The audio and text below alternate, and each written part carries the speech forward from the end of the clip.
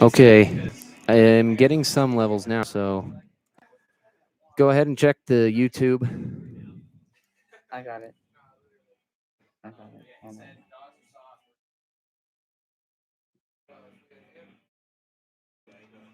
All right, how Have does to it? face that Can you wall. hear anything? Can you check the Yep, YouTube? I can hear it. Okay. Yep, should I be can good. hear it. Okay. So I'm just going to leave that as it is. So we're going to take the Mixler off.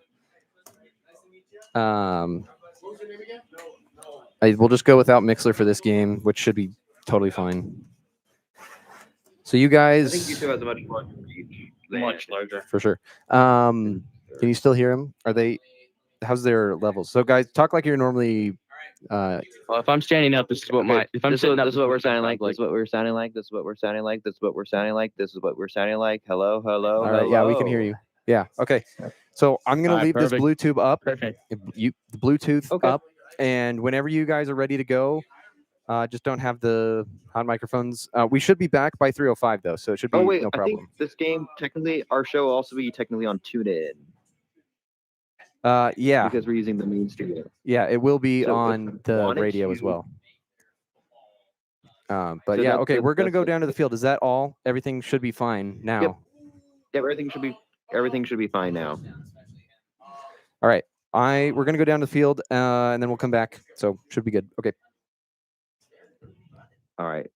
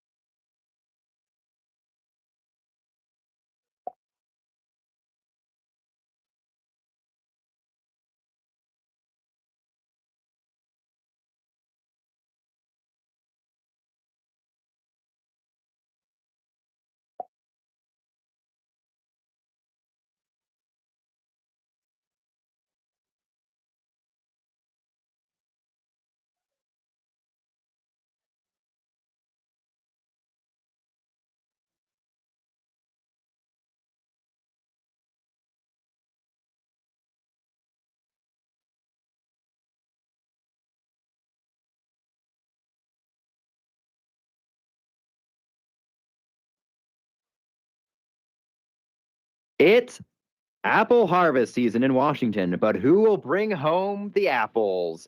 After misfortune against North Texas last week, Washington State hopes to recover at home in Pullman as Jimmy Rogers will go into his first Apple Cup and would want to leave a good impression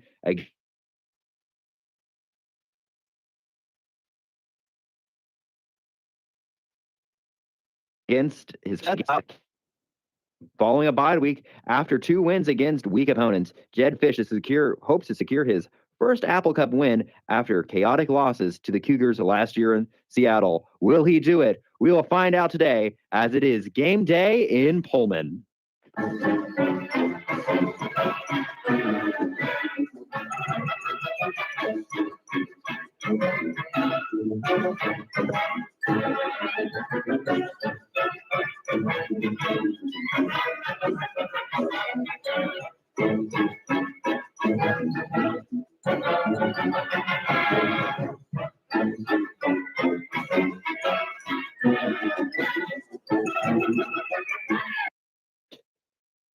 Well, welcome to Pullman and welcome to KGR on this game day in the Palouse. I'm Dylan Bergman and I am going to be joined by Charlie Templeton and Declan Curran. Well, aren't you guys excited for today's Apple Cup?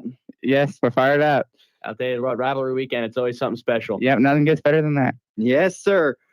On this new show, which we are calling Palouse Game Day, we hope to bring the joy of West Coast football into your mornings, afternoons, and evenings. We'll be focusing not just on Washington State, but all the present and future Pac-12 brothers and sisters, along with our friends next door at the University of Idaho. College football is an inspiration. It is one of the last places where communities can come together and enjoy themselves together, rallying around their own banners. Their teams not only represent their schools, but also the communities that they are from. Rivalries are not merely about wins and losses, but they are about the self-worth of the communities that each of the teams that are combatants. Rivalries are the beginning and the end of college footballs. Rivalry are what gives the sport life, and we are celebrating one of these rivalries today, the Apple Cup. But the Apple Cup is not the only game going on today, not even the only rivalry game, right, Declan? That's correct. We also have the 129th version of the Civil War being played in Eugene this year. 4-0 for the throw, and the 4th time since 2021, and extend their non-conference home winning streak to 37 games, which is currently the longest active streak in the nation. Well, also we got some Mountain West action. I know it's early in the season, but these early games in conference play really do matter. Air Force taking on Boise State. Air Force, they're looking to have a great year, and obviously Boise State as well made the playoffs last year. Now without Genty, they're still looking to, these two teams, both of them looking to battle it out for what looks to be early in the season a pretty weak Mountain West conference. And a win here today could really decide who takes the early lead in the Mountain West. Mm-hmm. And not only is that's not the only Mountain West game we got today. Utah State is also looking to be one of those teams that takes the early lead in the Mountain West. They're not playing a conference game. They got McNeese. They're not quite in Mountain West play yet. They're looking to get a big win. And with those two teams that I mentioned before playing against each other, all they need to do is just not lose against McNeese. They're looking to get a big win here today as well. Right, you are. And it's certainly going to be exciting kind of watching kind of Air Force kind of trying to do Genty ball against the team that kind of invented Genty ball. Absolutely. Hey, if they can out Genty Boise State, they might be able to get the win the Mountain West champs at the end of the year. Right, you are. Right, you are. We also have some other teams that are scalping out for a win today. FCS Nichols will be going into Texas to San Marcos at Texas State University as they will be battling in what is called the Battle for the Panhandle. Nichols State is looking to even the all-time series at 17-17 against the Bobcats with their head coach Tommy Ryback looking for his first road win after a massive upset at the start of the season against Incarnate Ward. The Bobcats are coming off a 35-15 loss to Arizona State on the road in a year which they already have wins against Eastern Michigan and their crosstown rivals, UTSA. And speaking of the Roadrunners, they're going to wrap up non-conference play before they start their run through the American. They're playing Colorado State. Colorado State, really great early in the year at battling really tough. They played the University of Washington in week 1, a really tough battle in Seattle. really gave the Huskies a scare there to start the season. They did lose that game, but they're looking to pick up a win against a very solid UTSA team. And this isn't the only kind of very interesting happened. Yes, we have Fresno State and Hawaii, where Fresno State gets their exams early this year with a Hawaii test in Honolulu. Yeah, that's going to be certainly exciting. But what the game we're really excited for, that's not, of course, the Apple Cup, is going to be our Wild West game of the week. And that's going to be SDSU at Cal at SDSU. That is going to be interesting, as that was the most penalized game last year at the FBS level with 237 penalty yards. 237 should be an exciting little Wild West shootout at 7:30 p.m. We're also excited for that one. But we got some. But before we can even talk about what's going on the field in these places, we have a few little things going on. Certainly, it's going to be a fun day out west. However, we are gathered here today because of the Apple Cup. What is the Apple Cup? How did it come about? What is its history? Declan Curran has the story. So the history of the Apple Cup, the last 4 meetings between WSU and UW have ended up in a split, but the Huskies currently lead the all-time series 76-34-6. This Apple Cup today will be the 117th meeting all-time. The Cougs won the Apple Cup in 2021 at Husky Stadium, and of course, as we all know, Cougs also won last year at Lumen Field. But UW won the 2022 Apple Cup at Martin Stadium and the 2023 Apple Cup at Husky Stadium. The last 4 meetings here in Pullman have been won by the Huskies, and the Cougs have not won the Apple Cup at home since 2012 when they won 31-28 in overtime. The Cougs have never won the Apple Cup 3 years in a row, but they can get one step closer to achieving that goal with a win in this year's Apple Cup. The last 2 Apple Cups have been one-score games, with each team picking up a win. The largest margin of victory ever in the Apple Cup was a 51-3 win by the Huskies in 2000 in Pullman. Meanwhile, the largest margin of victory for the Cougs was a 40-13 win in 2021 in Seattle. The smallest margin of victory for the Cougs was a 32-31 win in 1988 in Pullman, while the smallest margin of victory for the Huskies was a 28-27 win in 1975 and an 8-7 win in 1960 in Seattle. The Huskies have won the Apple Cup 8 years in a row twice, from 1959 to 1966 and 1974 to 1981. The media had made a joke that the 2008 game in Pullman, which the Cougs won 16-13 in double overtime, was called the Crapple Cup and full of worms because the 2 teams had a combined record of 1 win and 20 losses coming in. Cougs with a 1-10 record and the Huskies with an 0-10 record. Every year from 1950 to 1980, with the exception in the series hosted by the Cougs, were played at Joe Albee Stadium in Spokane, which was known as Memorial Stadium until 1962. And the Cougs were only able to win 3 of those 15 games in 1950, 1968, and 1972. In 1910, the home game in Spokane was hosted at Recreation Park, which is now called Avista Stadium. The 2011 game played in Seattle was moved to Lumen Field due to the renovation of Husky Stadium starting earlier than expected. The first ever game was played in 1900 and it ended in a 5-5 tie. The series has been played every year since 1945, when there were actually 2 games that year, one in Seattle in October, a 6-0 Huskies win at home, and one in Pullman in November, with the Cougs getting revenge from their loss a month prior and also winning at home by a score of 7-0. The only year since then that the Apple Cup was not played was in 2020, when that game was canceled because of COVID due to the Cougs not having enough eligible players on scholarship available. This rivalry actually wasn't called the Apple Cup until 1963. As from 1931 to 1962, the Cougs and the Huskies played for the Governor's Trophy, which the Cougs have claimed 9 times, the Huskies have claimed 18 times, and the team sharing the Governor's Trophy 4 times over that time span. When the Apple Cup was introduced, the Washington Apple Commission donated the trophy that's given to the winning team each year. The first winner of the Apple Cup after the name change was the Huskies, who won 16-0 in Seattle. The Cougs' first win under the Apple Cup name was in 1967, when they won 9-7 in Seattle. The winners of all the years are listed on the trophy, as well as the final score from that game. The Huskies have scored 2,465 points in the Apple Cup all time, while the Cougs have scored 1,677 points all time in the Apple Cup.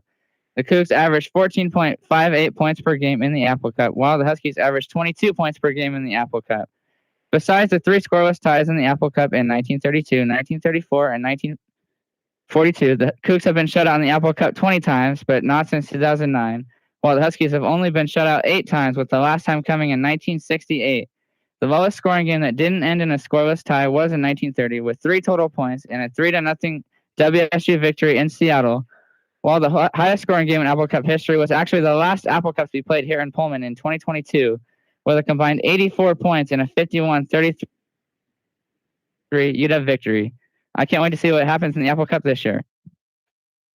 Well, certainly it's going to be an exciting one as Washington State, and this trophy means a whole lot more to these places. You know, as I said before, college football is really one of these places where we have communities come together and all-out war. And the East-West split in Washington is a real phenomenon. And this is really the representation of that East-West divide with the western kind of side of the state being represented by the University of Washington, and the eastern kind of side of the state, which does oftentimes feel neglected by state politics and by the state itself, being represented by WSU, University of Washington, and in Washington State University, even before they were on the field, were battling with one another. In the state legislature, the move to basically put Washington State University in Spokane was blocked, and ended up being sent to Pullman because the Huskies wanted to try to effectively bankrupt WSU and basically make it a subsidiary of itself before it could even be started. So there is a lot of history here that we're seeing today, and it will really be exciting to kind of see what will happen. You know, I would say almost every single famous WSU moment has been involved with the Apple Cup, and I would say most of UW's famous moments as well. I mean, absolutely, right? Rivalries are what make college football, particularly the Apple Cup. You know, it's a rivalry that's just so uniquely perfect. It's, as you said, it's East versus West. It's Seattle versus the other side of the Cascades out east. Rivalries are so fantastic. They're built off of close games, heartbreaking moments, crazy comebacks. All of this is what make rivalries fantastic. And the Apple Cup has seen all of those throughout its more than century of existence. And it's just a rivalry that is one that I think college football cannot go without. Well, it's one of the top 5 oldest rivalries in the game itself. So I think it's a pretty fun one. But as so much as we talk about the old times, there's also some new stuff going on. New times bring new coaches, and coaches are really the lifeblood of college football. They are the ones that recruit, train,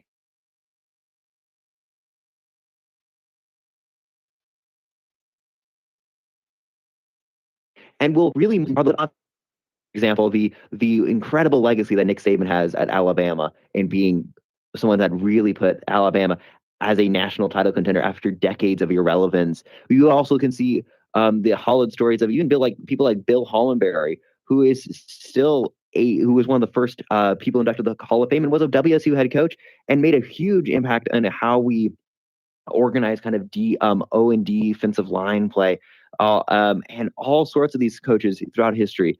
But we have a new one this year, right? Yes, the Cougars do.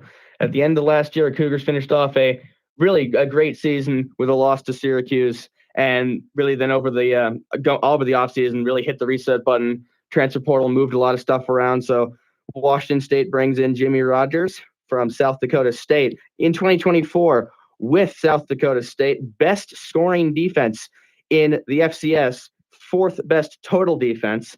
Looking to build that really great defense here now in Pullman. Looking at how that's gone so far. First game of the season, a really close game against Idaho. And you got to say that the Cougars won that game because of their defense. 2 forced fumbles, only allowed 33 passing yards. The offense in that game was not fantastic. A little bit of some early season jitters, I think, there. But that if the Cougars don't have that defense that they did have in that game, I don't think that they get the win there. Then in the next game against San Diego State, WSU has twice the amount of yards. They double them up, almost double them up, 210 to 396. Really that's not as much on the defense as it was just a fantastic all-around performance by the team. They looked a lot better offensively than they did in week 1. And then looking to the North Texas game, obviously they get blown out. That game was, I think, kind of a disaster on all fronts. But I don't really think that was as much as the defense's fault, though.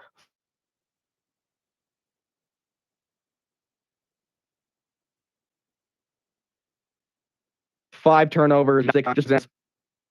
there. Then a couple possessions later, North Texas gets the ball again after a fumble on WSU's 19. There's another touchdown, 14-point swing. I think that happened. There was another one where it came off an interception. They had the ball at 25, 30-yard line, scored again. Another one off a fumble. Washington State's turnovers really hurt them there, and that's what caused that huge, that really lopsided score in North Texas. The other thing that Rogers did very well last year at South Dakota State was building out that running game. South Dakota State's rushing game last year, fantastic. 243 yards per game. Looking to bring that here to Wazoo. So far, well, it hasn't been fantastic. The Idaho game, 3 total rushing yards. And I obviously don't think it's a very good look, too. First game of the year, first game with this new program, you put up 3 rushing yards against an FCS team. Did turn around a little bit the week after that, almost 139 total yards against San Diego State. Running game wasn't 140 yards isn't fantastic, but you win the game in pretty convincing fashion. So we'll take that one. And then against North Texas, 64. You were down a lot. You're going to have to be throwing. You'd already fumbled a couple times. So I completely understand why the running game there didn't really come up. But looking at Rogers as a whole so far, I think he's done a very good job with what he's had so far. A good couple of wins at home. First road test against the North Texas team. I don't think the team maybe was quite ready for that, but we'll see how else they do on the road this year. And the big test is just coming up in a couple hours. The one game that you have to win as a new coach is against your rival, and what a big boost it would be for the whole team, but especially for Rogers to win his first ever Apple Cup. Right, you are there. Rivalries are huge in college sports. And it really, there's an old saying in a kind of alcohol production that the last picked apple is the sweetest.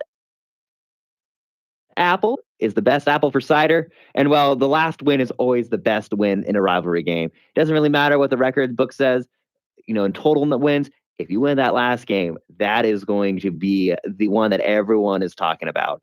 And what would you say could Washington State and could Rogers do with our run game going into this game and thinking about kind of what he's already done? Yeah, just looking at just a couple of things from the other games. If you're going to build out a great run game, you have to be in the game. And really, if you're going to build out your run game, you got to get a lead early and just be able to continue to grind down the field while using up some clock. Especially if you're up in the second half, let's say up 10, right? Drain clock, get yards, score. Don't let a very potentially dangerous UW offense get back into the game if the Cougars are up or whoever they're playing. The key is getting the lead, making sure the defense doesn't allow very many first half points, and then you can control the course of the game from there. And that's how I think this Cougar team is going to be able to get some wins later in the year.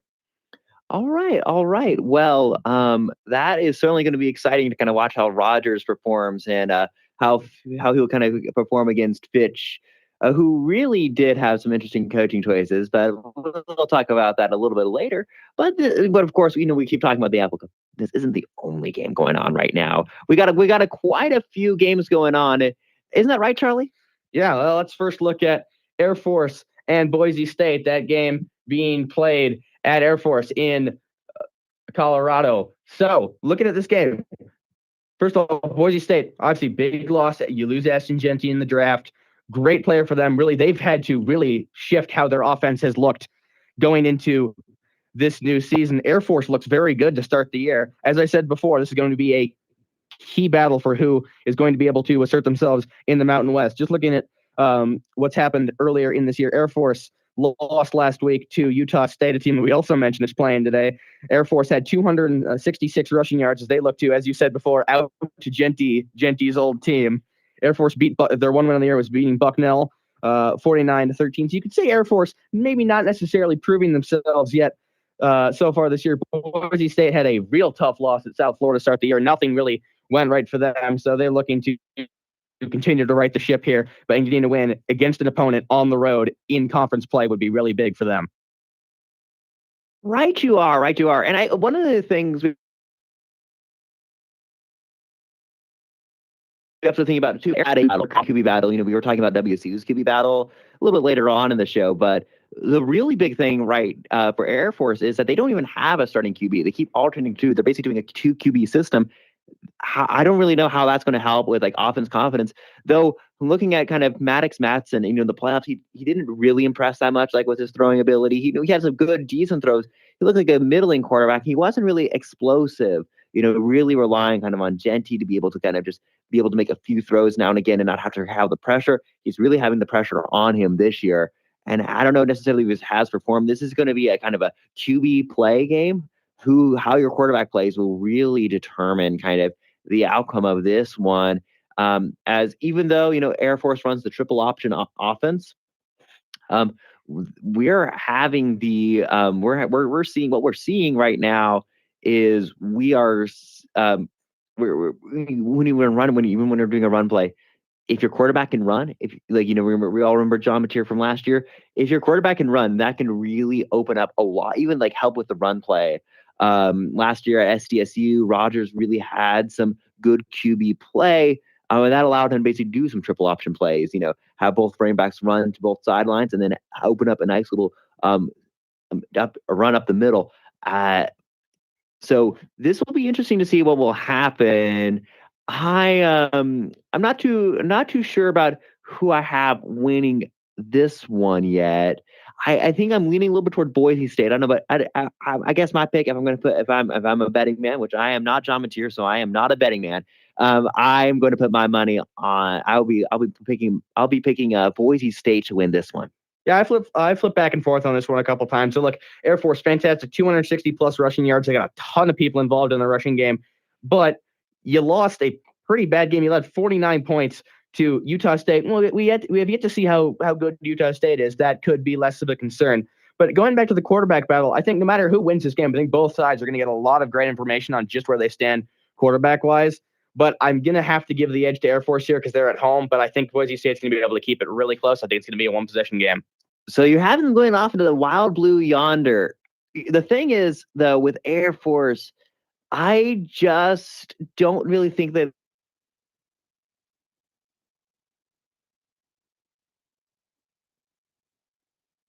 they have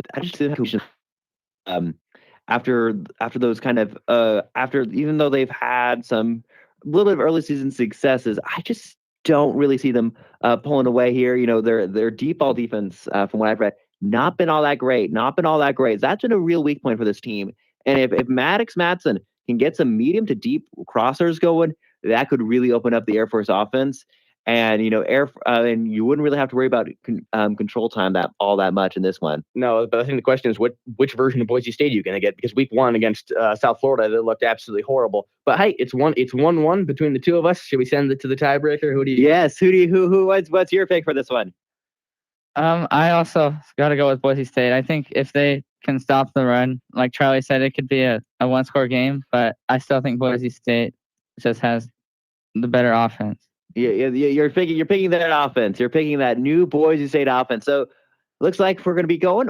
Any predictions on the score? Any predictions on what the score will be today? I'll throw a score prediction out. I have Air Force in this one. I'll say 34-28. Ooh, 34-28. You're expecting a close one. I'll say 27-24, Boise State. 27-24. I'm also going to say 34, but Boise State's going to score that 34 with Air Force only scoring 14.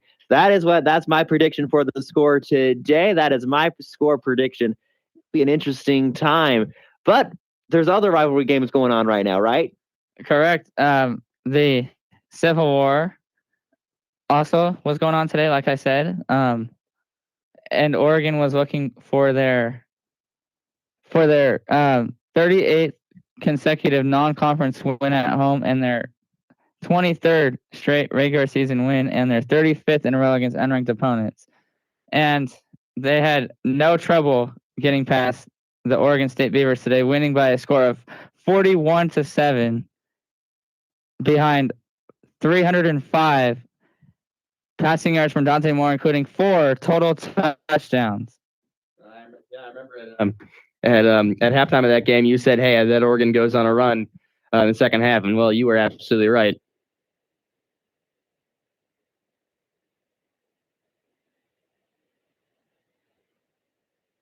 And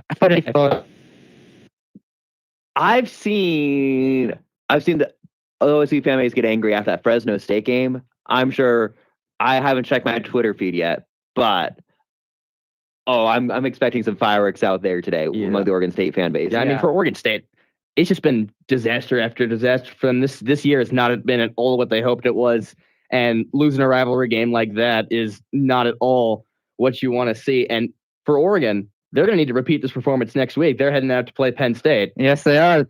Big Ten Saturday night on the road at Penn State. That's going to be a great game, isn't it? And Oregon State only has 6 days to rebound as they host Houston next Friday night. So they don't have much rest. Well, good news for Washington State is we play those guys twice this year, so hopefully Yeah. we can pick up both of those.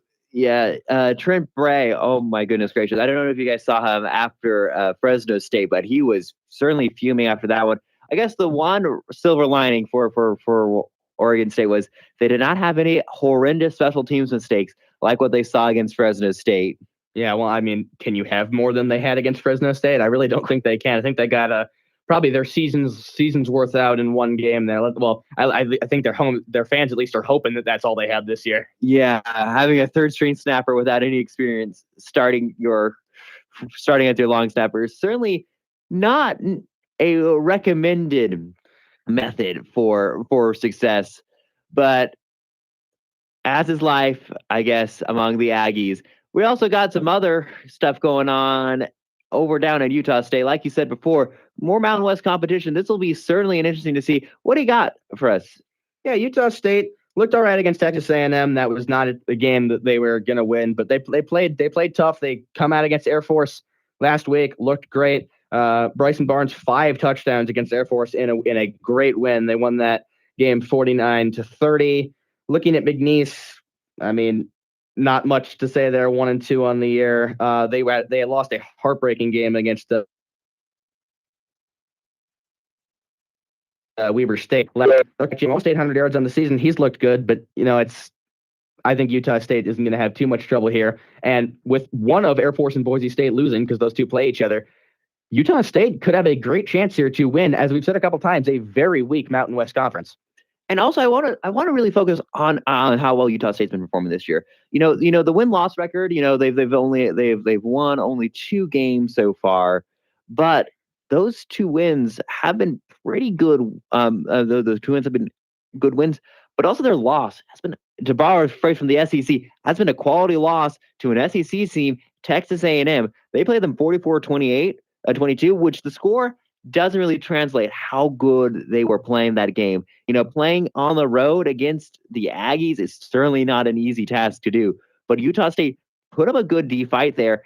I really like kind of what I'm seeing there. They have a good young program. They're a good basketball school, and they're trying to become a good football school. One of the most beautiful stadiums in all of college football. Barnes has had a good season with nearly 700 passing yards.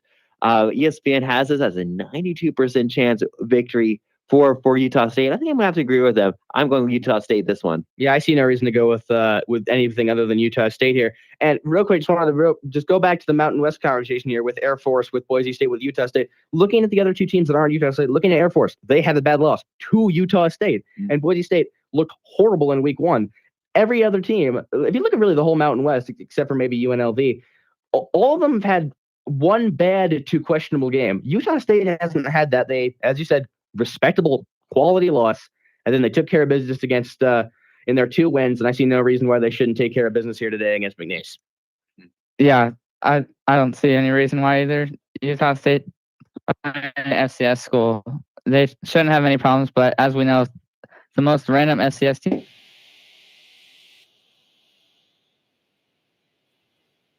Teams can just come in and 3-0 in the pit. I have a game day curse. But what are you guys' scores prediction? I think I'm going to go 50-14. That Utah State win. I like that one. I think mine's going to be pretty close to that. I'm going to go 45-19. Yeah, I'm going to say 65-21 Utah State.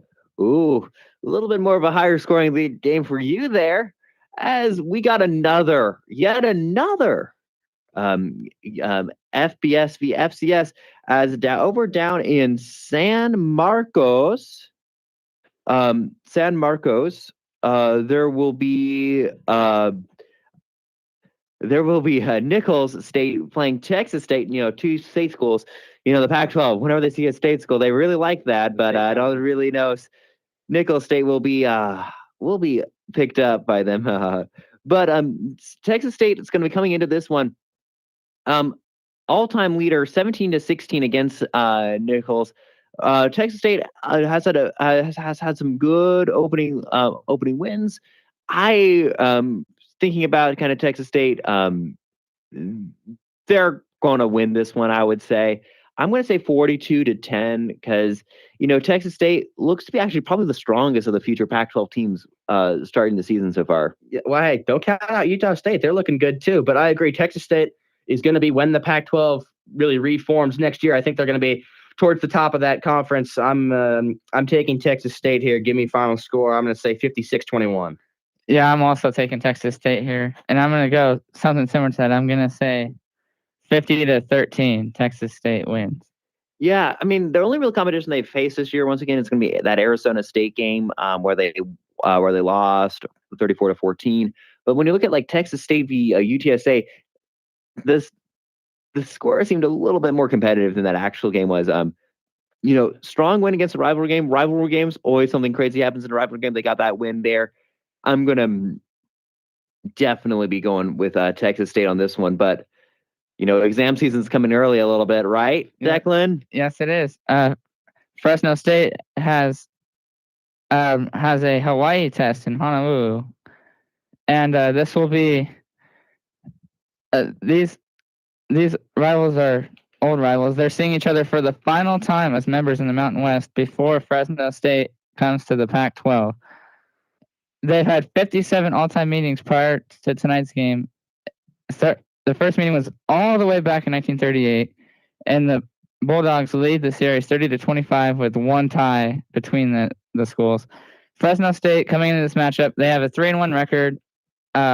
They've won 3 straight games after losing their season opener on the road to Kansas.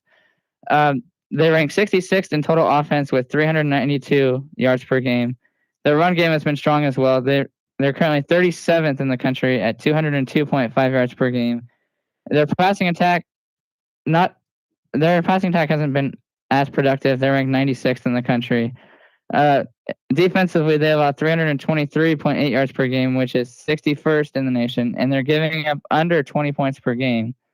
Their quarterback, E.J. Warner, has 716 touchdowns and 5 interceptions, completing over 72% of his passes. Their sophomore running back, Bryson Donaldson, is their top rusher with 325 yards and 2 scores, while receiver Josiah Freeman leads the team in receptions with 149 yards. Hawaii, who's also 3-1, but they're currently undefeated at home, only loss was on the road to Arizona. They rank 98th in total offense, struggling on the ground with just 98.3 rushing yards per game, 125th in the nation. But their passing game is much better, ranked 56th in the nation. Defensively, they've been impressive, allowing just 277 yards per game, 36th overall, and just 154.5 through the air. Their quarterback, Luke Weaver, leads Hawaii with 600 passing yards and 5 touchdowns. Running back Landon Sims leads the rushing attack, but he hasn't been able to find the end zone just yet. Pofele Ashlock is their top target with 235 yards and 3 touchdowns. Both teams won their last games convincingly against FCS schools. Fresno State getting a win over Southern 56-7, and Hawaii getting a win over Portland State 23-3. Fresno State's quarterback Warner, he was sharp in their win, throwing for 240 yards and 4 touchdowns. And Weaver in Hawaii's win threw for 240 yards and 2 touchdowns. The key stat coming into this game is that Fresno State is converting over 51% of their third downs, which is 25th in the nation. While both teams struggle with turnovers, each sitting at -5 in turnover margin. Penalties could also be a factor too, as Hawaii ranks dead last in penalty yards, and Fresno State much more disciplined when it comes to penalties. Yeah, I would say as well, penalties are kind of, I'm not Oprah Winfrey. So if I'm a football player, I don't want to be giving away free stuff. I'm not going to be wanting to give away free stuff, and penalties are that free stuff. You're giving away free yards when you commit a penalty. When you foul, you are giving that player, that team, an extra 5, 10, 15 yards that they wouldn't have otherwise gotten. And that discipline by Hawaii, I think, has been pretty good. when we look at kind of like the stats, EJ Warner more young. We only play Ashlock is the only one that really has an edge over his compatriot against Freeman, who only has 159 yards receiving compared to Ashlock's 239 for the Rainbow Warriors. I really see this one going to be a Fresno State win. I could see Fresno State winning this one, though. This is the real question for this game: is whether or not that Oregon State win was a fluke. We talked about a little bit earlier about all those special teams mistakes Oregon State had. That's an 18-point swing for against Oregon State. Those special teams mistakes that really allowed Fresno State to take that victory. When they're playing FBS opponents, Kansas, I feel like the Bulldogs were a little bit stronger on that one. Though they both kind of got soundly beat. Hawaii does have that kind of that so-called Power 4, Power 5 win against Stanford 23-20, which was a chaotic Hawaii game. So we'll be very excited to see that. I just see Warner really leading the Bulldogs to a win here. I see them winning. I'm going to say about 24-17. I think it's going to be a good game, but 24-17, I think that's what the final score is going to be with a Bulldog victory. And I think it's going to be a real close game. Both teams, I think, are pretty equal in how they played so far this year. Both have the same record.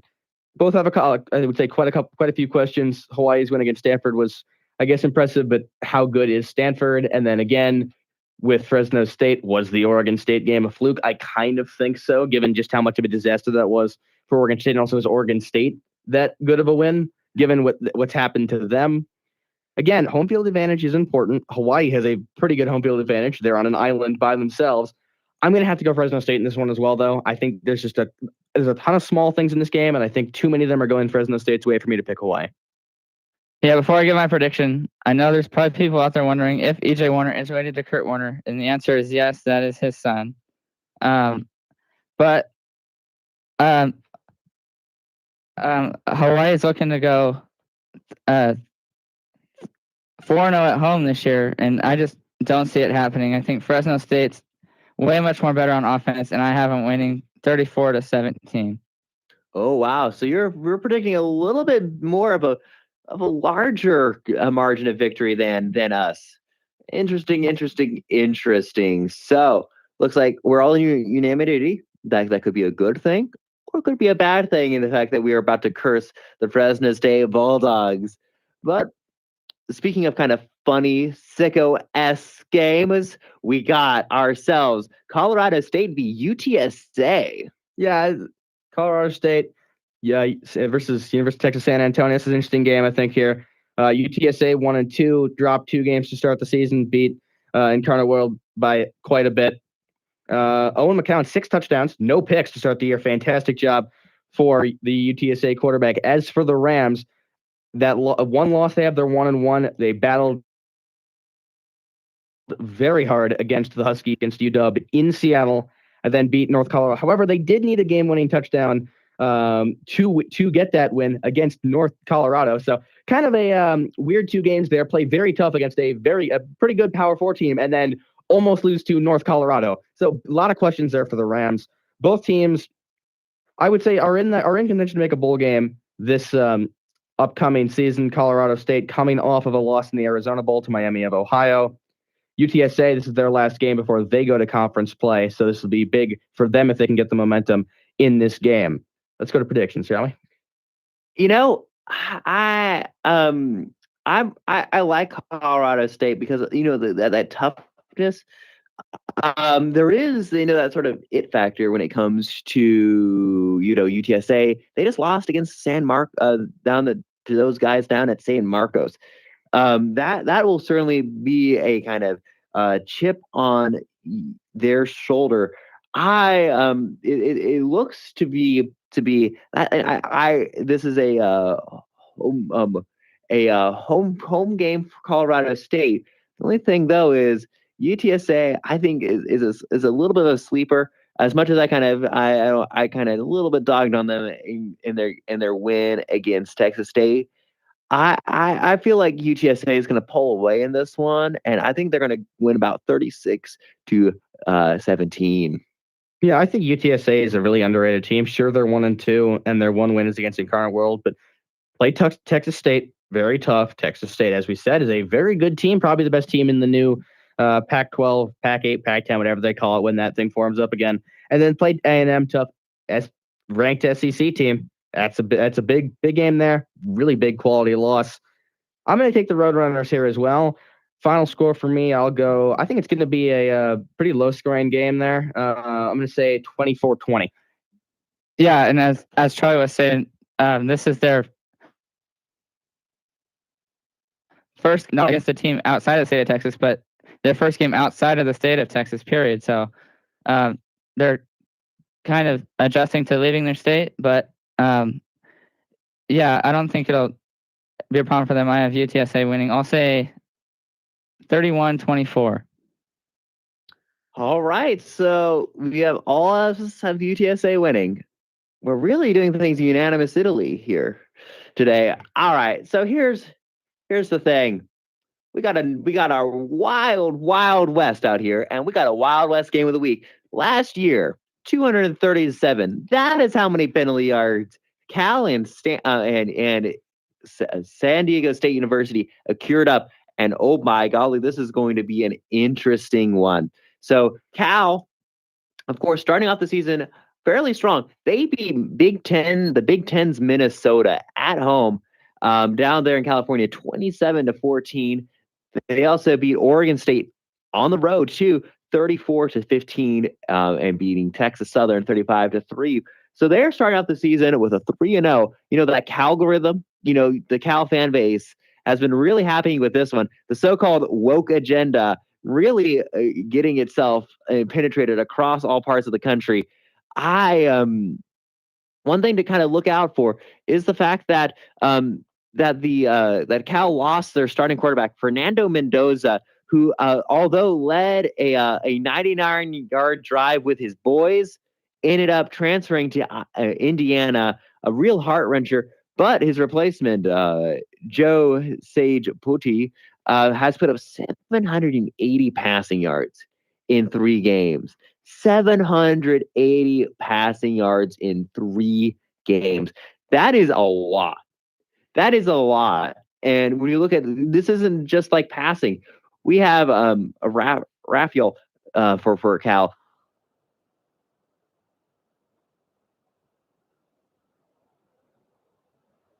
With Junior, by golly, Cal is dominating every single kind of personal statistic. They're better disciplined. They're better coached. It's going to be a funny game. And I think when you look at what happened last year, there was a lot of penalty yards because of just sheer indisciplineness.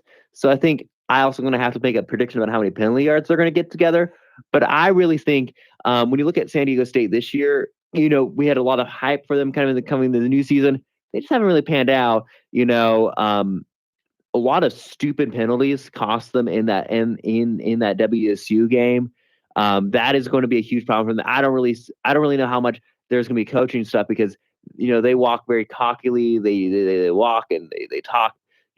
That's sort of the way the Aztecs do. So I don't really see them winning today. I have Cal winning about I'm going to say about 37 to about 10. I know this is an away game, but the reason why we put this as our Wild West game is because it's just going to be a wild game regardless of the score. Don't let the score fool you. I think they're going to get at least 150 penalty yards this game too, though. Yeah, I'll tell you what, 2 teams that also don't like each other. I don't know if this is necessarily a rivalry game, but with the amount of penalties we've had last year, it might have to become one. Refs got to make sure they stretch out those arms for the game because there might be a lot of flags flying for that game. But Cal's looked good. San Diego State, not as much. San Diego State, their only win is against Stony Brook. Took a pretty bad loss to Washington State. Even without a lot of penalties they had, their offense just didn't look very good either until really it was too late in that Washington State game. So, just look at history. Berkeley's back, and the Aztec Empire went away a long time ago. Give me Cal. All Oh, I got to right. get my score prediction. Okay. And your penalty yard prediction. And my penalty yard prediction, I'll go. I don't think it's going to be quite as much as last year. I'll take go 165 and give me Cal 60. No, not 60. 35 to 10. All I right. was gonna say 65 to 10 against a Mountain West school doesn't. Ooh. I mean, with the way San Diego State's been playing, it might be possible. But no, 35 to 10. All right. But yes, as you said, their quarterback, Jaron Chiave Songy Pulatella, he's 780 passing yards. That's unbelievable. And I mean, clearly he has everything working for him. And I know a lot of people here in Pullman don't want to see Cal win this game because of the way they treated the Pac-12. But the way San Diego State played here 2 weeks ago, and the way the Cougars ran all over them, I don't see how San Diego State could win this game. I'll go Cal 42 to 20, and I say they'll have about 150 penalty yards. 152. So it looks like we're both going 150. It'll be interesting to see who gets a little bit closer. But it's time, the moment we've all been waiting for. This is the reason why we're here. The reason why we're here is because of the Apple Cup. This is going to be the most interesting. This will be one of the most interesting sort of games we'll have, as we'll touch on it right after this short little break.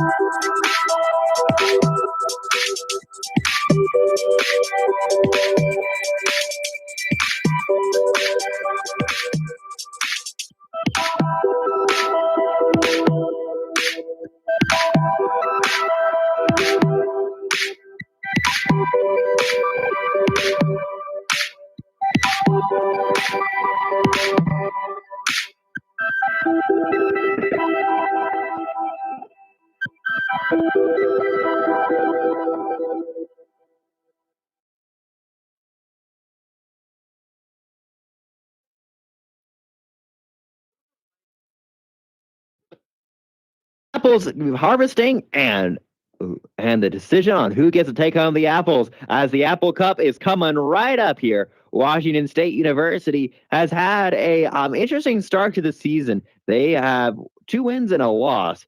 After that, they started the season, of course, with that game against Idaho. 13-10 was that final score, and that was sicko football, if you could put it any other way. Yeah, that was certainly one of the strangest games I've seen. Idaho just could not get their passing game going 33 total yards through the air, and then Washington State 3 yards on the ground. Really a very sloppy game from both sides. A lot of turnovers, a lot of mistakes.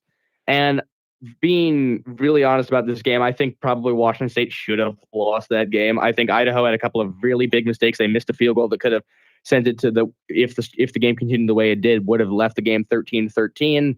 They had that weird opportunity at the very end of the game. There was that weird kickoff thing that happened. Luckily, Yeah, that invalid fair catch.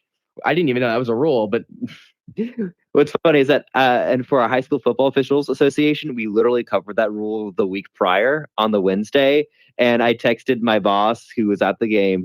And it was like, man, that was an invalid fair catch, and he was like, oh yeah, it was.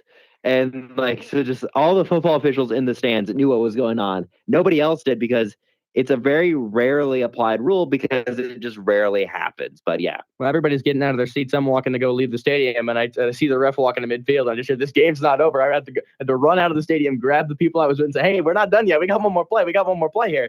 Yeah. But Washington State, I think, lucky to get out of there with a win. Idaho has played a very good season so far, and that's with how close these two schools are to each other. There's a little bit of friendly competition there between the two. So Idaho probably playing harder. Obviously, it's FBS school as well. FCS beating FBS. They'd love to do that, but close game. And I think Washington State certainly looked better the next week against San Diego State. Declan, let's get your thoughts on the San Diego State game. Yeah, I thought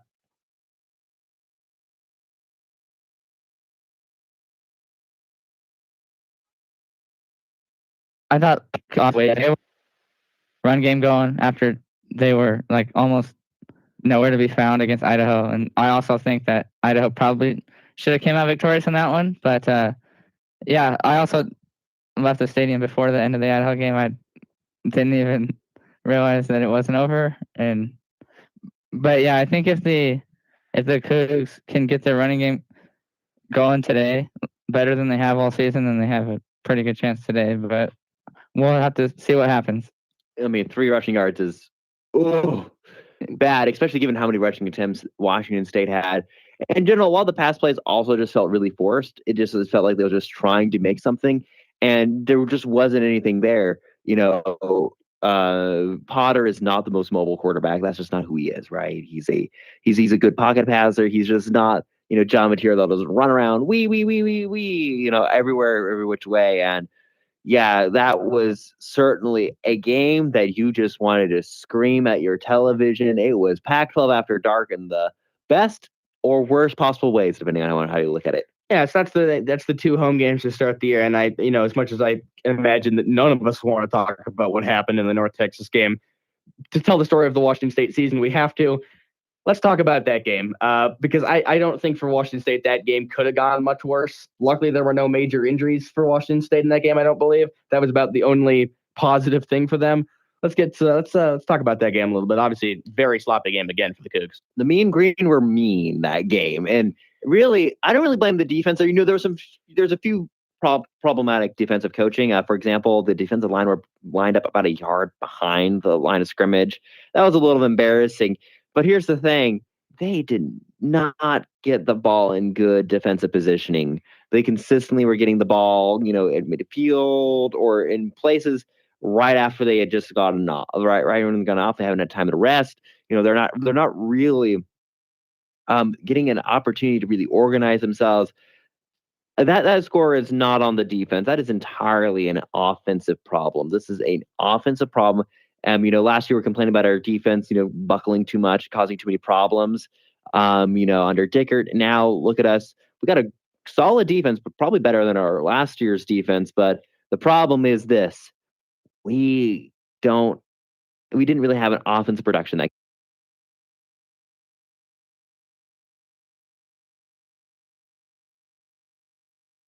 game. The offense was so close. Yeah, Washington State's offense hasn't looked really very good so far this year. They had that first half against San Diego State where they looked pretty good. Second half, they didn't do as much as you would have thought, given how well they played in that first half. So really, throughout this, hey, we're still early in the season, admittedly, but from what we've seen so far, we really only had one very good half of Washington State offensive football. Looking at that North Texas game again, going back to what you were saying about how it's really not defense's fault. I mean, as I brought up earlier, look at some of these possessions. Utah State, 1st and 10 at Washington State's 19 after a fumble. They got it at the 12 after an interception. They got it at the 27 after another interception. 5 total turnovers. I think North Texas scored off of turnovers on almost every single time that WSU turned the ball over. And if that happens, you're not coming back and winning that game, especially on the road. Yeah, and I also agree that 5 turnovers, that Cougs need to improve on that stage, because especially playing your rival, if you turn the ball over 5 times, this game could be over even before it gets to halftime, like it kind of was last week. But because of that, we still, at this moment, don't know who the starting quarterback is. So we'll have to find out, like the rest of us. Yeah, and obviously football is a game of momentum, and I think in rivalries it's even more so. If you can get the momentum and you can keep it and just keep building onto it, it really deters comebacks. So whoever gets out in front here early, if they can maintain it and don't make major mistakes, that gives them the win. But then again, one single play could shift the entire outcome of this game in just an instant. Right you are. And this isn't just about the Washington State University. We also have that university out west, the University of Washington. They had a dicey game against Colorado State. It was a back and forth sort of enterprise up until that fourth quarter where University of Washington was able to kind of pull away. But really, what kind of problems did that game expose for the University of Washington, you would say? Yeah, I think just there was a couple of moments where it just seemed like they weren't quite maybe like prepared enough to face a team like Colorado State. And I think that comes down to coaching. I think Jed Fish needs to do more to get these guys ready for games. And again, particularly this weekend, rivalry games really matter. But I think as that game went on, Washington slowly got the idea that they were the better team. And then in the fourth quarter, they really showed it and put that game away. So we'll see if Washington isn't able to score early in this game and start building that momentum, as I talked about just a minute ago. I think that could pose some trouble for them in this game if they don't have a lead and can't start building on it in the second half. Right you are. There's also the question of playing on the road. Road games are different. Jed Fish did not win a single game that was not in Husky Stadium last year. No, and this is the first test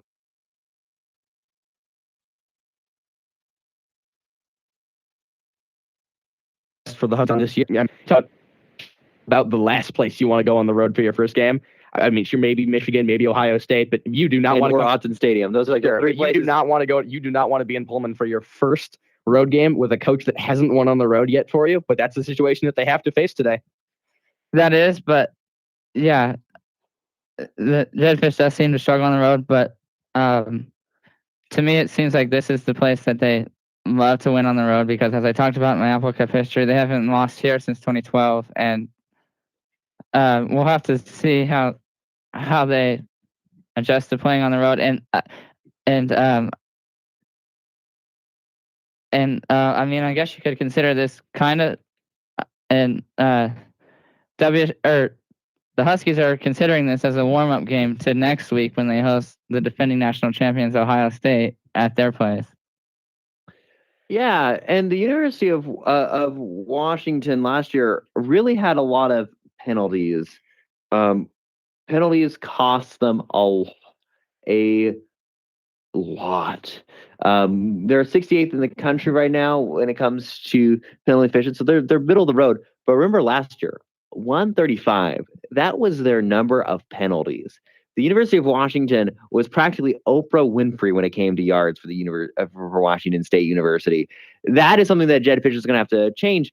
Remember, the University of Washington also is changing. Offensive coordinators. Bill Belichick's son is now moving over to the University of North Carolina. Yeah, well, we know exactly why that move took place. But yeah, Washington last year, looking at a lot of their games, a lot of their penalties, and a lot of their mistakes, they were in games a lot of the time, and then down the stretch, they'd find ways to take themselves out of games, and that really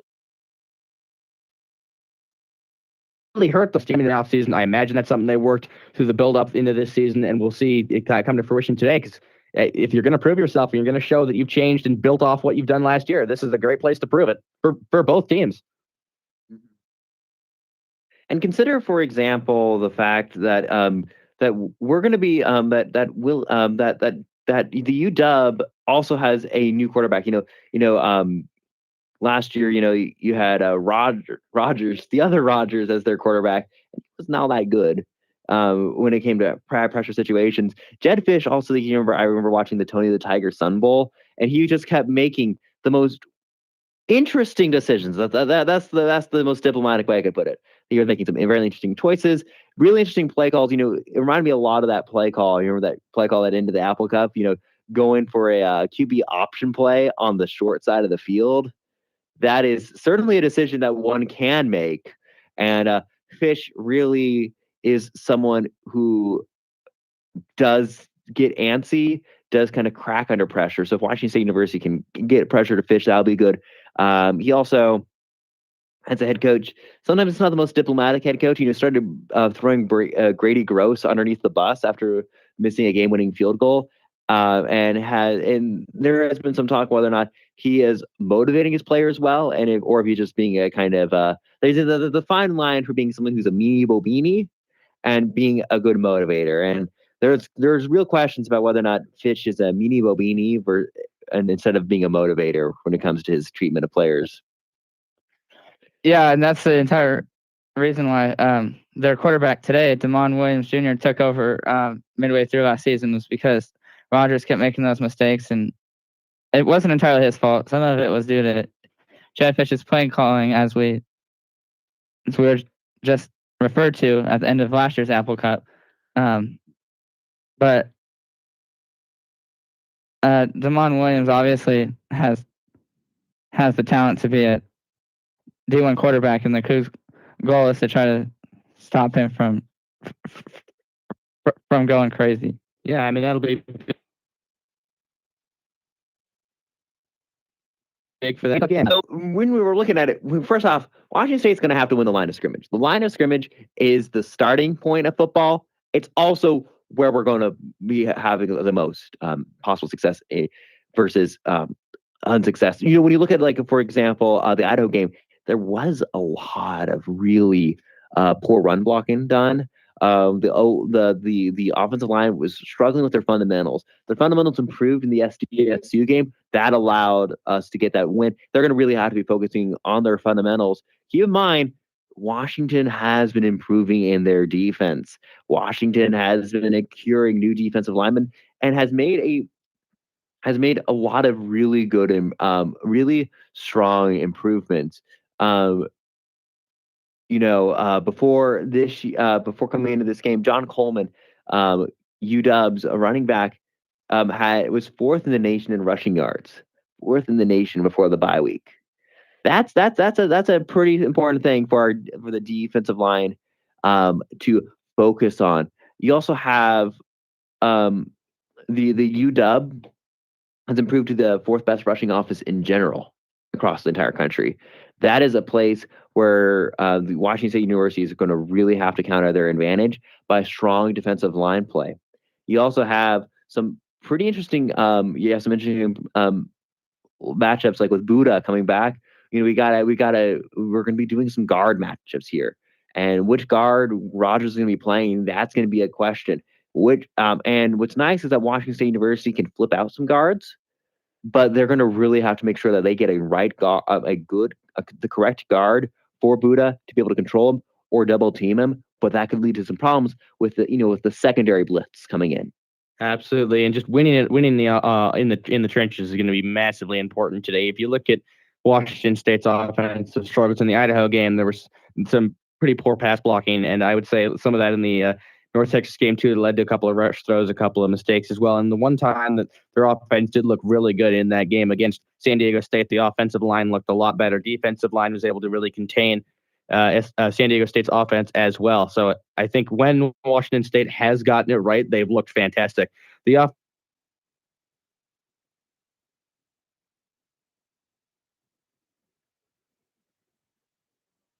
line, or if you're just having to pass it, defense knows exactly what you're going to do, and you're not going to be able to get any yards. And that's basically exactly what happened against Idaho. So avoiding that against a very good and rebuilding defense like the Huskies have is going to be critical for the Cougs today.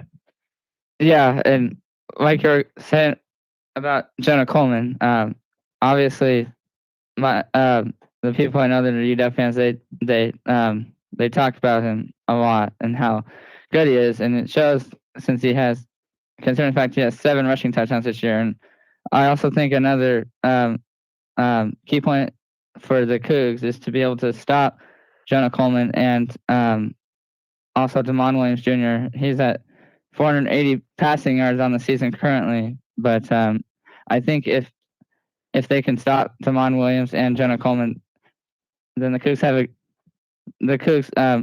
can either win this game or at least keep it close. But like we said, we don't know who our starting quarterback is at this very moment. You also have the question of red zone defense. Part of that line defense is going to be that in the trenches style red zone defense. What won us in the Apple Cup was a 4th down and goal situation where we were able to stop the Huskies on that. And the UW has been incredibly efficient in the red zone, especially running. Their O-line creates great gaps for Coleman.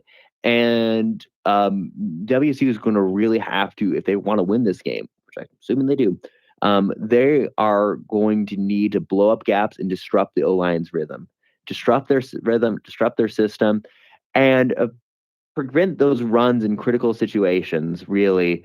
Right now, Coleman is 1st in the country in rushing touchdowns. Still, which after a bye week. With his 7, I can't think of anybody else that has more. So. And that's hugely impressive. Having 2 games to compare to 3 and even 4 for some other running backs, it just goes to show you how big of an impact it is. And if the Cougar defensive line and the Cougar defense in general is not able to contain him, it might be a long day at Gisa Field. Yes, Coleman was 1st prior to his bye week, was 1st in points responsible for, 1st in the country for points responsible. He's fallen down to 41st, but that's still a very important thing to kind of curtail. That bringing that big red zone run, that is going to be what ultimately allows Washington State to win or lose. Outside of that, we also got to be for.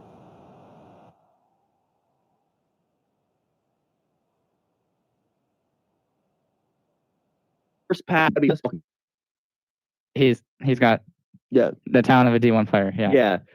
He has all sorts of fun stuff, but the thing is, a lot of his really good stuff comes with him rushing around, running.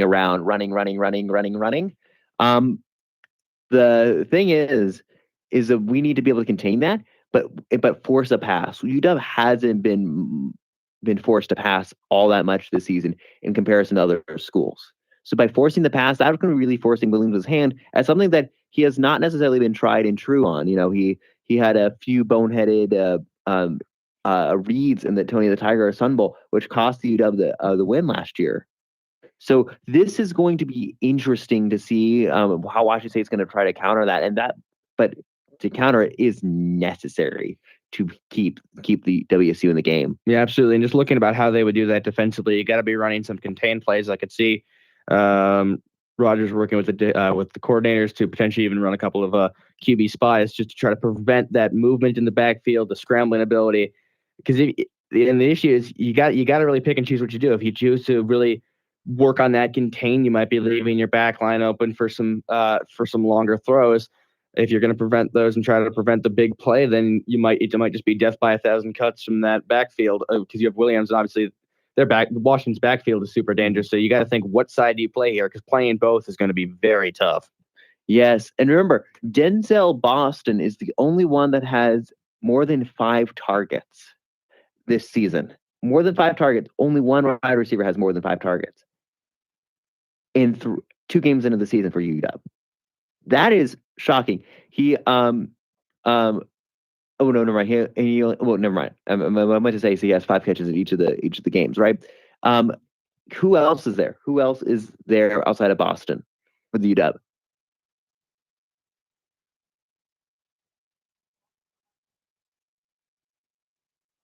There isn't any. Yeah. Really anything else to go there. But if they put a bunch of pressure on that big 3, that maybe could open up some other options for UW if they're able to make some adjustments, which with their coaching staff, we'll see with how they've done that. They may be able to switch some stuff around if they find at halftime or at the end of the first quarter it's not quite working out for them. There's Omari Evans, but we do not know if he'll be starting or not. So that is another question. Williams, of course, is far more elusive than previous, Joshua Wood. He who did rush for over 100 yards against Washington State University. That is something to be kind of watching out for. That's just going to be really the product of the defensive ends being able to basically get off the end, make sure that they can force passes, and really force the University of Washington to make throws, which they are not used to doing. Yeah, and I think if the Cougs can force the Huskies to throw, then they'll probably have better success than they did, especially last week against North Texas. Yeah, I mean, all of Williams' strengths with his mobility allow him to basically to extend plays, right? And in third and long situations where you really want to contain, you really want to be able to play deep, that could force WSU to force people down low when they to order to contain him. If they're not able to, they're not successful in containing him, and that will open up a whole host of opportunities for deep balls, which is something that you don't want if you're the defense.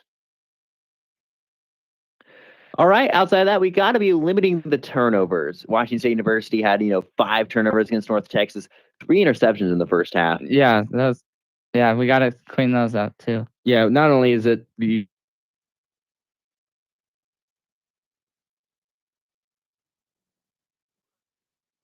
you're giving the opponent the ball that game, and I think actually all 4 of them in the first half. Maybe one of them was in the second half, but a lot of times in that game, North Texas gets the ball, fantastic field position. Washington State is a pretty good defense, but there's nothing they can do if your opponent is setting up shop 1st and 10 at the 12. That's guaranteed at least 3 off a field goal, even if you do manage to shut them down. And if you keep turning the ball over, there's no way you're going to be able to build an offensive push to come back down if you are losing in the second half or after the first quarter, if you make a couple of mistakes like they did in that North Texas game. And even in that Idaho game, they made a couple of mistakes that, as I said, they really should have cost them the game, but they were able to rally back right at the end of the game and were able to take that one.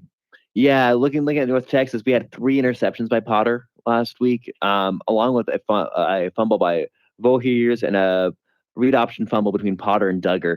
That is something that Washington State University does not want a repeat of. Remember, they didn't have any turnover problems in the first 2 games of the season. They only had 1 fumble against Idaho, nothing against SDSU, no interceptions by Potter, which I don't know if he's going to be the starting quarterback today. But that is something that's going to be a key to success. Ball control is going to be, and execution will be critical against Ryan Waters' aggressive defensive scheme, and keeping the ball away from UW, like monkey in the middle. If you keep the ball away from UW, they can't establish the run. If they can't establish the run, they can't win. So this will be vital for Washington State University to win today. Yeah, and given how tough both these teams are, not only does I think it's limited turnovers, but you got to win the turnover battle. I think throughout this game, I think there will be maybe a couple of miscues, maybe a mistake or 2. I think Washington State will turn the ball over at some point, but it's about forcing UW into making more mistakes than Wazoo does. And if they can do that, I think the Cougars have a good chance of walking out of here with a win. Right, you are. Well, we got one other thing we got to talk about before we start taking our picks, and that is going to be Zevi versus Potter. Who do you guys have as WSU's starting quarterback? For me personally, I would much rather have Zevi as a starting quarterback because obviously, as we saw last week, Potter turned the ball over a lot, and that was not all that was his fault, but most of it was. And Zevi came in at the end, and he was the only one who scored a touchdown. But personally, I would like to see Zevi Eckhouse starting today's game. I'll tell you what, I think Zevi has more experience.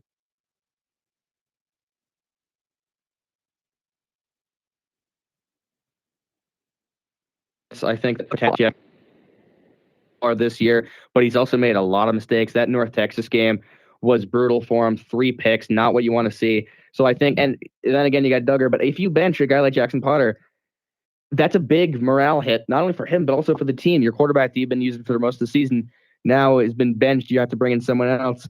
So do you go with the veteran and Zevi? I think you have to, given how poorly the game went last week.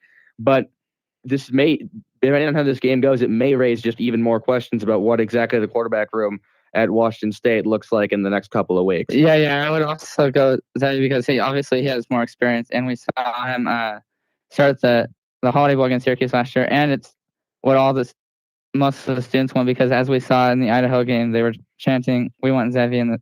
They said that in the both stand. games, actually. Yeah, A little bit at the start of this SDSU, and I imagine none of the 3 of us were at the game at North Texas, but I imagine any of the Cougar fans in attendance were probably saying the same thing. yeah. Well, all things considered, what is your final prediction for the Apple Cup today? This is going to be an interesting one. Declan, do you want to go first? Well, my score prediction is the same. I say 24-10, but I say it depends. Who I have winning depends on the quarterback. I say if Potter starts, then UW wins 24-10. But if Zevi starts, then the Cougs win 24-10. I think it's going to be a slow burn of a game. I think it's going to be a really pretty low-scoring affair in the first half. As the game gets on, offenses are going to get going, and we're going to have a real dynamite fourth quarter. Give me the Cougs, 31-28.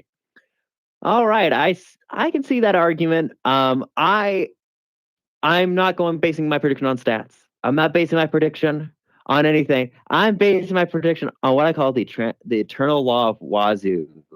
We will lose all the easy games and somehow win the hardest games of the season. That's what it seems like, for sure. So I'm going to be using that law. I will be predicting Washington State University to win the Apple Cup by a score of 24-23 after a very chaotic and very questionable jet pitch call for the final play of the game. So you're predicting the same finish as last year.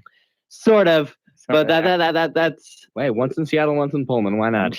Charlie's score was actually the score the last time we won here. So I see. Well, that's going to be a fun little wrap up for everyone, as it has certainly been a fun time on Palouse game day today. Starting off, I'm excited for what will happen today.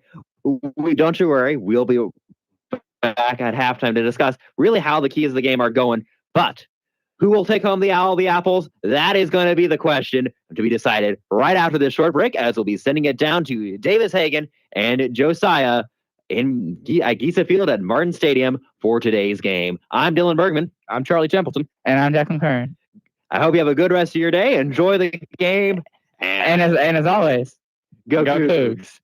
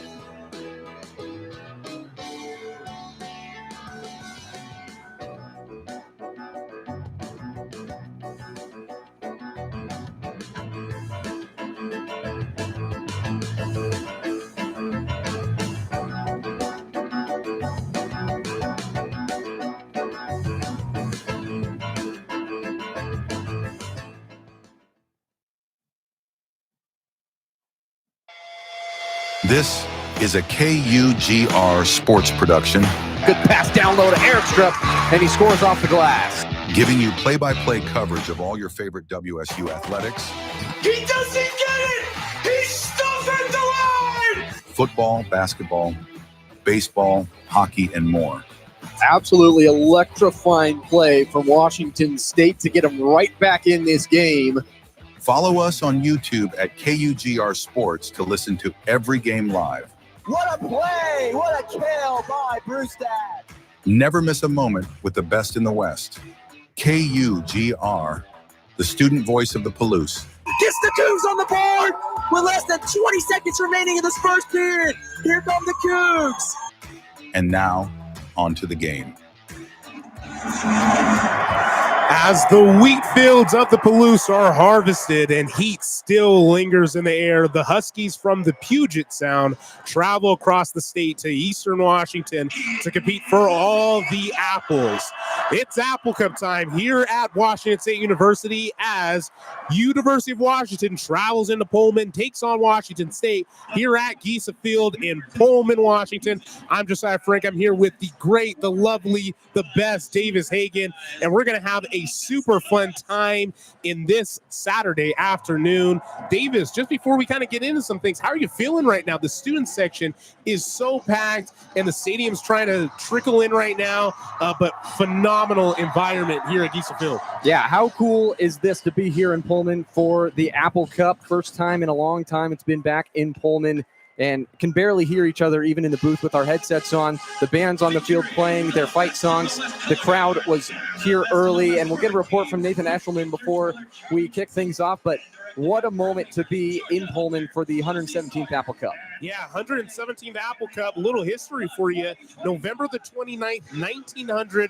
First Apple Cup was in Seattle. It was a 5-5 tie. And so now 125 years later, we're here for this one in Pullman, Washington.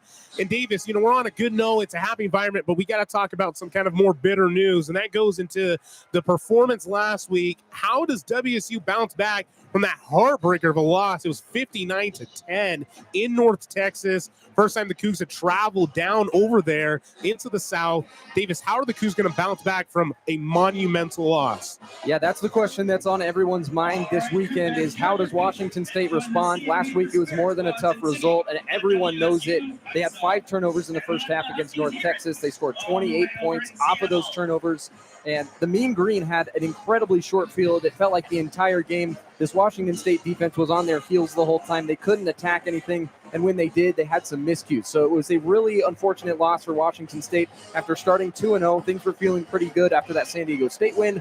They go down on the road in Denton, Texas, and they give North Texas the ball inside Washington State territory on average for every possession. The Mean Green scored 5 out of their 8 touchdowns off of turnovers. And when you're down 42-3 at halftime for Washington State, you're not going to win pretty much any football games being down 42-3. In the second half, they had a little more fight in them, but still the 59-10 result is something that's hard to wash out of your mouth. But I like the quote this week from Jimmy Rogers talking about moving on from that game last weekend. He said, I don't think you can flush things like that. You have to learn from it and grow, and that's exactly the mentality it's felt like on the Palouse for the team-wise, that they are looking to build off that game. Unfortunate loss, but they're looking to build off that and come here today against Washington in the Apple Cup. Absolutely, and we're going to take a quick little break here for the national anthem. Get back at you with some more pregame questions. You are listening to KUGR, the student voice of the Palouse.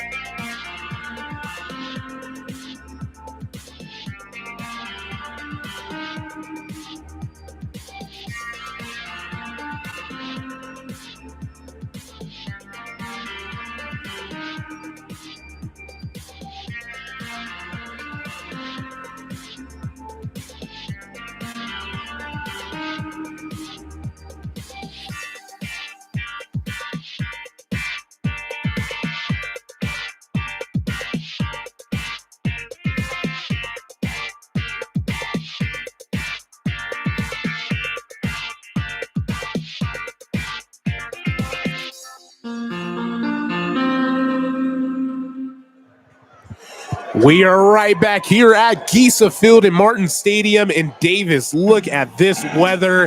It's a warm day today, 81 degrees here, 4:35 real time here Pacific time here in Pullman, Washington. And we're about to ready to send it actually down to the sideline to Nathan. He's going to give some pregame insights already for this Apple Cup game. So Nathan, he's going to give some quarterback game. Nathan, what do you got for us down there on the field? 4 is not available. And that's okay. We're going to hear from Nathan here in a second. But getting into this atmosphere right now, the student section is so packed right now. Martin Stadium here can hold around 30,000 people. And in the student section, they are packed in crimson. And the opposite sections, they are striped crimson, white, and the fans are trickling in here. And now we got Nathan down the sideline.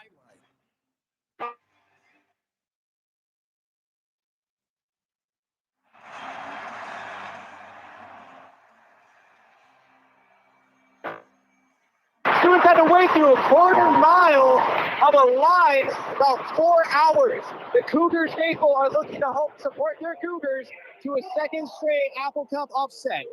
Injuries heading into this game for the Washington State Cougars. Devin Ellison, the wide receiver, was questionable, but he returned to practice. Coach Rogers said he's back at it, making it seem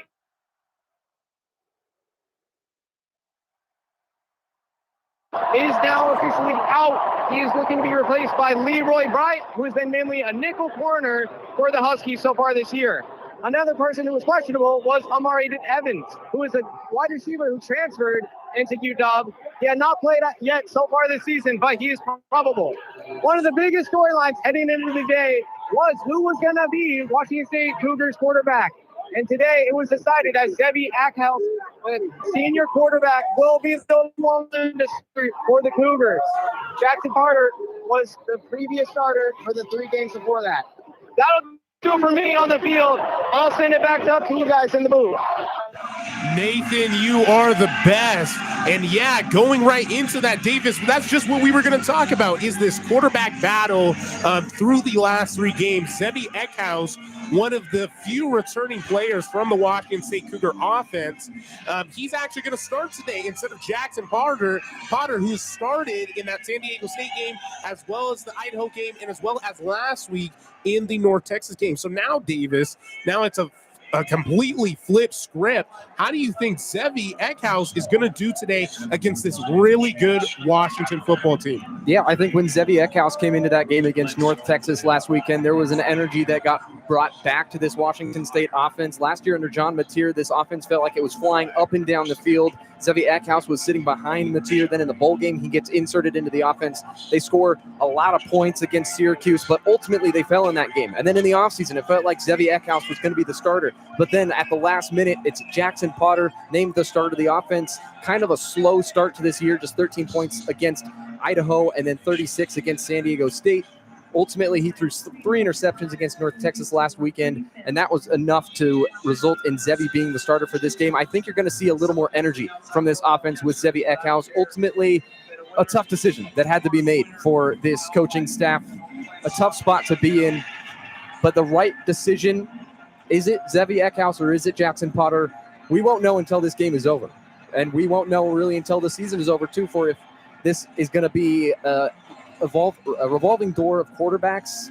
To say Zevi, I think, gives them a really good opportunity to run some more RPO-style plays. As Jackson Potter struggled with the RPO, that's something that Rogers talked about this week, was that he was struggling on getting those quick reads and making the right decisions in traffic. So I think Zevi Eckhouse gives them a little more agility with his legs and the arm aspect. Julian Duggar is a quarterback that came in and played with Potter in both of the first 3 games.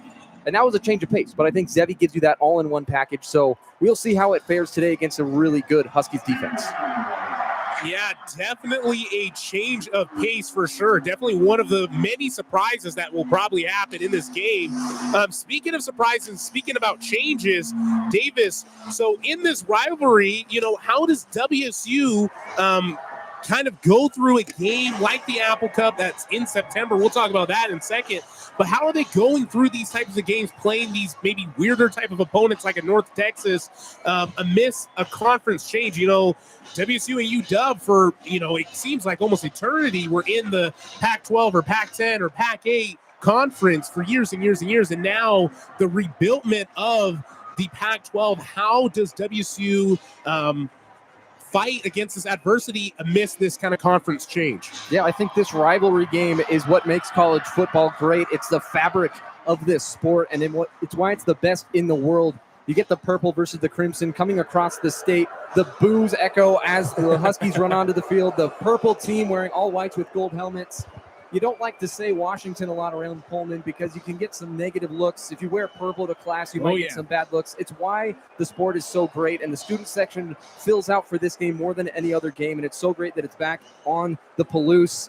It's a tough rivalry for Washington State. Washington typically has had their number. They have the all-time series lead, 76-34-6. That's Washington in front in that series.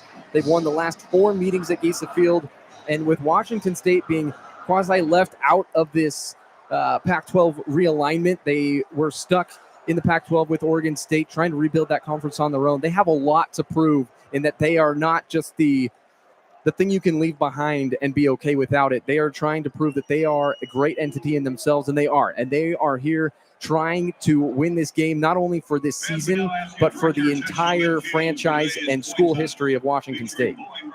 Yeah, Davis, and talking about change, talking about tradition as well. This is the first Apple Cup in Pullman, Washington in September ever. 125 years since 1900, and there has never been an Apple Cup in September here at Martin Stadium. And so, Davis, how does that play kind of a figure? I want to talk about the weather. It is 81 degrees here. And usually talking about Apple Cup, it's usually the Friday after Thanksgiving. There's usually talks about snow or maybe even like a blizzard here in Pullman, but it's 81 degrees. It almost feels like summer here. Do you think that climate will play a huge factor into this game? Yeah, I think if you take a look at the rest of all of the Apple Cups that have been played, there's been a lot of low-scoring games because of just how terrible the weather has been. There's been a lot of snow. It's really hard to throw the ball. Almost perfect conditions. It's almost like a dome here at Gesa Field. The sun probably about halfway on the field, halfway not. The right end zone's in the sun, the left end zone's in the shade. The student section is at that vibrant crimson color. It's amazing, and it matches up better with the apple harvest season in Washington, but it's definitely unique to have the Boeing Apple Cup logo painted on the field this early in the year. But we'll take what we can get. We get to see a great rivalry game. Those of you tuning in to listen to a great rivalry game or watch it anywhere, it's going to be fantastic, and I think it's going to be one of the best games of the early season. And Josiah, I cannot wait. I cannot wait indeed. And before we get ready for kickoff, we are under T-minus 1 minute here at Gesa Field. And oh my goodness, this environment is special. But wanted to talk about a little bit more about tradition and wanted to give a little shout out. I got some personal ties here. I'm a native of Western Washington. My father, JJ Frank, he was actually a member of the University of Washington, the UW football team from about 1990 to 1992-ish. Actually won a Rose Bowl, 2 Rose Bowls and a national championship. So, me going here to Washington State, just kind of that little battle between the families. And I think that's just part of the rivalry here, where I got a lot of friends back from Western Washington on the west side. There's a lot of UW fans. There's a lot of WSU fans. I see a lot of purple, unfortunately, but there is a ton of crimson. So, yeah, this tradition of the Apple Cup, even though it's in a different time, is just as special. And we are ready to get after it. The Cougs will kick off first. They are in the Aphrodite with their crimson pants and crimson helmets, and the Huskies are in their all whites with the gold helmets, and they will receive first. And we are ready to get at it. The kick returner for the Huskies, it's looking like it's Jonah Coleman, as well as Muhammad is back there in the backfield. 2 of the best offensive rushers for the huge rushing team for the Huskies. They're second best in rushing offense in the country this year. And WSU before this game, 6th worst in the country. So we'll see how that goes. And kicking off is Ryan Harris. And it's going to be a boot over into the end zone, and that will be a touchback. And that will bring out Damon Williams and the Husky offense. and they'll have 1st and 10 right at the 20. Damon Williams is one of the most electric playmakers in the country. He's a dual threat quarterback. Washington State played Idaho week 1 of the season with Joshua Wood, their quarterback for the Vandals. He was a dual threat guy that trucked over a lot of defenders, got a couple personal fouls in that game, actually. Damon Williams, not as physical of a runner, but he's very slippery, and he's going to be a tough matchup for this Washington State defense. And Anthony Polano, number 0 in the middle, back in the lineup, the 19-year-old starting for Washington State. And it's 1st and 10 here on the 25. The first quarter has just started. Williams will drop back, looks at Coleman, who's open, but a ton of pressure by the Cougs and a sack early to start off the first play of the game. The Cougs will take a huge sack as the Huskies will take about a 5-yard loss here. It's second and actually 18, an 8-yard loss at the start of the first play. Yeah, and from Nathan Eshelman on the sideline, the decibel levels on that play, over 120. He was keeping track of it in the pregame. It was like 100. That play just electrified this crowd. What a start. Ball is on the 17. It's 2nd and 18 here in this first quarter. We have just started in the Apple Cup. Williams will drop back in the pocket, a quick pass to Boston, and Boston will pick up the first down and a couple more. And one of the few targets for receiving, as we mentioned, the Huskies, number 2 in the country in rushing, but receiving, really, they only have a few guys, and one of them is Denzel Boston, and that's his target right there. He picks up around 15, and now the ball's on the 42. Yeah, Denzel Boston, their leading receiver in this game, and probably going to be all year long. He's an NFL-type wide receiver, going to be a tough matchup. Williams, shotgun formation, quick handoff to Coleman, and Coleman's going to cut up for at least 3 or 4 on the right side. Picks up about a gain of 4, brings up 2nd and long. Yeah, 2 pulling offensive linemen on that play, setting up a nice gap for Jonah Coleman, who has been sensational, to say the least. Probably in Heisman conversation, he leads the nation in touchdowns. He's got 7 rushing touchdowns so far this year, and those big gaps opened up by that big offensive line improved for Washington. Williams, shotgun formation, Coleman to his right. Taking his time, he'll step back into the pocket, quick pass over to Coleman. He'll cut up the right sideline, pick up a gain of maybe 2 or 3. And now it is 3rd down, 3rd and short. It's his first quarter here. We're at zeros early in the Apple Cup game, 0-0 game, 13-11 left into this first quarter. Yeah, Josiah, this is what I'm really curious about as well. 3rd downs in this game going to be huge. Washington, the 3rd best team in converting in the country on 3rd downs. It's 3rd and short right at midfield. This is a huge play early. 3rd and 3, 12:56 in this first quarter. Williams, quick pass, and that's going to pick up the first down, and that will be Raiden Vines-Bright. Quick pass to him. One of those receivers, and will pick up that first down. The chains will move, and the Huskies will move past the 50. Yeah, so far, Matthew Durant's 23 in anthracite for the Crimson Cougars. He's their leading tackler on the year. He's a safety. You can't have your safety being coming down and hitting guys as your leading tackler. You got to be able to get your linebackers, a defensive lineman, making first contact. 1st and 10 for the Huskies. Williams now under center. Fakes a handoff, drops back into the pocket, has a ton of time, will heave it into the end zone intended for Boston, and it will slip out of his hands. Dodged a bullet there. A great play, but just missed off the fingertips of Boston. Yeah, we know that anytime Washington is going to throw, they're going to look for number 12. And that's Denzel Boston, their best receiver. He's probably their best offensive weapon outside of Jonah Coleman, but Coleman gets to be paired with that offensive line. Boston's making it all on his own, and Williams overthrew him that time a little bit, but he's got a cannon. This defense has to be ready for everything. Also a ton of time with that big offensive line for the Washington Huskies.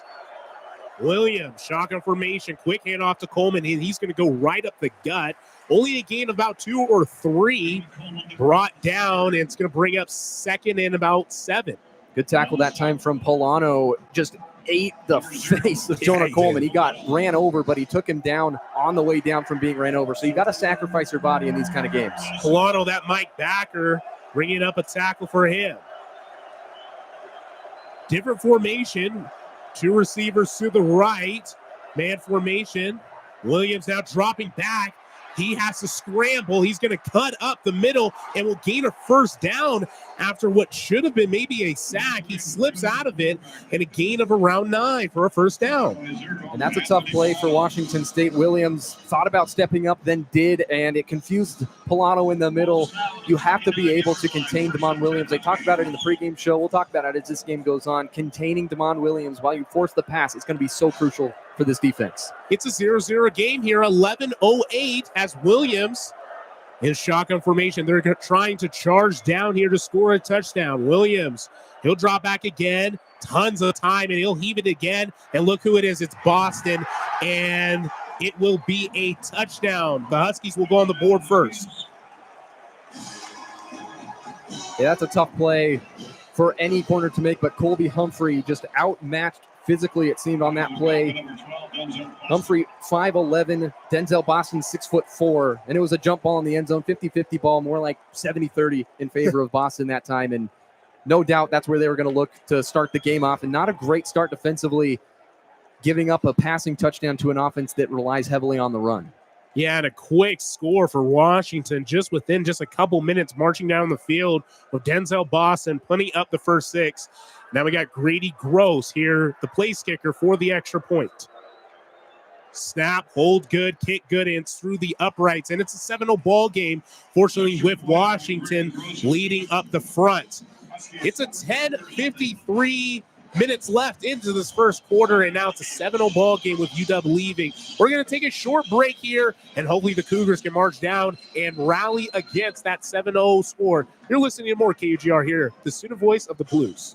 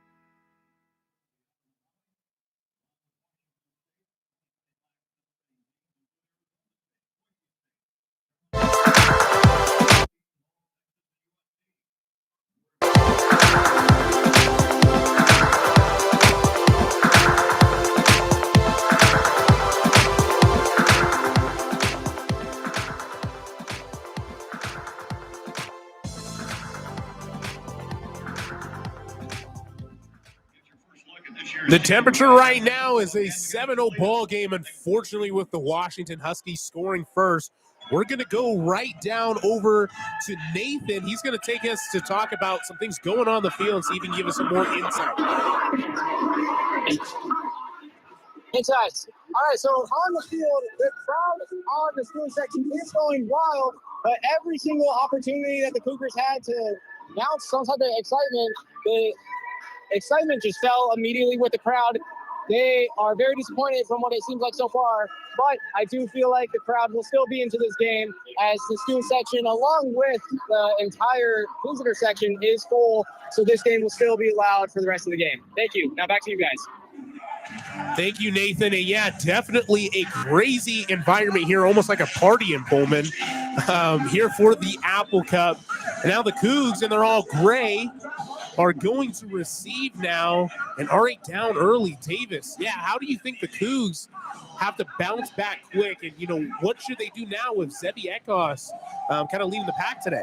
Yeah, Eckhouse is going to have to do a good job of remembering that this offense can be explosive, but not try to make too many big plays and hurt themselves with turnovers. Mikowski is going to kick it off for the Huskies, and it will be a touchback, bringing the Cougs out to the 25. And now Eckhouse will lead the Cougs for the first time this year being a starter for the offense. And we will see how it will play out here. But yeah, really excited and just kind of surprised too, with Potter kind of being the starter for the previous 3 games. But we will see how it goes. A lot of cheers from that student section. Eckhouse in shotgun formation. going to be trips left. Quick snap, and he's going to take it right up the gun. And a good rushing yard carry for Zebby Eckhouse. It was a quick kind of like pocket run, just taking that shotgun snap and running it up the gun. It's going to be a pickup of about 7. Yeah, that's the added benefit for Zebby Eckhouse that we talked about in the pregame. He can run and throw. He's a total package of the modern quarterback, and you see it first play of the game, he runs for a gain of 6 to 7. Johnson to his left, the running back, Angel Johnson, motioning him behind him now. Quick handoff, and it will be Johnson. He's going to cut up the middle, cut up right, and will pick up a first down.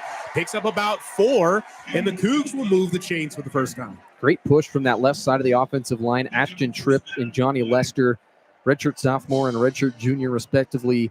This left side of the offensive line is going to be a huge factor in this game, as well as the right side, but really Tripp and Lester, two very experienced Cougars, and we'll see if this rushing offense can finally get going for Washington State. It's going to be Trips right now. Johnson still in the backfield. Lechner, one of the new Cougs, will be on that Trips right. Motions Lechner. He'll get closer to the line. Shotgun formation, quick handoff again to Johnson. Johnson will pick up only maybe 3 or 4, bring up 2nd and long. Yeah, trying to establish the run for this Washington State offense is going to be super crucial in this game to see if they can try to disrupt this defense from Washington, who is without their best corner in Takario Davis on the outside. They might be able to test this secondary for Washington. Ephesians Prysock is also an NFL caliber corner, but if they can get the running game going for Washington State, that would be huge. 7-0 game with, unfortunately, the Huskies leading early in this Apple Cup. Eckhouse in the gun.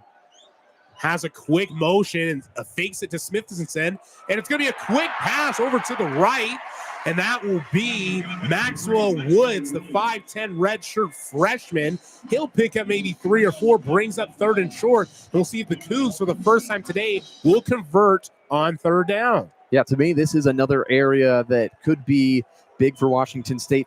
Keeping drives alive on 3rd down. They've struggled so far this year on 3rd down conversions. They're just 16 of 44, number 98 in the country on 3rd downs. 2 receivers to the left of Eckhouse.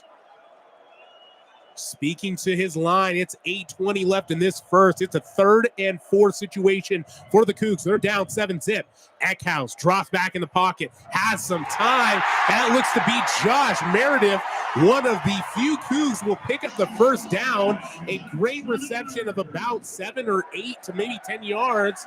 And the Cougs are now on their logo, moves the sticks, and will bring up a 1st and 10 situation on the 47. So far, this offense feels like it's running much better with Eckhouse behind center. Potter was doing a great job navigating the offense, but it seems like Eckhouse is putting it into another gear. Lechner to Eckhouse's left, Johnson behind him. Gun formation, fakes a handoff, and it will be faked to Johnson as well. It's going to be Lechner that gets it on the right side. It was a quick little squib pass. He'll pick up maybe 2 or 3, brings up 2nd and long. Another thing that's interesting for Potter is he kept his head high every week when he wasn't the starter. He was actually 3rd string on the depth chart, but he kept his head up the whole time. And when he finally got in last week against North Texas, he led the only touchdown drive. The game was out of hand at that point, but he made it 59-10 instead of 59-3. And you could see the vision that this team has with Eckhouse at the quarterback spot. Good things come to those who wait. And for Eckhouse, a lot of patience here. And now the ball's on the 44. It is 2nd and 7 as the Cougs trail 7-zip. Eckhouse fakes the clap. Will hand it off to Johnson right through the middle over the center of Dew. And speaking of Brock Dew, the center, he'll pick up maybe only 1 or 2. Brock Dew won Student Athlete of the Month for the month of September. So, you know, it's good to have not only smart linemen here on the football field, but also smart on the classroom. It's going to bring up 3rd and 6, just a hair long, about 3rd and mid. Ball's on the 43. Cougs trailing by 7. Eckhouse and the crew marching the Cougs down. See if they can at least get into field goal range. Thinking about motion, will take it. Has a little bit of time, but there's pressure. He's going to get hit, and that will be a interception off of a lot of pressure. And it looks to be number 12. That's Alex McLaughlin, the 6'2 junior. And after a huge hit with that pressure from Eckhouse, the ball gets tipped around, and it's going to end up in the hands of McLaughlin. An unfortunate start to what was a really good offensive set and drive, and will bring up 1st and 10 for the Dogs. We're going to take a quick break. You're listening to more Cougar football here on KUGR.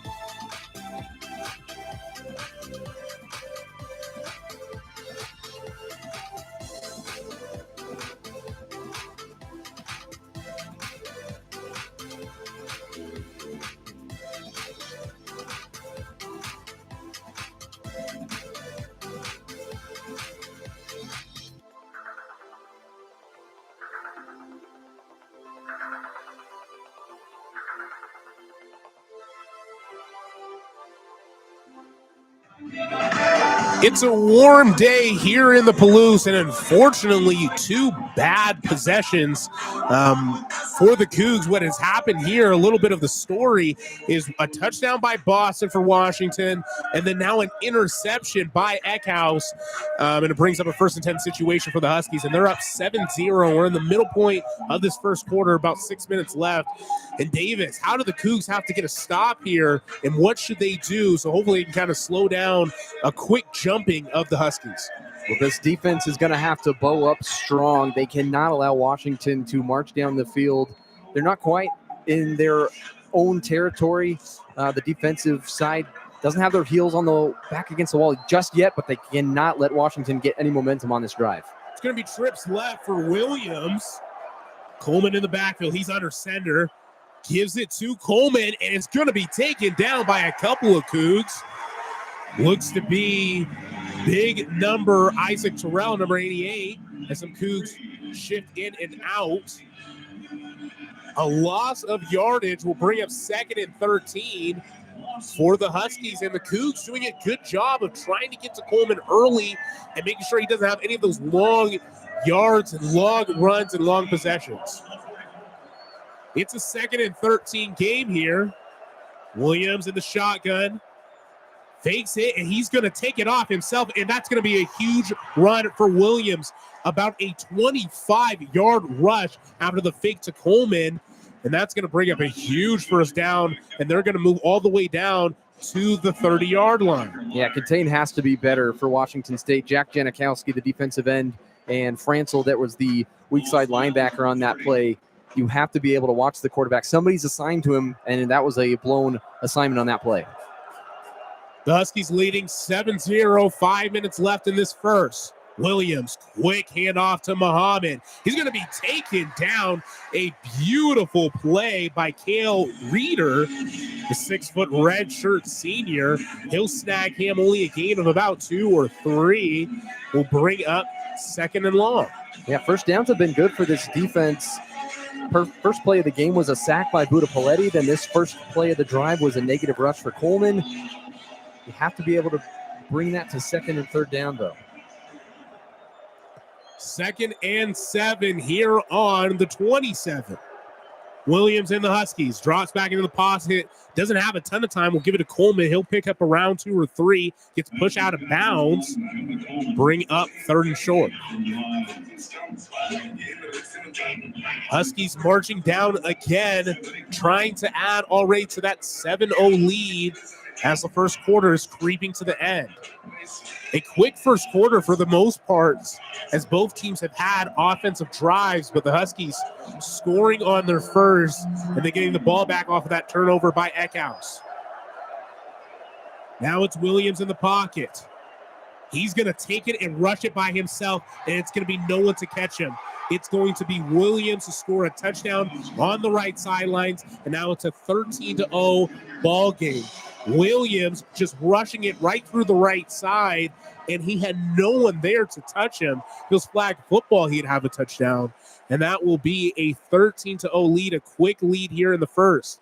Now it's getting a little nervous for the Cougs. Something that you didn't want to happen is that rushing game, the second best in the country, to start get going.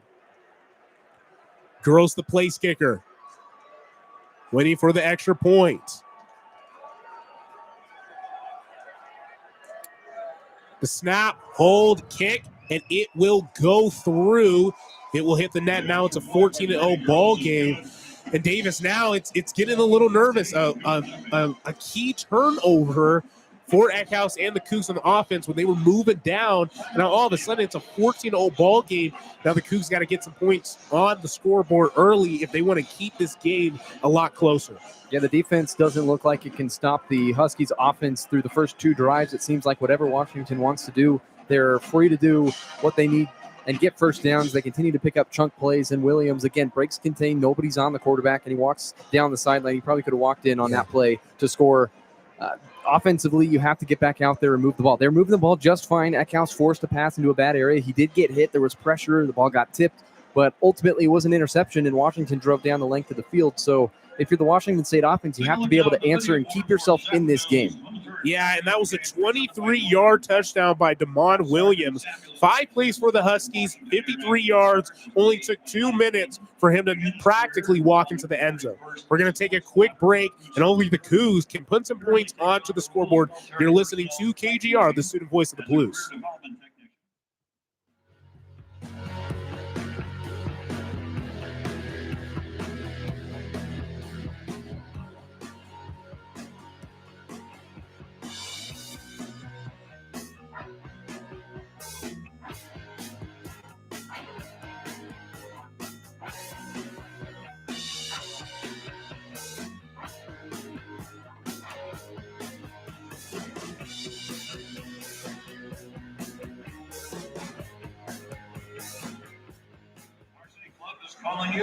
We're here right back at Geisa Field at Martin Stadium. A warm day, but right now the Huskies are putting more heat onto the Cougars. It's a 14-0 game, and we're going to go right to Nathan on the sideline, see if he can give us some updates.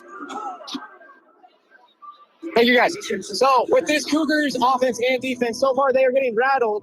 What I'm noticing on the sideline is Mike Ayupati, the offensive lineman coach, pulled his guys aside in a big circle and gave his guys the words on what to do and how to protect Zevi Eckhouse better. With that interception having a little bit of pressure on it, along with the defense, they are visibly frustrated after giving up 2 straight touchdown drives.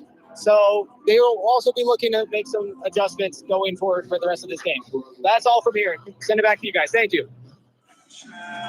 Thank you, Nathan. And yeah, it could get ugly early here for the Cougs. And now again, the Huskies are up 14-0, and we are not done with the first quarter yet. It's a 3:47 ball game. Huge kick that will be into the touchback for Machkowski. Now bring up 1st and 10 for the Cougs. Kickoff by number 37, Ethan Machkowski, not returned. Cougs right now bringing back up into Eckhouse and had a good drive until a lot of pressure from the offensive line just kind of letting up. And, that's what happens right there. The pocket collapses. You have to make a split-second decision. Do you take the big hit, try to get the ball out, and hope for a miracle? Fortunately, there it gets bobbled around and right into the hands of a Husky defender. It's going to be trips left as Eckhouse and the Cougar offense It's going to march, and they're on 1st and 10 on the 25. 3:47 left this ball game as they trail by 14. Eckhouse, quick handoff over to Angel Johnson. He'll pick up maybe 3, 4. The low line is pushing him, and he'll pick up around 5. They'll be 2nd and 5 right in the middle of the sticks. They'll move to the 30. Yeah, as this first quarter winds down, this offense has to be able to march this ball down the field, set themselves up well. You might not be able to have enough explosive plays if you're the Cougar offense trying to keep this game marching right along and control possession. So maybe setting yourself up early in the second quarter with a good field could be really good for this team. Eckhouse and the Cougs. He's in shotgun formation. 2nd and 5 on the 30. High snap, and he's going to take off a rush. Oh, fakes almost like a little shovel pass. It almost looked like a fake handoff like in basketball or something. Fake the pass, goes up the middle, only pick up maybe 2 or 3. Brings up, though, 3rd and short, and hopefully the Cougs need to convert. They just want to get a couple points onto the scoreboard. Yeah, it feels like there's almost a triple option effect with Zevi Eckhouse being in. They're running some RPOs, and it's a run-pass option. First with the running back, then to throw it to the tight end in the flat, and then the third option is Eckhouse to run it himself, and he's taken it a couple times, and now it sets up a 3rd and short. We'll see what they do here.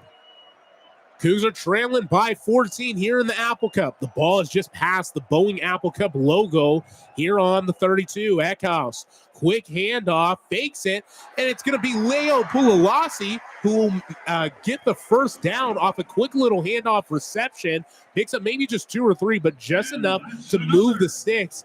And that is one of the few Cougs returning him, Josh Meredith and some other guys from last season. But the local native from Lakewood, Washington, Leo Pulalasi, will pick up a couple to move the Cougs to the first down. Brings them down 1st and 10 on the 37. 2 minutes left into this first quarter.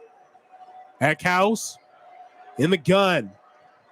Motions, fakes a handoff, and the pocket will collapse. Eckhouse will take off, and it's going to be wide open, a huge first down, and that will be a huge pickup from number 6, and that's Devin Eliason. A huge reception for him, and will move the 6 far down to the field, and now they are on the 45 of the Huskies. Yeah, Ellison's first catch for Washington State. He was the guy that was injured the first couple of weeks. Nathan said he was going to play in this game, and there he makes a big splash play.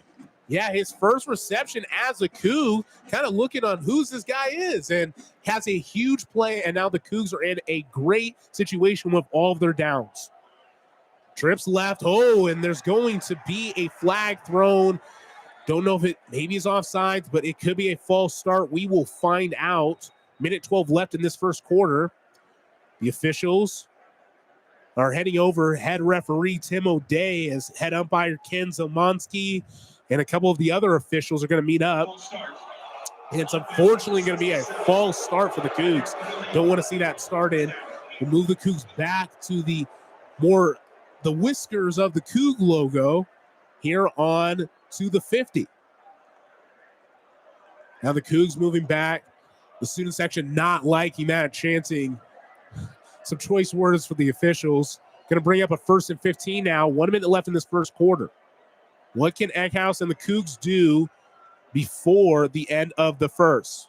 55 seconds now. Eckhouse and the snap. A lot of pressure, and it's almost picked off again. A scary pass just off the fingertips from Rashid Williams.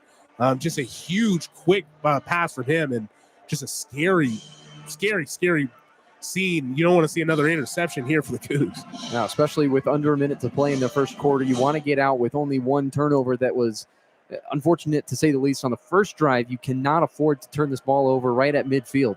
And excuse me, that was Buddha Al-Ukta, the old Coug. He's very familiar of playing here. Almost had an interception for him. Now it's going to bring up 2nd and 15. 45 seconds left of this first.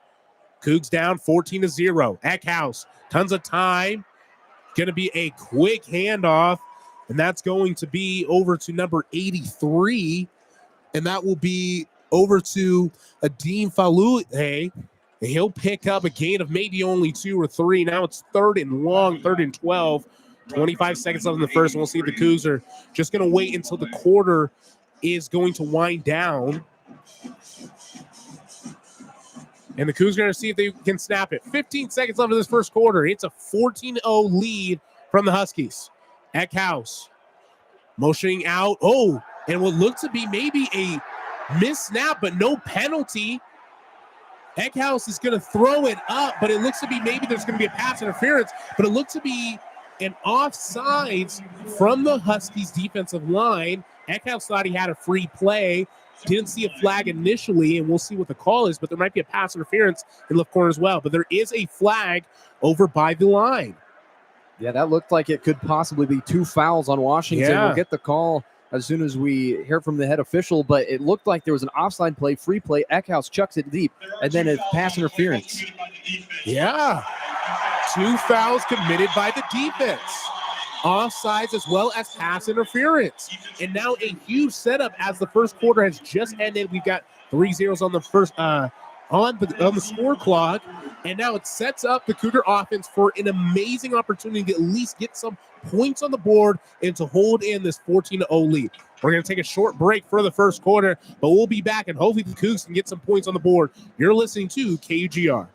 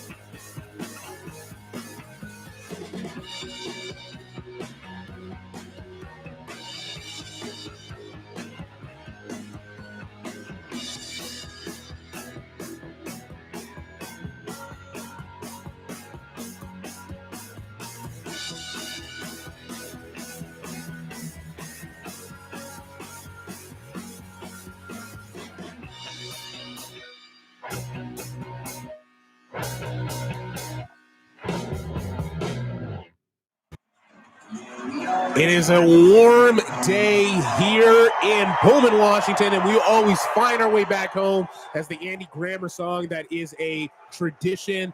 The Apple Cup is a tradition here in Pullman, in this rivalry in Washington State. And right now, what was a third and long situation in offsides from the defensive line, as well as a pass interference, another added 15 yards, 2 penalties from the Washington defense, and all of a sudden sets up a scoring opportunity for the Washington State Cougars. Yeah, Washington State has to come away with points on this possession. Whether it's a touchdown or a field goal, you get a really good Washington defense on their heels a little bit on this drive after that personal foul or the pass interference that results in 15 yards and then an automatic first down. Now is when you have to capitalize. You turned it over on the first drive. Now you have the ball back again with good field position and a fresh set of downs, a new slate, a new quarter. This is the time for the Cougar offense to come alive. Yeah, and ball security, I think, Davis, is going to be the biggest part of that. You have to take care of the football. In just about all sports, you got to take care of the ball. And so that will be most important here. You know, have the interception in the first. We're about to get started in the second quarter right now. But ball security is huge for the Cougars.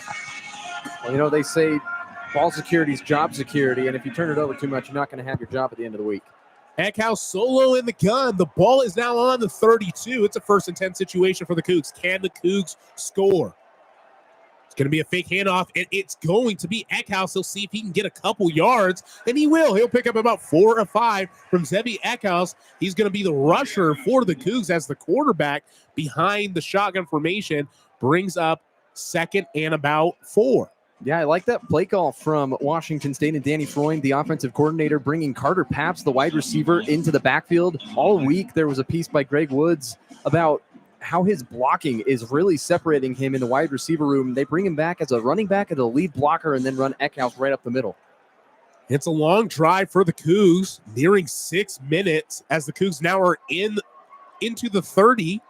The ball is on the 26. Quick handoff. And it's going to pick up only a few. Oh, and it almost looks like a tackle there, but a great rush, which will pick up a first down, and that's going to be Kirby Voorhees, one of those Cougs that have, come into the program and have really kind of heated up in those first 2 games, Idaho and as well as San Diego State. And Voorhees, almost like Friday the 13th, and he's going to pick up a couple. Yeah, that play was made by Voorhees, but really the play was aided by the right guard, AJ Vaipulu, who picked up Voorhees and pushed him forward, kind of the tush push, but in the middle of the field, and they helped the Cougars get the first down. Huge play by that big offensive line up front. Now it's going to bring it 1st and 10 onto the 20. The Cougs are in the Rosars red zone. Eckhouse face a handoff and just kind of shovels it to Voorhees. He's going to tiptoe his way onto the right sideline and just has to stumble out. Will pick up around 5. Now the Cougs are nearing closer and closer to hopefully a scoring opportunity. 13 minutes left at the Cougs trail by 14 here in this Apple Cup. That was a great play by Kirby Voorhees on the sideline. His momentum when he caught that pass out of the flat almost took him out of bounds, but he's able to tightrope down that sideline almost like a ballerina and get a couple yards and sets up 2nd and short. That, to me, could be a really key play. If you go back and Washington State scores on this drive, look at that play right there. For it could have been 2nd down and 10. Instead, now it's 2nd down and 2. Now the Cougs are going to take a timeout. Going to be the first timeout of this game. And that's going to take a little bit of time here. But yeah, the Cougs right now, ball is on the 12 and hoping for at the very least, a field goal opportunity, putting some points on the board and try to get back this lead. And right now, the Cougs are just marching down the field, and the captain of that ship is Zevi Eckhouse. Absolutely. This offense does seem like it's more energized with Zevi Eckhouse behind center. He had that turnover on the first drive, but this is their 2nd drive. This Washington State offense has been able to chunk the ball down the field as long as they don't just give it away to this Washington defense. They've been able to move the ball and pick up first downs consistently. I like the play calling right now from Washington State, mixing it up with run and pass, and they're doing a really good job of keeping this Washington defense guessing. That's something they play a lot of man defense. They want to be aggressive. They want to punch the ball out, but you can't let this Washington defense get comfortable. And that's something that I think this Washington State offense last week against North Texas allowed the Mean Green to get very comfortable, know exactly what was going to happen, and then ultimately turn the ball over way too many times. Yeah, the Mean Green Machine kind of was like a lawnmower over us last week, 59-10. But we're hoping for a different scene, and right now it definitely is as the Cougs are marching down.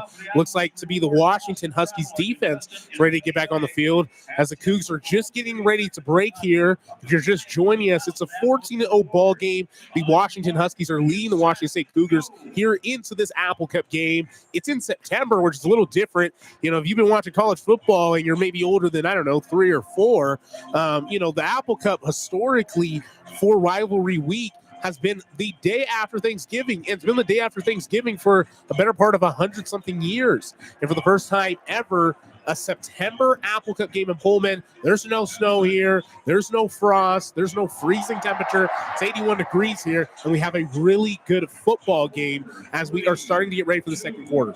Yeah, it was a 4:30 kickoff that was pushed back a little bit, not quite exactly at 4:30. But this game will eventually become a night game in the second half, maybe 3rd, 4th quarter. And it's going to be a great environment if this Washington State team can keep with this Huskies offense and this Washington State offense can score, keep the crowd involved, keep yourself in this game for as long as possible. Sold out crowd here at Giesa Field at Martin Stadium. And can the Cougs capitalize here on this offensive drive? The Cougs have a 2nd and 2 situation. Ball is on the 12 of Washington. Eckhouse. Voorhees behind him. motioning Tony Freeman, and it's going to be Eckhouse who takes it away and trying to pick up that first down. It looks like he won't pick up anything, but won't lose anything as well. We'll bring up 3rd and 2. Yeah, and that value of the Voorhees play to stay in bounds now sets up this 3rd and short when you have 2 chances, maybe even 3 chances to go from 2nd down. If it's 4-down territory, I wouldn't be surprised if Washington State is going touchdown or bust on this drive. 3rd and 2 situation. Can the Cougs pick up these needed yards and touchdown or kind of bust? Kick a field goal, but that's kind of the last thing you want to do when you're so close to the end zone. Eckhouse, shotgun formation, fakes a handoff, and it's going to be a great catch by the tight end, and that's going to be a huge touchdown by Bo Baker, and the Cougs will go up on the board. It is a 6-14 game. Bo Baker, a quick handoff from Eckhouse, and he will lead the Cougs down for the first touchdown drive. A huge touchdown in this sold-out crowd here in Giesa Field at Martin Stadium.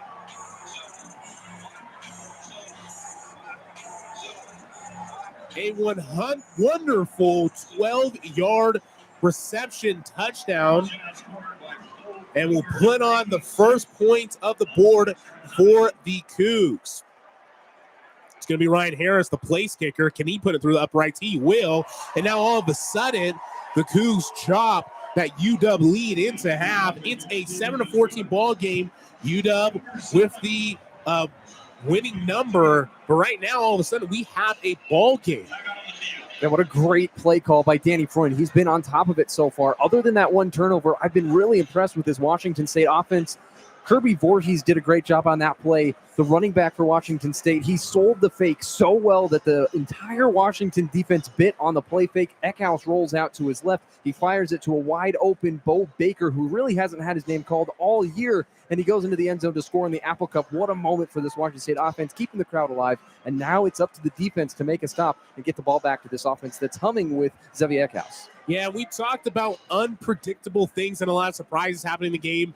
Ellison had Ellison had a huge play, and now Bo Baker having the first touchdown of the game, and Xavier Eckhouse leading the ship.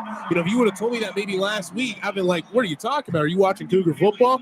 But now it has been a ton of surprises in this game, and now all of a sudden we've chopped this lead down in front of this huge sold-out crowd, and it's definitely warm here in Giesa Field, but it is fired up. It's a party in Pullman. We are going to take a short break. We'll be back with you. Now, the Cougar defense, you're listening to Cougar Football here on KUGR.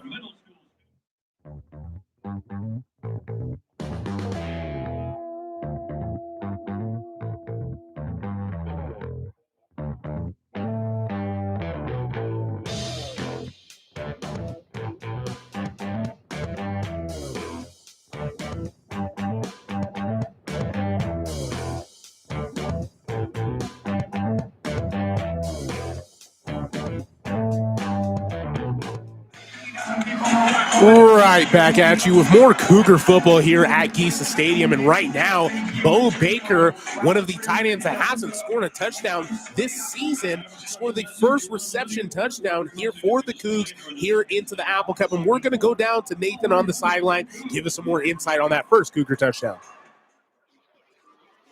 Thank you, guys. So Xavier Eckhouse had a great drive that last drive, and with that first drive with the interception, fans got a little upset. But at the very beginning of the game, when the players were announced and the starters were called, Xavier Eckhouse brought a strong reaction from the crowd, with a lot of Cougar faithful on the decision for Xavier Eckhouse to be the starter rather than Jackson Potter, who has started from week 1 to 3. With this touchdown, I believe Xavier Eckhouse has won over the hearts of the Cougar faithful for now. We'll see what happens in the second half. Thank you guys for having me. Back to you.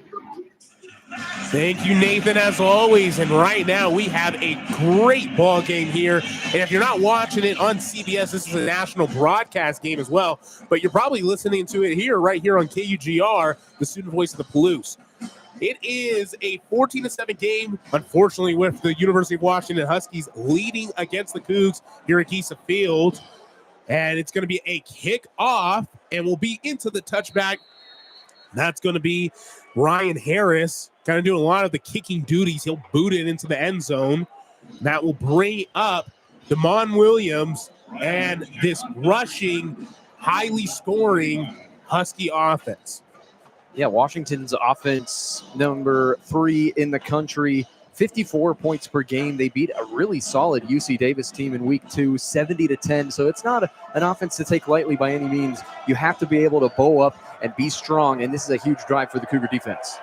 It is rocking here in Pullman. It's a sold-out crowd, 30,000 plus fans. A quick handoff to Coleman, and Coleman will only get around 2 or 3. A huge play. It looked like Parker McKenna and a couple other Cougs brought him down, and it gives the Washington Huskies a second and long situation for the Huskies. Yeah, Cougars right now have 3 safeties in the game. They also have Kenny Worthy at corner, the redshirt freshman, instead of Jamori Colson. Williams in shotgun formation. Motion. Thinks about giving it Coleman. He won't. The pocket will collapse, and a near sack by Lamb. And it's going to be Coleman who's wide open. Williams got away, and someone has to get to them. A huge reception for Coleman. He was wide open, what should have been a sack, and now gives up the Huskies. The ball is on the around 25-yard line. A horrible situation. What should have been a sack was just slipped away, was Damon Williams. And he's going to give it to Coleman, who's going to cut up the sideline. No one will catch him for nearly 40 or 50 yards. Yeah, that play can be chalked up to just Damon Williams being a special player. Coleman's open because everybody expected it to be a sack. Ball's now on the 28, 1st and 10 for the Huskies. Quick shovel pass to Muhammad, and Muhammad is going to have a huge rush on the left side of the field. Puts him on the 10-yard line for the Huskies. That will bring up another 1st and 10 situation all of a sudden, but was a tackle for almost a loss. Brings up a huge drive of about 60-something yards. Now the ball is on the 12 for the Huskies. Yeah, those plays are the difference between winning and losing these kind of ball games, and you cannot let Williams escape like that. And all of a sudden, this Washington offense on cruise control. Huskies in the red zone. Up 14-7. 10 minutes left in the second quarter. Williams gives it to Coleman. He bounces off a defender. That will be a touchdown for Jonah Coleman. It will put up the Huskies. They will add more points to their lead in a quick series of plays. And all of a sudden, the Huskies go back up by 14 points. It's a 20-7 game here in the second quarter. An unfortunate sequence of events for this Washington State defense that had Williams wrapped up. He spins out of it and then finds a wide open Coleman. And then just a couple plays after that, they score a touchdown. And Jonah Coleman up to 8 rushing touchdowns on the year. He leads the nation already coming into this weekend, and he'll probably remain on top unless there's a crazy situation somewhere for some other running back in the country today. But Coleman's a special player, and Washington State's defense has to be stronger than that. Gross to kick for the extra point. And if it's good, it will put them up by 14, and it is through the double uprights, and that will bring up a 21-7 situation for the Washington Huskies. And Davis, as a sudden here, it got loud. This place is starting to rock, getting it closer, and then all of a sudden, 2-3 quick plays, and the Huskies are in the end zone. Yeah, the offense for Washington is very solid. They do everything really well. They can throw the ball with Damon Williams, and their offensive line to me stands out the most. Very veteran group, the Hatchett brothers, who you're very familiar with, Josiah. Oh, yeah. They do a great job opening up those gaps in the red zone. Jonah Coleman, most of his carries come in the red zone, and he scored 33% of his touches against UC Davis, and he's off to another really great start. It's really hard to contain this Washington offense. They have so many great weapons, but the Cougar defense has to be very strong down the stretch. The offense looks pretty solid, but can the defense make any sort of stop against this offense? Yeah, I want to talk a second about that offensive line for the Huskies. Left tackle, Carvis Willis, left guard, John Mills, and then center and right guard, Landon Hatchett and Garen Hatchett, both 2 local prospects from Ferndale, Washington. And yeah, Davis actually played them in high school for Marysville Pilchuck High School. We actually ended up beating them, but they are phenomenal linemen. Garrett Hatchin, the older of the 2, is actually 24 years old, and he's the true senior. Had a COVID year, had a hurt year. He was in Oklahoma, so he's he started UW, went to Oklahoma, and he came back, so he's been here a long time. But that huge offensive line and finishing out the crew, Drew Azoparati, big offensive lineman, blocking for Jonah Coleman, second rushing offense in the country, and that right there just displayed it. Jonah Coleman and Muhammad being one of the few being able to score up the sidelines. Yeah, that last drive for Washington, just 4 plays, 75 yards in 2 minutes. Wow. And that's just something that can't happen. If you're Washington State's defense, you have to be able to slow this game down a little bit. You can't allow Washington to just be able to do whatever they like. And now all of a sudden, what was just a 7-point game is 14 again. 10 minutes left into the second quarter. And can the Cougs march down like they did and chop that lead again? We will see. And it's going to be Michalski who's going to kick off for the Huskies. 21-7 game. You're just joining us. 10 minutes left in the second. Still packed here in Geisa Field and Martin Stadium. Huge boot, and that will be into the end zone for a touchback. Bring up a 1st and 10 on the 25. Yeah, so far, Zevi Eckhouse, 8 of 10 for 63 yards and a touchdown. He's been solid, and this offense has looked really energized with him behind center. We've used that word a couple of times, but it does feel like this offense does have a little more pep in their step, and we heard that from Josh Meredith this week in the press conference. He said he felt like he had exactly that, more pep in his step in this Apple Cup rivalry, and you hope that he has pep in his step every week, but there's a little extra motivation against the Huskies. Pep in his step indeed, and definitely a different energy in this stadium, different energy on the field. See what Eckhouse can do. 1st and 10 on the 25. Fakes a handoff. He'll roll out to his right, and a quick hit, and there will be a penalty flag. We don't know if it's going to be offensive holding or whatever it can be, but a huge hit from after Landon Wright took a shot. Yeah, Landon Wright took a shot, Goodness but in gracious. the secondary, Leon Neal got held, and that's what I would assume is the penalty on this Washington secondary. Oh, yeah. And it's going to be a holding on the defense. Going to be number 2, Rashad Clark, one of the nickels, redshirt freshman. Yeah, maybe one of those young guys still trying to learn how to play college ball. Will now give a 1st and 10 situation. The ball will move up to the 35. Yeah, that's a good result for Washington State. They completed the pass, but then you're going to take that penalty, get the automatic first down, and the holding call goes against the Huskies. 9:53 left. It's a 21-7 ball game with UW up against the Cougars. Eckhouse fakes the clap. We'll get in gun formation. Quick handoff, and that will be only a pickup of around 2 or 3, and that's going to be Jeremiah Noga. Bring up 2nd and long. Yeah, the Oregon State transfer, Jeremiah Noga. He's been a really good route runner for Washington State so far this year. I like what he can bring to the table with Josh Meredith, probably their best all-around wide receiver. But to me, Noga has to step up and be wide receiver 2 for Washington State.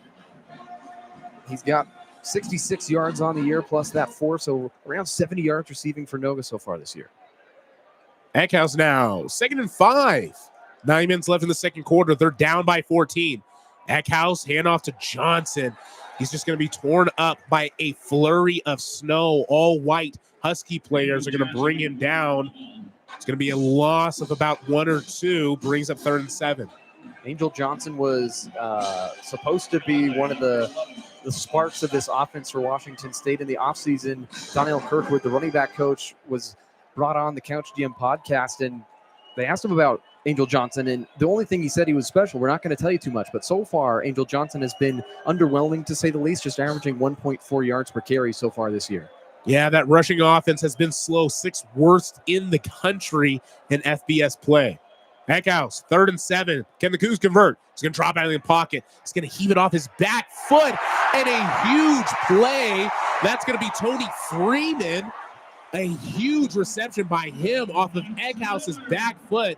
A kind of gamble of a throw, but thankfully, almost like a miracle, now it's 1st and 10 on the 45.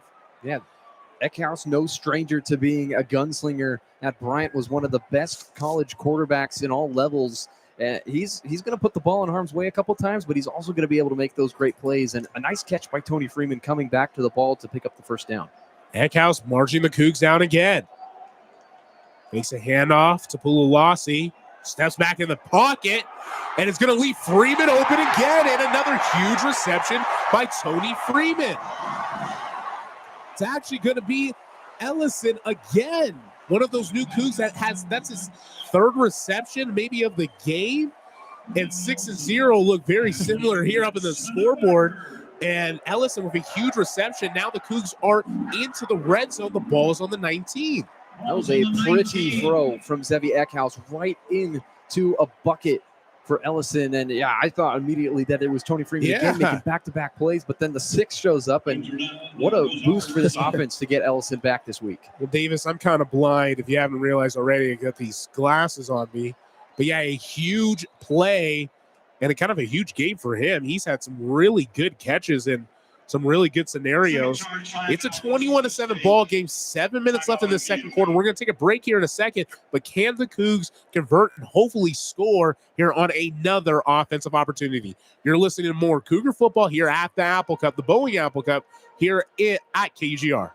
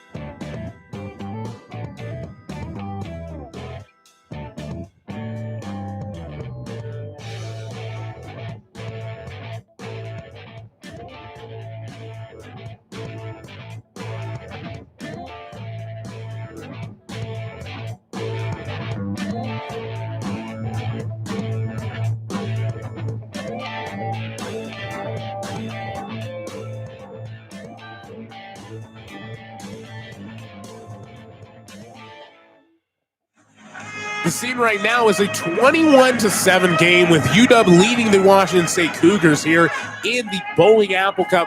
And just a little bit of football from around the country. In the South, in the SEC play right now, number 10 Miami is leading against Florida right now. It's a 10-0 ball game over on ESPN on ABC. Watching some SEC football, you kind of flip between both of us. But right now here in Pullman, Washington, here on CBS, different big network. Right now, Zevi Eckhouse and the Cougs are marching down the field. They are in the Rose-Rars red zone at the 19-yard line. And can they score? There's 7 minutes left in the second quarter. It's a 21-7 game. And can the Cougs chop this UW lead? Eckhouse in gun formation. 8-man down on the line, and he's going to rush it up again. Picks up maybe 1 or 2, puts him on the 18 or maybe 17. Brings up second and long.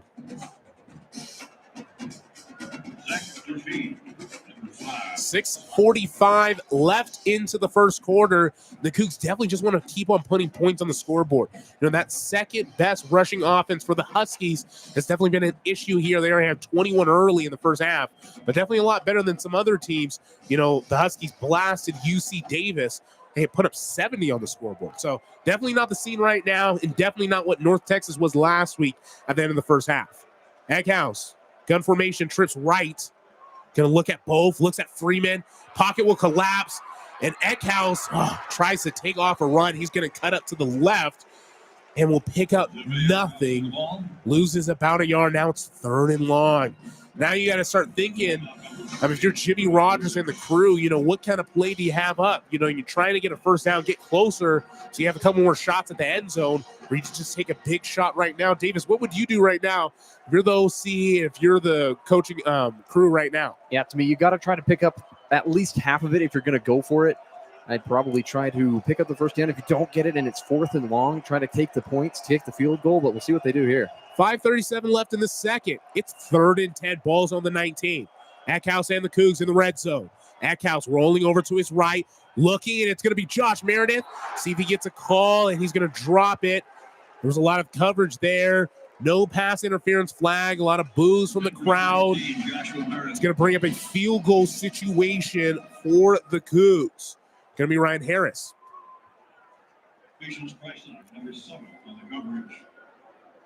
Going to be Jack Steven. That's going to be the place kicker for the Cougs. This is going to be about 40-something yards.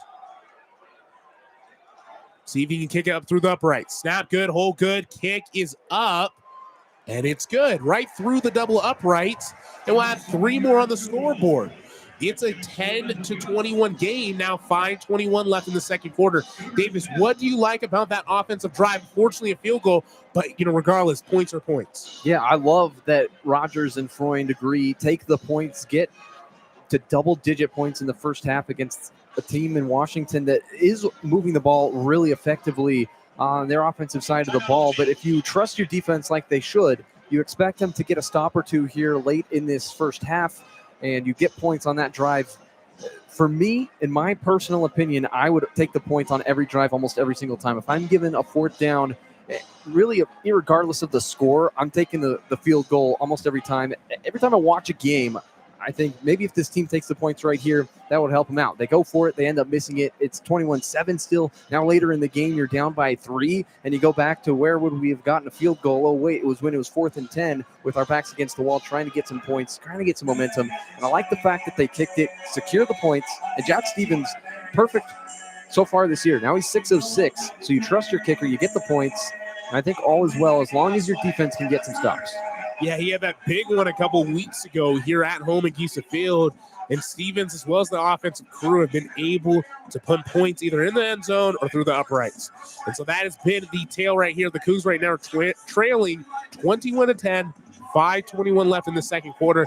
Can this Cougar defense stop this rushing offense of Jonah Coleman and the rest of the Husky offense?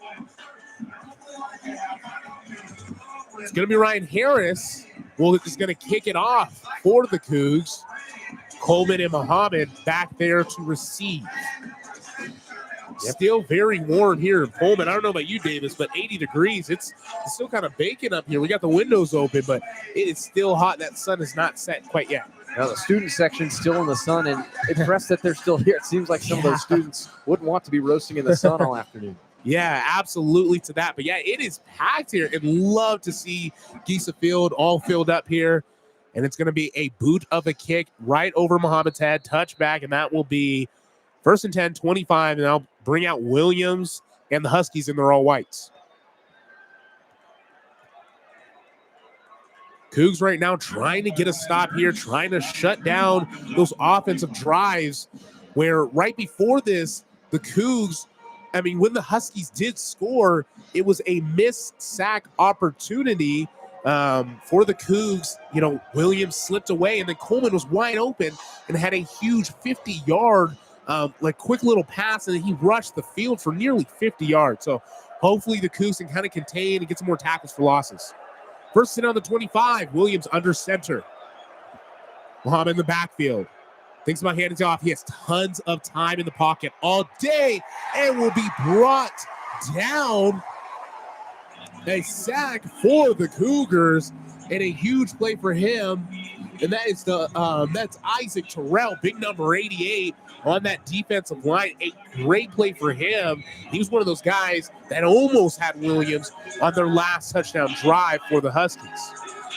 And he almost got called for a personal foul. He body Yeah, I slammed him. know. That's got to be a personal foul. They missed that call for sure. They definitely did. He took him to the ground, then picked him up, and then slammed him again. And luckily, official didn't see, but the Huskies offensive line did not like that. Williams now taking the rush, and it looks like he's fired up. He's going to have a huge rush of about nearly 30 yards. He's just going to take it up the gut, cut up to the left, cut up to the right, and the chains will move tremendously. And now it's 1st and 10 on the 42, the 45-yard line. A huge pickup for him. Yeah, this is a guy in his career, he averages over 4.5 yards per carry. He is so slippery. You cannot just only get one guy to the ball when he's carrying it. You have to get 2 or 3 halves. Williams under center. Thinks about motion, thinks about giving it to Muhammad. He will, but a flurry of Gray will pick them up. And that's going to be a pickup of nothing for the Huskies. Yeah, captain on the team, Max Balloon, down. Oh, no. But he made the play, a really impressive play to break through that offensive line, but now he is down on the field. Yeah, injured is Max Balloon. Those captains on the defense, a huge play, but unfortunate now the medicine team is going over to him. We're going to take a short break for that health timeout. You're listening to more Cougar football here on KGR.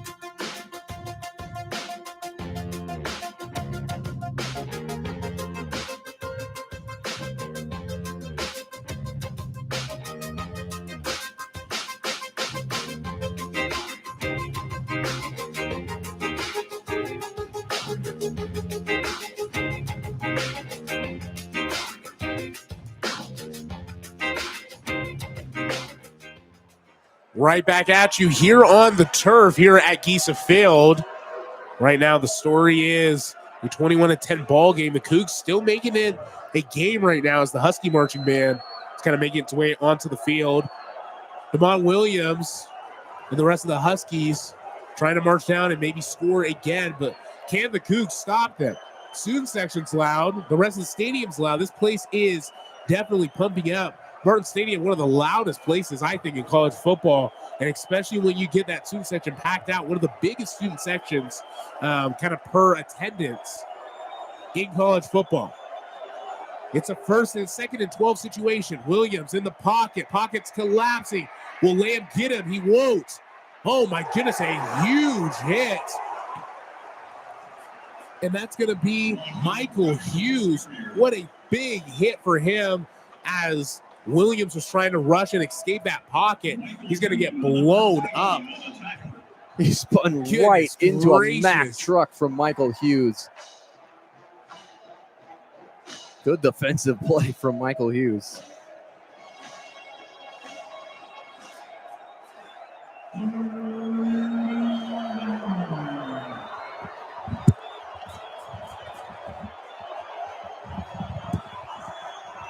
Now it's going to bring up 3rd and 11. Williams is going to heave it over to Boston. He will pick up a 1st down and some. That's going to move the chains over for the Huskies. An unfortunate, what was a huge hit, is now going to bring up a 1st and 10 situation. Yeah, just unfortunate right now for the Cougs. And now the Huskies are going to move down to the line. Williams trying to get a play in. And it looks to be maybe a timeout. Yep, going to be a timeout for Washington State. They'll have a 30 timeout. We're going to take a short break with you. You're listening to more Cougar football here on KUGR.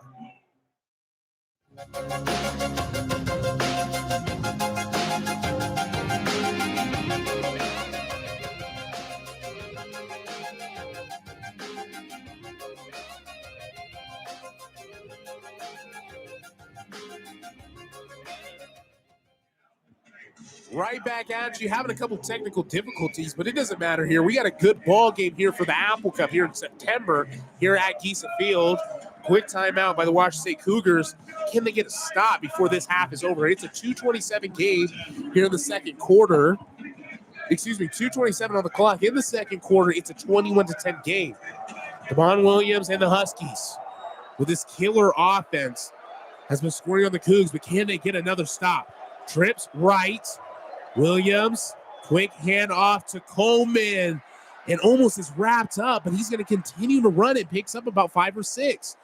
Nearly knocked up by the Cougs, but he slips away. He's very elusive of kind of getting up the field. One of their best running backs that had some really good season this season as well as last, the transfer from Arizona. It's going to bring up 2nd and 4. Williams drops back in the pocket. And almost what should have been maybe snagged away will bring up a first down situation.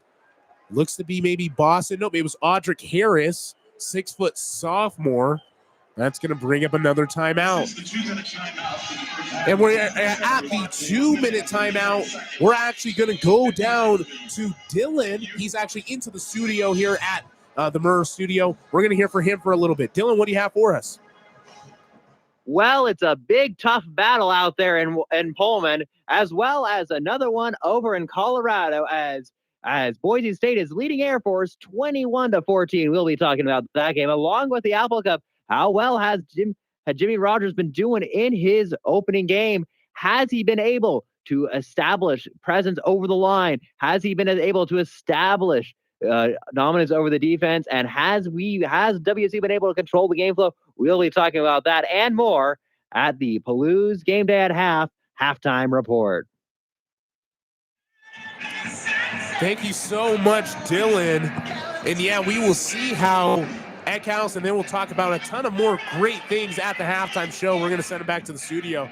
But right now, we are under the 2-minute timeout. 1:59 on the game clock. The Cougs are trailing by 11 points. Can the Cougs get another stop as Williams and the rest of the Husky offense is also trickling down the field and trying to score yet again? And Davis, right now, if you're, a defensive coordinator, how are you trying to slow down this rush offense so that hopefully they don't put any more points back on the scoreboard? Yeah, I think it all starts with communication. It seems like a couple times this possession, the linebackers have been a little confused on who's supposed to be the spy or who's supposed to be assigned to DeMond Williams. Parker McKenna on that huge run for DeMond Williams was kind of scrambling in front of the offensive line for Washington, trying to figure out where Williams was. He's a little bit shorter than most quarterbacks, 5'11", 190 pounds, so we couldn't see him over the line. He ran to the left, and Williams escaped to the right and got a huge gain. And I think for Parker McKenna, you have to be able to establish as the senior leader for this defense who has Ron Williams. And if it's going to be Polano, the redshirt freshman, you're going to have to really let him know exactly what he's supposed to be doing on every play. Yeah, and Parker McKenna, he's been almost the guy that's been getting some tackles there. He's just been like a step away, I feel like 3 or 4 times, some really big plays, and he's like right there, but just like a hair short. And right now, the Huskies ball on to the 25. They're almost in the red zone. Williams with the Dogs in their all whites. Motioning Boston in motion. Takes another handoff to Coleman. Has a lot of time and throws it away. Just throws it into the end zone. Tries to get the intended target, but just misses him for the Huskies. It was Cade Eldridge who he tried to intend for, but just overthrew it. Brings up 2nd and 10. Yeah, it kind of feels like that's one of the only plays in this game that hasn't been a positive play for Washington. They haven't been put behind the chains and out of their schedule so far in this first half. Crowd is on their feet, and they are loud. Williams, handoff to Coleman. It's going to be stopped by a flurry of Cougs. Great plays by the Cougs, and that's going to bring up a huge stop. It's 3rd and 9, 1 minute and 40 seconds left into this first half. What a play by Anthony Polano, the redshirt freshman, getting into the backfield. He unfortunately leads the team in missed tackles coming into this game with 8, but he makes a huge play right there. Now it's 3rd and long. Definitely not a missed tackle there, and a huge play here. It is 3rd and 9, rocking here at Giesa Field. The Huskies trying to score again. Williams now in the pocket, dropping back, and a phenomenal sack by guess who? Parker McKenna, the will, the captain, the huge backer. A ginormous sack for him. Brings up 4th down for the Washington Huskies. Talk about a magic 8 ball between Josiah and I in the booth. We talk about Polano and McKenna, and they make back-to-back great plays right before the half. And now Washington does have a really good kicker in Grady Gross, but it's a really long attempt. Probably around a 50-plus yarder for Grady Gross. Very long for Gross, but yeah, we're talking about the right guys here. We got to keep on talking. Gross now lining up for, yes, probably a 50-plus yard field goal. The holder is on the 41. It is rocking in this place. It's going to be a timeout. They're going to ice him. And I think that was no good on the fake practice kick. Yeah, he missed that right. Yeah, he missed that right. But the timeout, I think from the own team, Jed Fish calling the timeout. Yeah, and it is. Jed Fish calls the timeout and actually preserves the attempt for Grady Gross, who is a Cougar killer in the past. He won the 2023 Apple Cup for Washington in Seattle. Yep. And that was the year Washington went to the national championship game. Did get steamrolled by Michigan. Do want to add? Yeah, have to add that. But still made the national championship game, so pretty good. Grady Gross also earning a scholarship after that Apple Cup win, so definitely a good guy, just playing for the wrong team. That's just my opinion on him. It is rocking in here, so loud we can barely hear ourselves here at Giesa Field. Still warm, the rolling hills of the Palouse. It's a gorgeous scene. Gross for the 50-plus yarder for the Huskies. Kick is up, and it will be through the uprights. That's going to be good. Add 3 more for the Huskies. Unfortunately, they'll go up again by 14, but definitely a huge play, a huge sack by Parker McKenna, one of the captains on this defense, and will at least shorten the blow a little bit, just kind of lighten it, and brings up a 14-point lead for the Huskies. Yeah, to me, that's a win for the Washington State defense. Washington's offense has been moving the ball all first half, scoring touchdowns on every drive, and then they go and they end up with the field goal. That's their first drive since Colorado State game, week 1, where they haven't resulted in a touchdown. They scored 9 touchdowns on 9 drives against UC Davis in week 2. Then they had the bye week, and now they're here, and Grady Gross really hadn't been used that much this year, but he comes out and knocks in the field goal. And a great timeout by Jed Fish. Got to give him the credit to, I don't even know how he knew Grady Gross is going to miss that, but he called the timeout and got him a practice swing. Yeah, definitely lucky.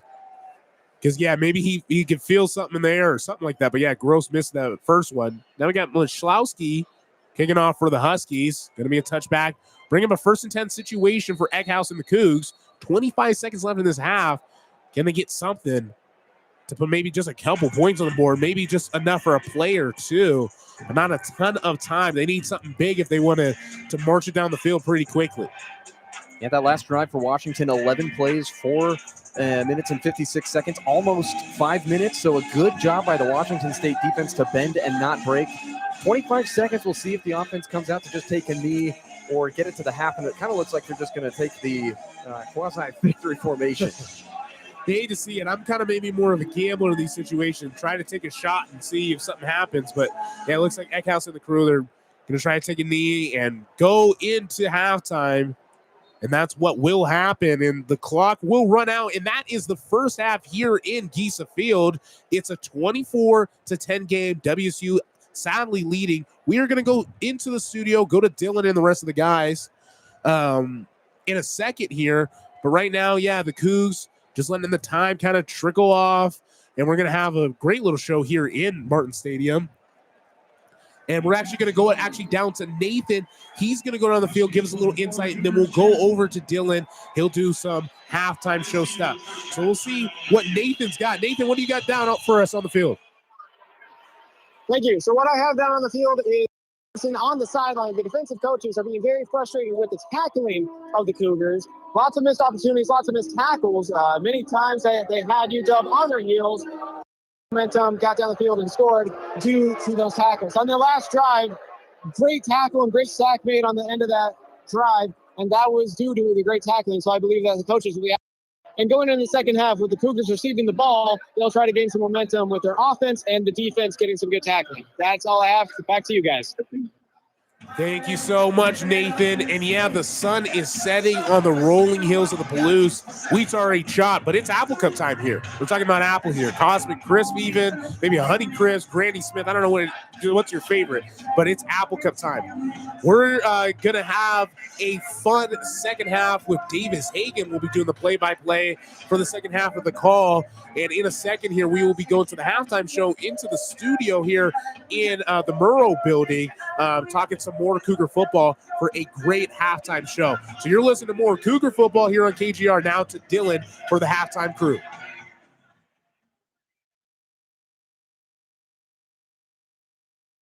Thank you, Josiah. It's been a wonderful first half out there. Lots to talk about, lots to see. Been fully chaotic, just what you would expect in an Apple Cup. But before we can talk about all those amazing things we talk about, let's talk about what's been going around in the wild, wild west. We had some chaos down in San Jose, right, guys? Yeah, we did. Wouldn't you know it, the Vandals played another close game. They actually had a lead of 7-0, 14-0, and they actually had the lead 4 different times in this game. Ultimately, it came down to the final seconds when San Jose State Dennis Lynch hit a 48-yard field goal with 8 seconds left. Idaho quarterback Joshua Wood, who the Cougs could not seem to stop when we played them, he threw for 232 yards and had 2 touchdowns. Plus, he also had yards rushing. Idaho, with this loss, falls to 2-2. They have a bye next week, and then they stay on the road.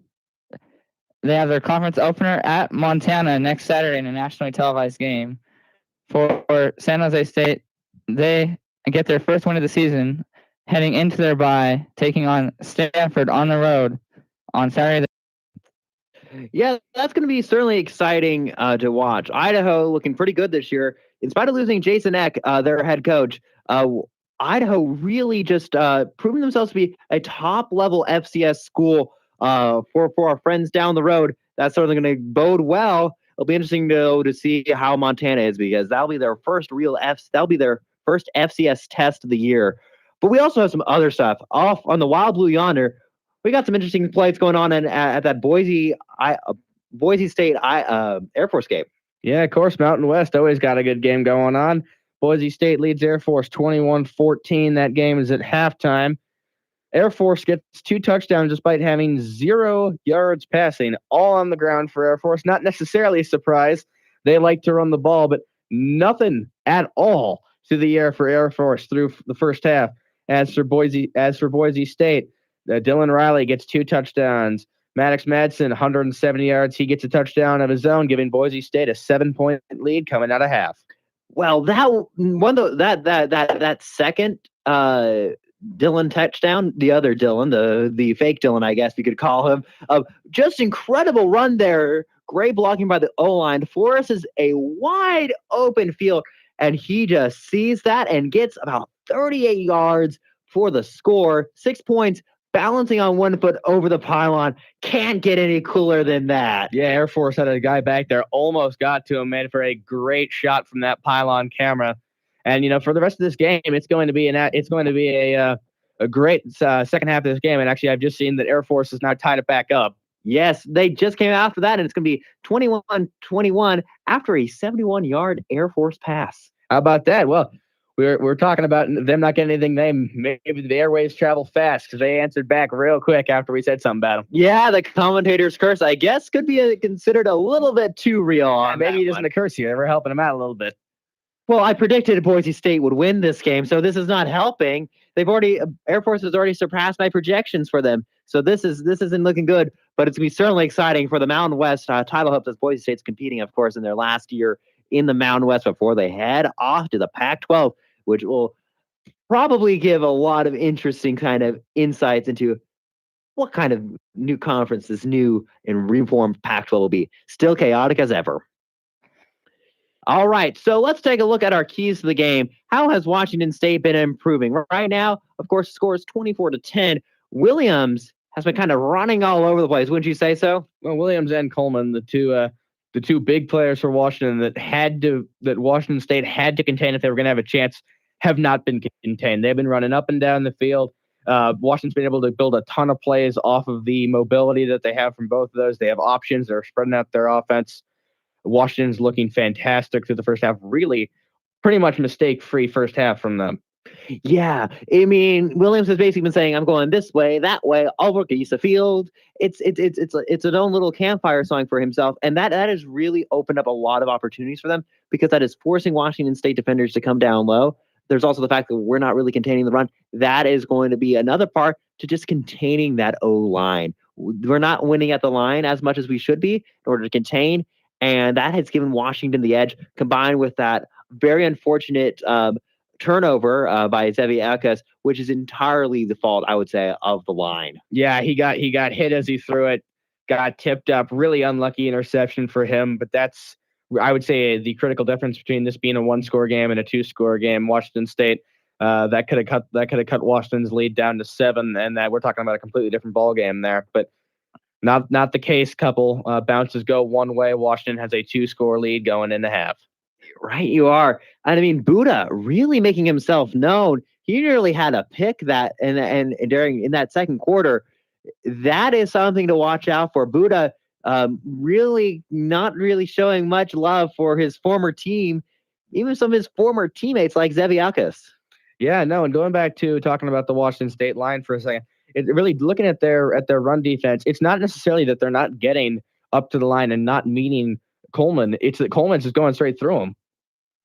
Yeah, it's just one of these things that you just got to be focused on. You got to be focused on if you're going to beat your in-state rival. And Washington really has been able to establish how they want to play this game. They have been in control, and Washington State's going to needs to claw that back. You know, Rogers had that unfortunate mistake in the first half, calling an accidental timeout. That lost him a lot of ability to control the game, especially when you're taking timeouts that early in the half. Yeah, and I think that throughout the course of the season, there's been some questions about his play calling, especially when he uses his timeouts, and that was another example of that. That seemed a bit odd. There was another one where they called a timeout really when they were driving. I believe that there was an issue of Ackhouse looks over the sideline. Maybe he got confused there, and that's why that timeout was called. But Washington State had a couple of odd uses of their timeouts, and I think that may be affecting them a little bit. They get the ball out of half, though, and that's going to be important for them to capitalize on that opportunity to try to bring this game closer. Right, you are. Right, you are. Well, on that front, how has Washington State been at establishing the run so far? Because, part of that line control is really, how do we control that run? Well, the line hasn't been great. The run hasn't been fantastic. There's been a couple of longer Zevi passes that have kept Washington State in this game. The run doesn't look quite as bad as it did against Idaho, but it still hasn't looked fantastic, and I think Washington State's going to have to work on that in the second half. Yeah, definitely the case there. But speaking of kind of Akes, though, and kind of running, he has so far 15 rushing yards on the day. Nice little pickups there, not as much as Williams, which has been able to really just kind of paint himself all over Gisa Field, but Akes has shown himself to kind of why he was kind of experienced, why he's being paid $100,000 in NIL money to stay with the Cougs, and that is something that's going to be an interesting dynamic to see how Akes will kind of flow, given the fact that this is his first start in basically 2 years. Yeah, with pretty much. a full actual game roster rather than that Holiday Bowl roster, which was a hodgepodge. Yeah, this is also his first career start here in Pullman, so he's kind of he has to kind of adjust to this environment. And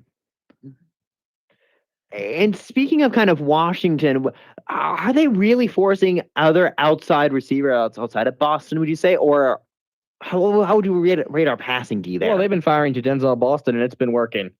Washington State has put guys on them. They've switched it around a couple of times. It just looked like, but they keep doing it. And the issue that Washington State is having is there's been so much explosive runs for Washington from all sides of the backfield that they've had to push up a little bit, and that's allowing Boston to really work his magic deep. There was a shot very early in the game to him that was just overthrown. That could have been Washington's first touchdown of the game. They still ended up scoring on that drive, but he's been getting open. He's looked pretty good so far today, despite Washington State trying to stop him. And Coleman himself, he's actually been their second best receiver today. So Washington State has not been able to control Coleman as much, and that has really, helped the Huskies in establishing how they want the game to go, how they want to go, and really control how Washington State. If you're Washington State, though, you get the ball in the start of the first half, right? How are you going to handle that? How are you going to approach that sort of dynamic with your first drive to really show the Huskies who's boss on your home field? Well, so if I was Jimmy Rogers and just trying to build a game plan for the first drive of the second half, I'm thinking be methodical. Don't necessarily go super deep. Build out a drive, gain a couple first downs. I know you're down 2 scores, but have a longer drive here. Not necessarily a super long drive, but have the ball for a while. Get 3 or 4 first downs, and you got to get points. You really got to get a touchdown here. That'd be great. But no matter what, don't turn the ball over. Put points on the board and show that you're not out of this game. And really consider how an opening touchdown for the half will set things up. That'll make it a 1-score game, and that would allow Washington State to be able to have a little bit more control over their own destiny here. Well, I am certainly excited for that, as I think that's going to wrap things up here. Washington State, Washington in this Apple Cup will certainly be interesting to see what happens in the half. Will they continue? Will the current trends continue, or will they not? We'll find out as we'll be heading right back to Davis Hagen and Joshua Franks back at Visa Field at Martin Stadium for the second half. I'm Dylan Bergman. I'm Charlie Templeton. And I'm Declan Kern. And Goku. Goku.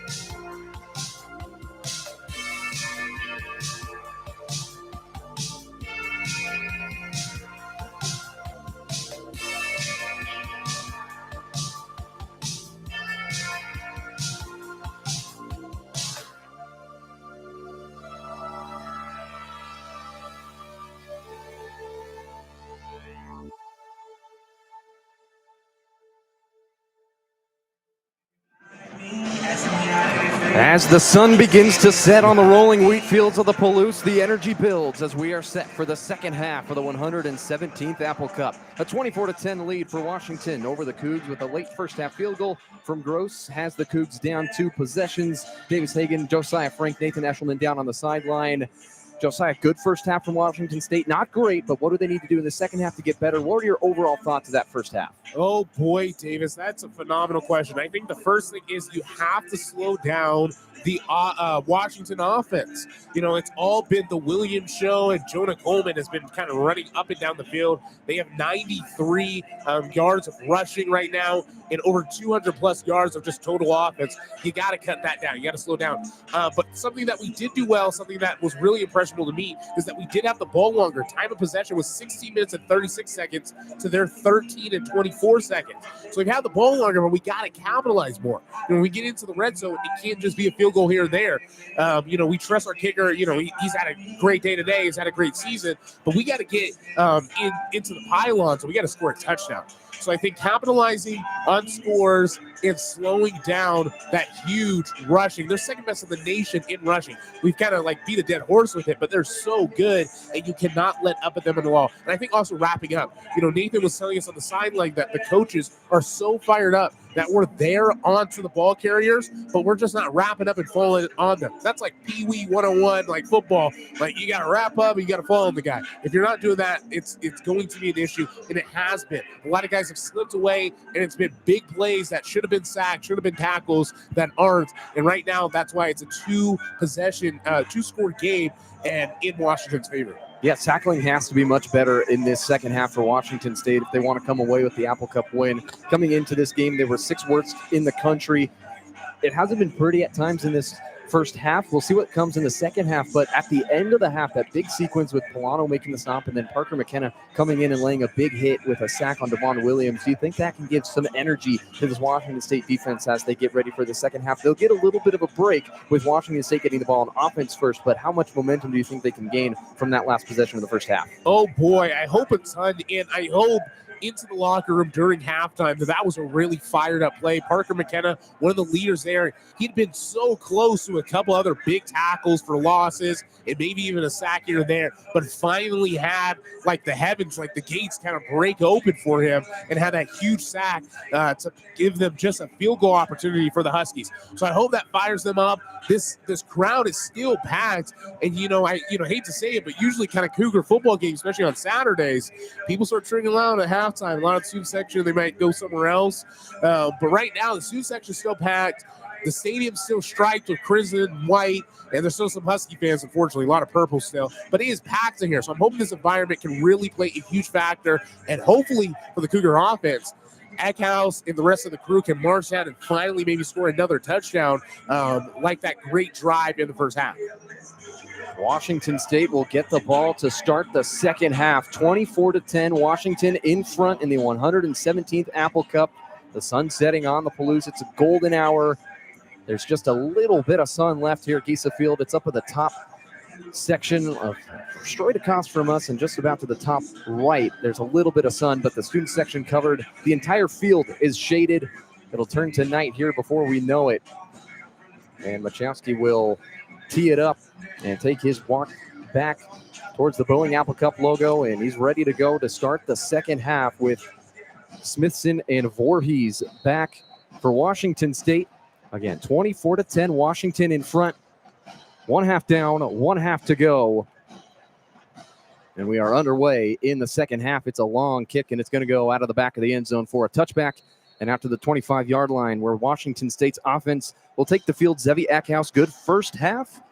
Yeah, 111 passing yards, 11 for 14, and a touchdown. Does have that interception. First drive of the game was a tipped interception. He did have a lot of pressure on him, but so far, a good response from a guy that was the third-string quarterback for the first 3 weeks of the year.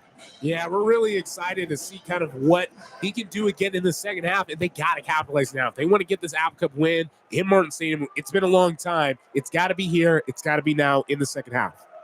3 receivers to the left, 1 to the right. Angel Johnson, the running back, off the left hip of Eckhouse. Full 15 minutes on the clock here to start the second half. 24-10 Huskies. They run the ball up the middle with Johnson. He will bounce it to the left side and get pulled down, where he is blasted by Rashawn Clark, the safety who came down to meet him. Just a gain of 2 on the play. So first play of the second half, a short run for Angel Johnson, who really hasn't found any daylight this year. 14-point deficit for Washington State as they get this second half started. We'll see. They had a nice balance in that first half with run and pass. We'll see if they can continue that here in the second half.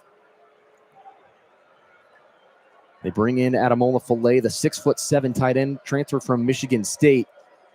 It's a 2-receiver set to the left, 1 to the right. Johnson on the right hip of Eckhouse this time. From the 27-yard line, Noga in motion, play action for Eckhouse.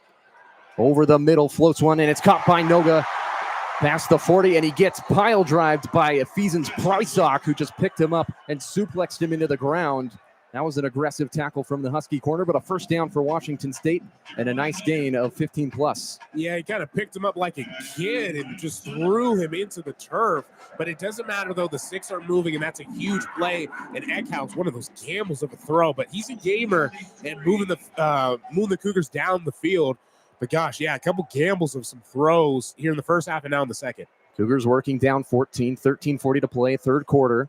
Ball on the 43, moving right to left. Eckhouse in the shotgun, pitch in the gun to Angel Johnson, hits the speed, and he gets tackled by Buddha Alukta, the former Coug. Just picked up 2 yards, and it feels like every time Angel Johnson picks it up, he's picking up around 2, which is fine to always get positive yards, but he's yet to really make that explosive play in a Cougar uniform. Yeah, and he's averaging only 1 or so, a game, that's his average for yards per carry.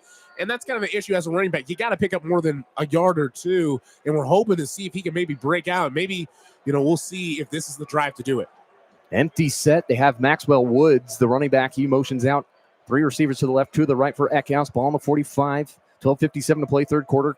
Quick out to Lechner, who makes the grab, and a little run after the catch inside Washington territory. Gain of about 15. A flag is down behind the play. Eckhouse got hit. Lechner went to the sticks with a curl route, caught it on the far side, picked up the first down. Could have been maybe a holding.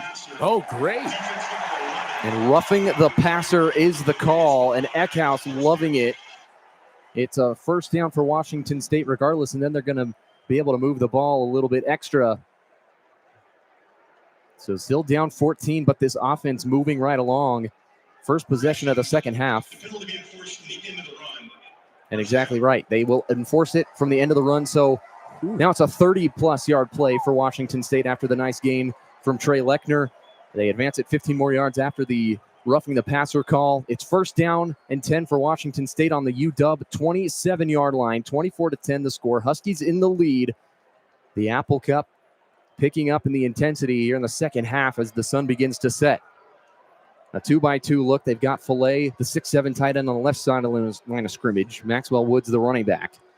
Pressure showing off the edge from the Huskies. A return motion on a bubble for Voorhees. Pressure coming up the middle. Eckhouse steps away, dumps it off underneath the Woods, who gets tracked down from behind by Samote Pepa, the big defensive lineman, 6'3", 350, falling on top of Woods. But a nice gain of about 5 to the 22-yard line. So just about 12 minutes to play here in the third quarter. 3 minutes gone. Washington State really moving the ball well on this drive, down 14. Yeah, phenomenal drive by Eckhouse and the rest of the Cougs, and with a huge penalty right there off the big pickup. And now the Cougs are kind of inching closer and closer to that red zone.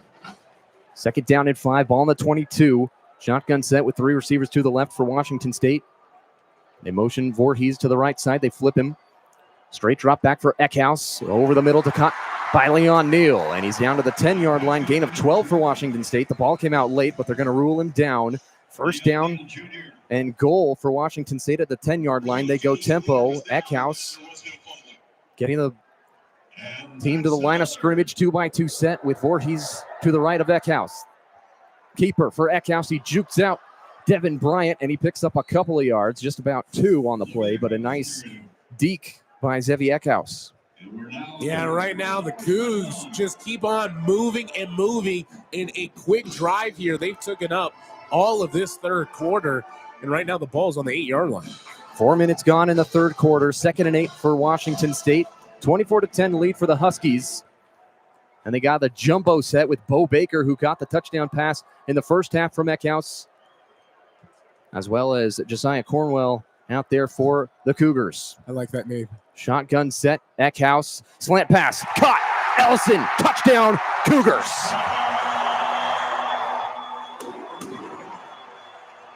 (24-16) and a touchdown drive for Washington State, and a statement play on the opening drive of the second half for the Cougars in the 117th Apple Cup. 117, and with an extra point, the Cougars will score 17 points.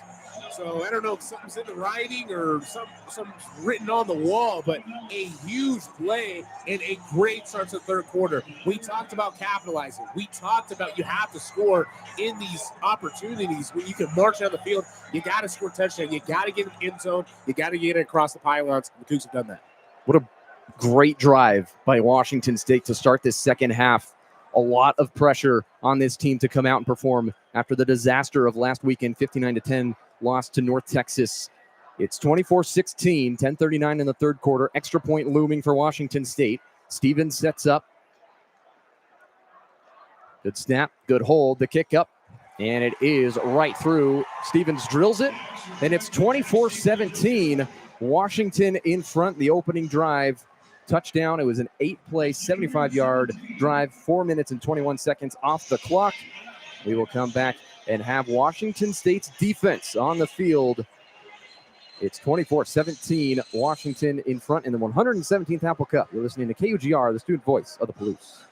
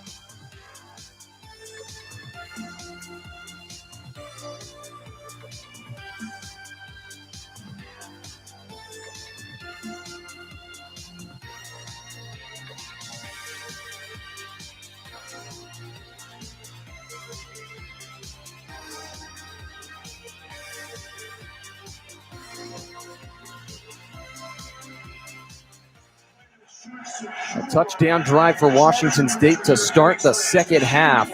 A really nice drive orchestrated by Zevi Eckhouse, and we will go down to the sideline to have an update from Nathan Eshelman, who's been doing a great job on the sideline all night for us. He's got an update on Max Balloon, the defensive tackle for Washington State. Nathan, take it away. Just want to give an update on Eagles defensive end, Max Balloon. He, earlier in the first half, he went down with an injury after making a big tackle. After an update from the second half, he is leaving the locker room with a wrapped up left knee, and he's walking on 2 crutches right now. He will not return this game, with a further update coming after the game. That's all I have. Back to you guys. Thank you, Nathan. That's an important update from the sideline with Max Balloon, who has made some really good plays. He's a team captain for Washington State. Not in the lineup for this second half. That's a huge development, as Ryan Harris, the kickoff specialist and the punter this year for Washington State, puts it on the tee with the running back duo of Muhammad and Coleman. Deep to return for the Huskies. It's 24-17 Washington, but a touchdown drive, 75-yard, 8-play drive. That would be a crazy drive, 75 plays. So Ryan Harris will kick it off. 10:39 to play in the third quarter. 7-point deficit, and it's an onside kick, surprise attempt for Washington State, and it's scooped up immediately by the Huskies, and they try to catch him sleeping and instead give him really good field position inside Washington State territory at the 35-yard line. They try the onside kick, and they fail, and Washington's offense comes out. That is a huge play in this game. I don't like that. I don't like that at all, Davis. I think after a scoring opportunity, we don't have to messing around, and we don't really have the opportunity to kind of kick something and, hope that they mistouch a ball. This is a really good Washington team. They were definitely ready for their hands and special teams team, and now they are on the 35 and are in great scoring position for the Huskies. Williams in the shotgun with 3 receivers to the right. They hand it off up the middle to Jonah Coleman, who's got a burst of speed, and he breaks a tackle, and he's out past the 25, towards the 20, about the 22-yard line before he was taken down by Tucker Larch, who was the last line of defense. And, yeah, an unbelievable play call from this coaching staff for Washington State to kick an onside kick, trying to catch him sleeping. It wasn't really close, and Chris Lawson picked it up for Washington, gives them easy field position, and they learned their lesson last week, or so we thought, that you can't give your opponent easy field position. But here we go again. Washington, first down from the 22. Hand off to Coleman, up the middle. He's got a seam. He's got a burst. He's got the edge, and he's tripped up out of bounds at about the 10-yard line. Tucker Large and Matthew Durant, the safeties, pushing him out of bounds, and it seems like this Washington offensive line is really wearing on the Cougars defense. Under 10 minutes to play in the third quarter, 24-17 Huskies. Yeah, that's just, man, a series of just kind of bad plays from coaching, and then a couple breaks from Jonah Coleman for breaks, missed tackles. Nobody's wrapping up, and now all of a sudden you're within the 10. So first down and goal for Washington. They take the sticks away. They can't pick up a first down unless it's a penalty. Fine. Hand off to Mohammed. He breaks a tackle immediately from Francel. McKenna picked him up, the second linebacker there. It's a gain of 4 to the 6-yard line. It was Vines Bright in motion that kind of disrupted the eyes of the linebacking core for Washington State. The backup running back, Mohammed, who's had a good season so far. He's got 2 touchdowns, but nothing compared to the 8 rushing touchdowns for Jonah Coleman, who leads the country. But this is where his bread and butter is, inside the red zone, especially inside the 10 from the 6-yard line. Williams in the shotgun, 2 receivers to the left as well as a tight end. Straight drop back, clean pocket for Williams. Rolls to his right now, decides to go to the left. Makes a juke move against Stevenson, has the edge, and then he's tripped up inside the 5 by a couple of Washington State defenders. But Stevenson is holding his midsection, and he's going to jog off. DeMond Williams able to juke him out, and a couple of Washington State Cougars get him, and now Caden Beatty down on the field, who just came in the game on that last play, and now he's down injured, and they will blow the play dead. And it was right before the officials were able to put the ball on the ground. If a defensive player is injured after the ball is spotted, they would have charged Washington State the timeout, but it was right before they put it on the field. And we'll take a break and be back with an update on Caden Beatty. 8:32 to play in the third quarter, 24-17, Washington in front. The ball is on the 2-yard line, and it's 3rd and goal when we come back.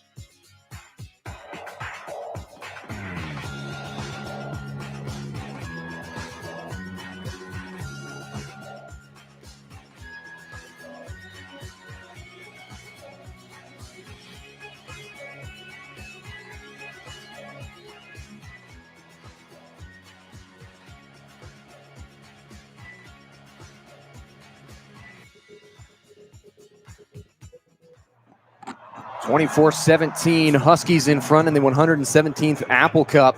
8:32 to play in the third quarter, and Caden Beatty able to get up and make himself available for the training staff on the sideline. But Josiah, an interesting call from either Pat Cashmore or Jimmy Rogers. Not sure whose ultimate decision it was to go with an onside kick after a 75-yard, 8-play drive to score a touchdown to start the second half, make it 24-17. You think the defense is finally getting stronger as this game goes through, and then they set up Washington at the 35, and now it's 3rd down and goal from the 2.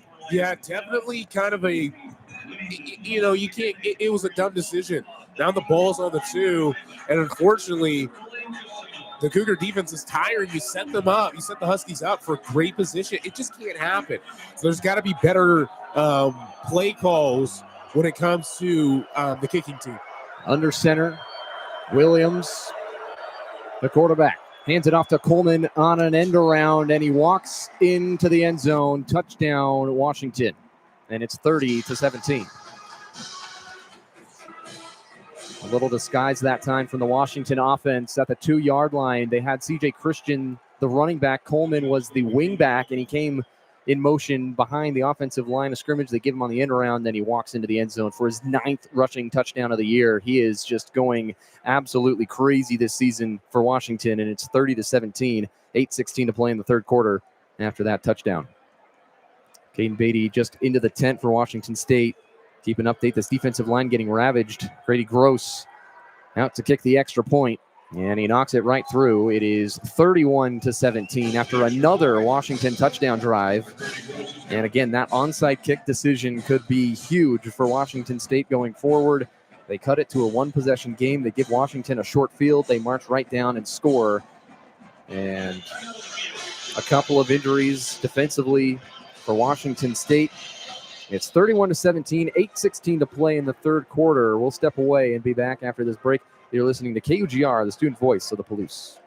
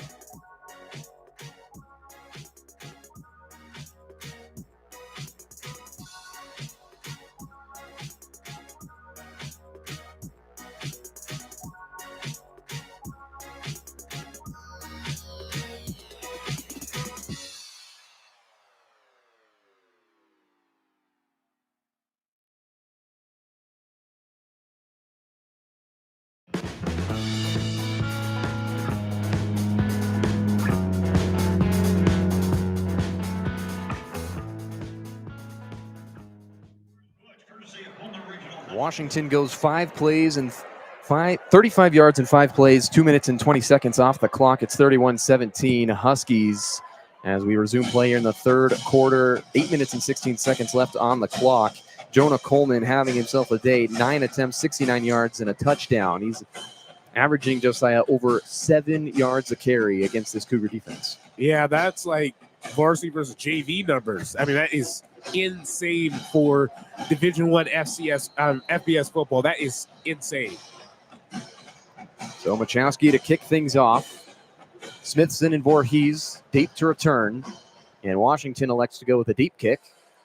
And they'll kick it out of the end zone. Yeah, they're a little bit smarter than maybe our play calling. But by any means, we can all score and get back into this game. It's far from over. Lots of time left. 8:16 in the third quarter. There's another quarter after that. So really excited to see if Eckhouse and the crew can march down there and put some more points back onto the board. Yeah, Eckhouse 23 yards away from a 200-yard passing game. Ooh. This is his first start of the year, first regular season start at Washington State University. Was the quarterback in the bowl game, was the third-string quarterback for the first 3 weeks of the season. So from the 25-yard line, 8:16 on the clock in the third quarter, 31-17 Dogs. Voorhees the running back with 3 receivers to the right. Eckhouse, clean pocket, fires it out quick to Landon Wright, makes the catch, tries to juke out Ephesians Prysock, and he's pushed out of bounds after a gain of a few. That'll bring up second down and medium. Approaching 8 minutes to play in the third quarter. And again, a 14-point deficit for Washington State. Now, the one benefit to that onside kick is that Washington scored in about 2 minutes. That doesn't take very much time off the clock, and it gives your offense a chance to go down. So if they're playing 3D chess and they want more time of possession, that could be a good thing for Washington State if they can continue to score. 3 receivers to the right in a bunch formation. They motion Lechner, the tight end, back towards the line of scrimmage. He gets bottled up. That was where the play was trying to go. Now Eckhouse going to launch deep to Josh Meredith, and the pass is caught at the 25-yard line. A huge play for Washington State. Davis, I mean, I don't know if you saw that, but that was off of Eckhouse's back foot, and he heaved it probably 40-something yards.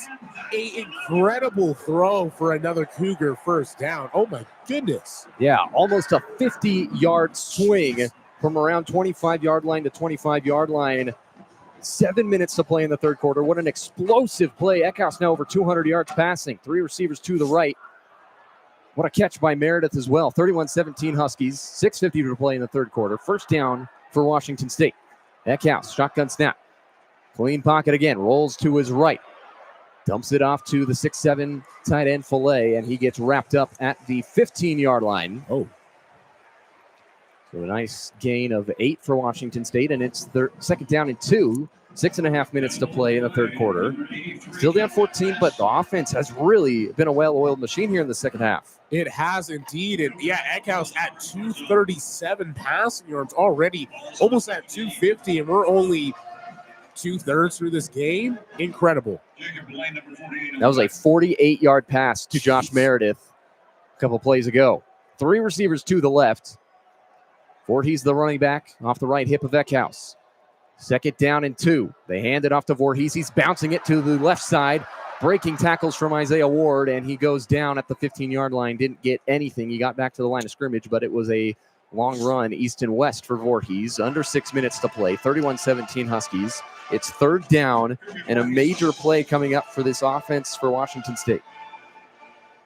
Huge play, have to convert, even though the ball is on the 15. You got to pick up this first down at least. Got to get a yard or 2 to make sure you still have this offensive drive alive to score. Heavy set for Washington State. 2 tight ends on the left side. Now they motion to the right side of the line of scrimmage. Eckhouse goes under center, motioning Ganashamorthy. They will pitch it out to Angel Johnson. He's got to beat 2 people, and he runs into the defense. And Isaiah Ward, the defensive lineman, pushed him out of bounds ultimately, and it is a loss of a couple as they pitched it backwards on a 3rd and short play. And now it's 4th down and 4 from the 17-yard line. They lost 2 yards on that play, under 5 to play in the third quarter. 31-17, Washington in front in the Apple Cup. Yeah, it looks like they're going for it. And Anthony Freeman is the running back in formation for Washington State.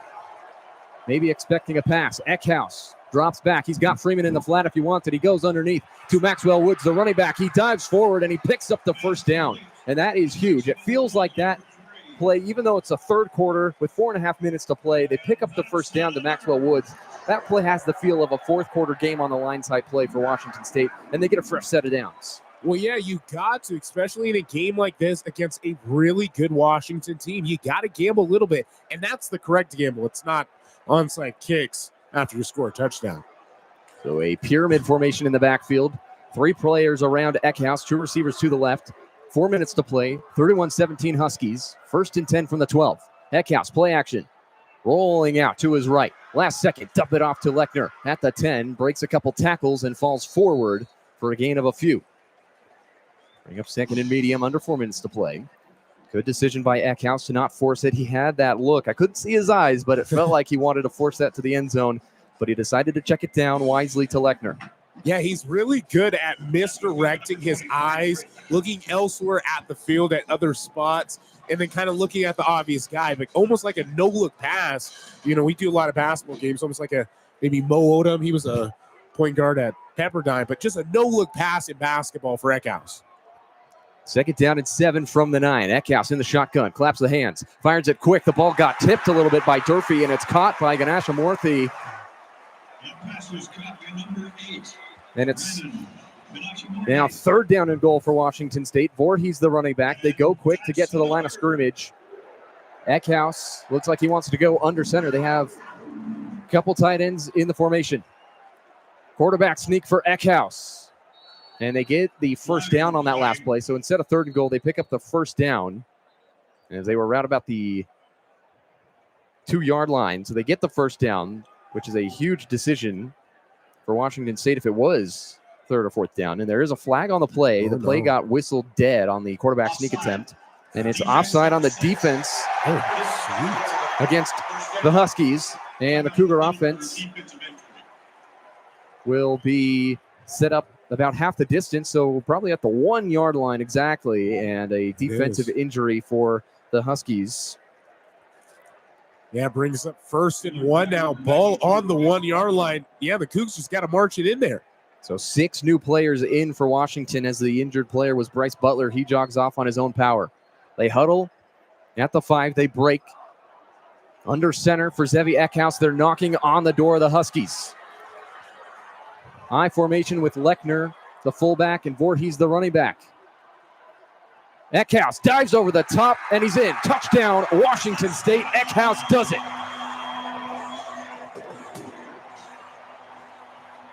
31-23.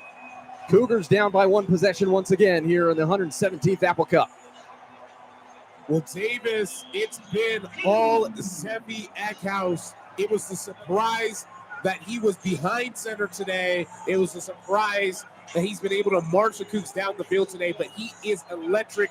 We've seen this from last year in that bowl game, the 3rd stringer. Sometimes good things come to those who wait. He's like a kid on Christmas and Santa delivered the presents. He's at 253 passing yards and another 40 nearly in rushing. Stevens the extra point to make it a 7-point game, and he nails it. It's 31-24. 2 minutes and 38 seconds left in the 3rd quarter. What a job by Zevi Eckhouse and this offense. They are running wild in the second half. 2 great drives, and it's 31-24. Washington in front, but the momentum with Washington State. We will take a break and be back on the other side. You're listening to Cougar Football on KUGR.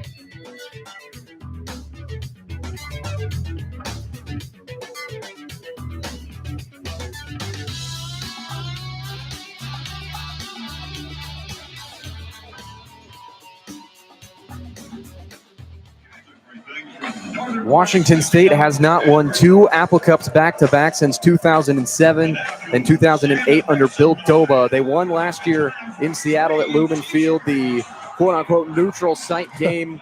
And now it's here. Now it's here in Pullman this September.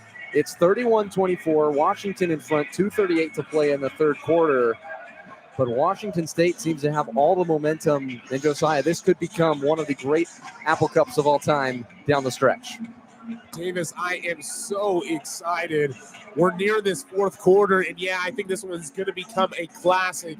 This whole thing is a tradition, the 117th Apple Cup, but I am so excited. It is close, and hopefully there's no going to be any more onside kicks. We're going to put it down there, set our defense, and hopefully, get a shot at tying this game and hopefully gaining the lead and hopefully winning this thing here in Pullman. Harris tees it up, ready to kick it deep, hopefully. And the big blast from Ryan Harris will go through the end zone for a touchback. And Washington's offense will come out from the 25-yard line forward instead of the Washington State 35-yard line this time. And Damon Williams and Jonah Coleman have been running wild so far on this Washington State defense. And the first touchdown of the game was Denzel Boston. He's been fairly quiet since that first drive, but it's been Coleman and Williams that have really carried the load for the Huskies. Yeah, we're hoping they can stay that way because he's definitely their guy, but has been very quiet, especially in the second half. So a physical formation out there, 2 tight ends for the Huskies. A shotgun set with Coleman to the right of Williams from the 25-yard line. 2:37 to play in the third quarter. Williams, clean pocket, dumps it underneath to Coleman, trying to make one-man miss, and Caleb Franzel gets blasted by his teammate Anthony Polano, and he's lucky that he was tackling Jonah Coleman at the time because he got hit off the tackle. It's a gain of 9 for Washington to the 34-yard line. They go quick, set it up fast, ended off to Coleman up the middle, and he's got enough for the first down past the 35-yard line to the 36. And approaching 2 minutes to play in the third quarter, Huskies up by just 7. They pick up a new set of downs. Yeah, it's that quick tempo offense. They're trying to score as many points as they can if you're the Huskies and as quick as you can. You want to try to run up that scoreboard and not keep it a one-possession game, but the Cougs are trying to keep it in control. Shotgun snap to Williams, handoff to Coleman, looking for space, and he's met by Cale Reeder, the safety, who flew down once he knew it was a run. And they stopped him at the 39 for a gain of 3. This time, Cale Reeder, number 25. So the second down at 7. Again, 7-point deficit for Washington State. Minute and a half to play in the third quarter. All on the 39-yard line. Washington working left to right for the last minute and a half of this game here in the third quarter. Then they'll switch sides as we start the fourth in a minute and a half. Williams takes the snap. Clean pocket for him. He steps up through the middle, and he's got some speed out to midfield before he's upended by a couple of different Cougars, and it's a first down for Washington as they continue to move the ball on this Cougar defense. It's first down at midfield with 1:05 remaining in the third quarter. Yeah, that offensive line for the Huskies, they have done phenomenal job up front. If it's pass blocking, if it's rush blocking, those big guys, a lot of size, 6'5", 6'6", 6'3", 6'4", and 6'7", they are huge up front. 3 receivers to the left, ball on the right hash of midfield. Williams keeps it on a read option, and he lunges forward and bounds his way out to the 41-yard line. And it's a gain of 9 for Washington. 30 seconds to play in the third quarter. Still a 7-point lead for Washington. They go quick. Hagen can't even keep up with them. Hand off to Mohammed up the middle, bouncing off tacklers. Now a swarm of Cougars pulls him backwards, but he got the first down to the 38-yard line of Washington State on the right hash. 14 seconds to play. Wonder if that could be the final play of the third quarter, and it's a new set of downs again for Washington, and it will be the final play of the third quarter, 31-24. Josiah, your thoughts on that third quarter for the Cougars? Oh boy, Davis, I am really excited. A great job on the offensive side of capitalizing on scoring position. You know, the Cougs in the first half, they were getting really well drives, but there was a stop here or maybe a field goal here, but it was always just a little too short. But right there, Eckhouse really leading the ship. He's that captain and brought them all the way down to the end zone. So a great job of scoring and keeping it a one-possession game. This is a big stop for the defense, and hopefully we can tie it up so that we can try to take that lead. We'll go down to Nathan Eshelman on the sideline with an atmosphere update before we head to the fourth quarter. Nathan, what do you got down there? Thank you, guys. Watching the atmosphere over here, at least on the WSU student section and just section, the crowd is very rowdy. With the new sales of alcohol being allowed in Kisa Field and Martin Stadium, this could be an element of why they're so rowdy. The crowd noise has been very impactful, with noises getting up to 116 decibels at their loudest. Let's see if it's a factor in this fourth quarter to help the Cougs back into this game. That's all for me. Back to you guys. Thank you, Nathan. 31-24, Washington in front as we head to the fourth quarter of the 117th Apple Cup. You're listening to KUGR, the student voice of the Palouse.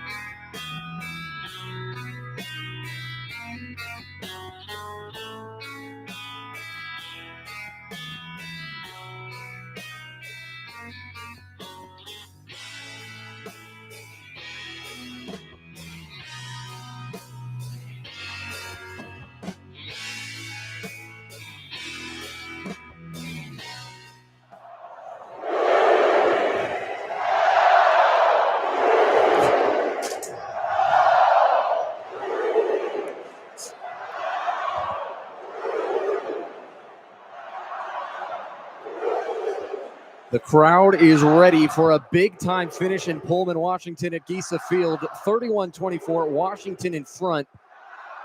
15 minutes on the clock for the final frame. Josiah, this could be a good finish for Washington State if they could pick up a stop, but the Husky offense has been marching right down the field.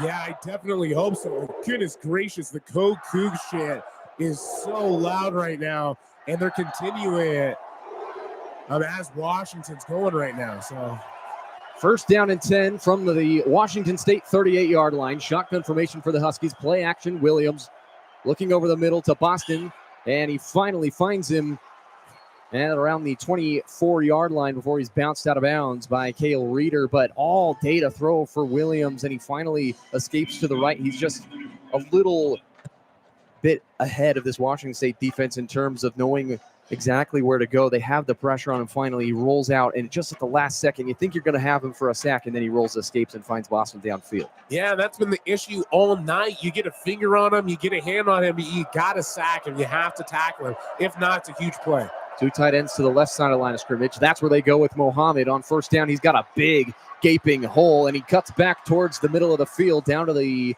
3-yard line before he's finally stopped by Washington State's defense. But that was a huge gain for Washington to go from the 23 all the way down to the 3, a gain of 20 yards. 14 minutes to play in this game, 31-24 Huskies. They go quick. They hand it off up the middle to Mohammed, who is upended by Parker McKenna, the linebacker coming through and making the stop on Mohammed. And now Jonah Coleman comes back into the game. He's looking for touchdown number 10 on the year.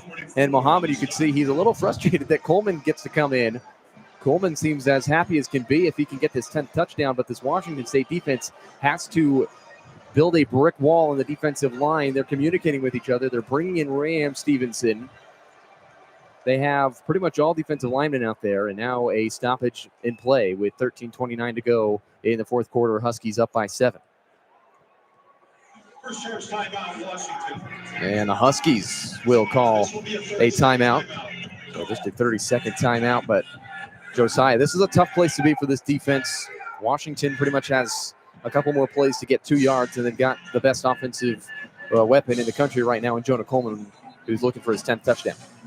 Yeah, definitely not a phenomenal start to the fourth quarter. And that's what we talked about. It's just we've been literally a step away, just a hair away of trying to get control of the Huskies offense with our defensive team. And just we haven't been able to do it tonight. They've been able to score, and thankfully we've been able to keep it somewhat close. But right now it's 2nd and 2 on the 2. So really nervous about maybe what could be another potential touchdown. From the 2-yard line, Washington breaks. They got 3 receivers to the right, a tight end and Decker DeGraff on the left side. From the 2-yard line, a shotgun set. Williams, speed option to the left, and he's brought down in the backfield. And guess what? The speed option doesn't work to the boundary side against this Washington State defense. That's how they won the game last year in Seattle. And Washington doesn't learn their lesson. A great job by Malaki Taase to get in the backfield, and that is a huge play on the defensive side for Washington State. It's now 3rd down and goal from the 7-yard line. 13 minutes to play in the fourth quarter. 31-24, Washington in front, the crowd getting loud. Williams, 1-step drop, lobs it up to Boston, and he makes an acrobatic catch over the top of Kenny Worthy, the redshirt freshman, and it's a touchdown for Washington. And that is a heartbreaking play for the Cougar defense. 37-24 Huskies. Yeah, that is super unfortunate. He is a huge guy, Boston.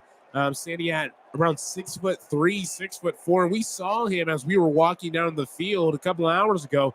He looks more the size of a tight end. Could have, the size of a tight end or a basketball player than maybe perhaps a receiver. But yeah, just makes an acrobatic catch to add to the Huskies lead. Grady Gross on to kick the extra point. And he blasts it through the uprights. And it is 38-24. Washington State back down to a 14-point deficit against the Huskies, who made a interesting call to go boundary side speed option again. Malaki Taase makes the stop, and then they go with a lob pass on a fade route to Denzel Boston, who is 6'4". Kenny Worthy, the corner, the 6 foot, 177-pound redshirt freshman. That's a size mismatch. It was good coverage, but just a better offensive play from Denzel Boston.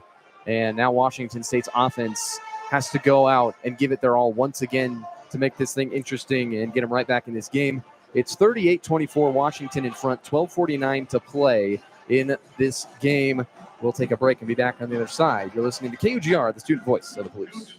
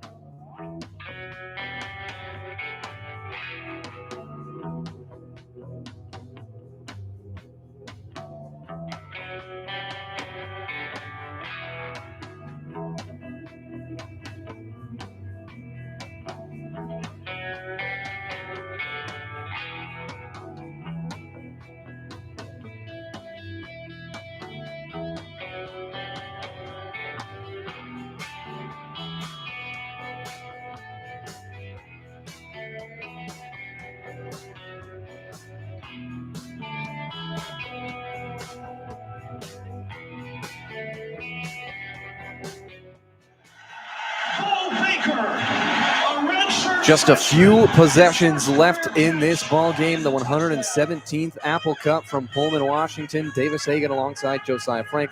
Nathan Eshelman down on the sideline. It's been a fun night in Pullman. The night sky is getting darker and darker. 12:49 to play in the game. 38-24, Washington in front.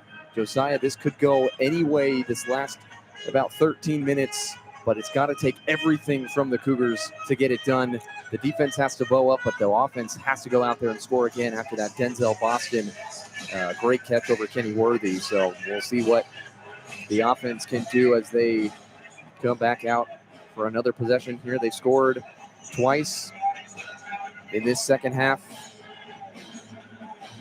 It was 24-10 at half. It's now 38-24. Huskies in front.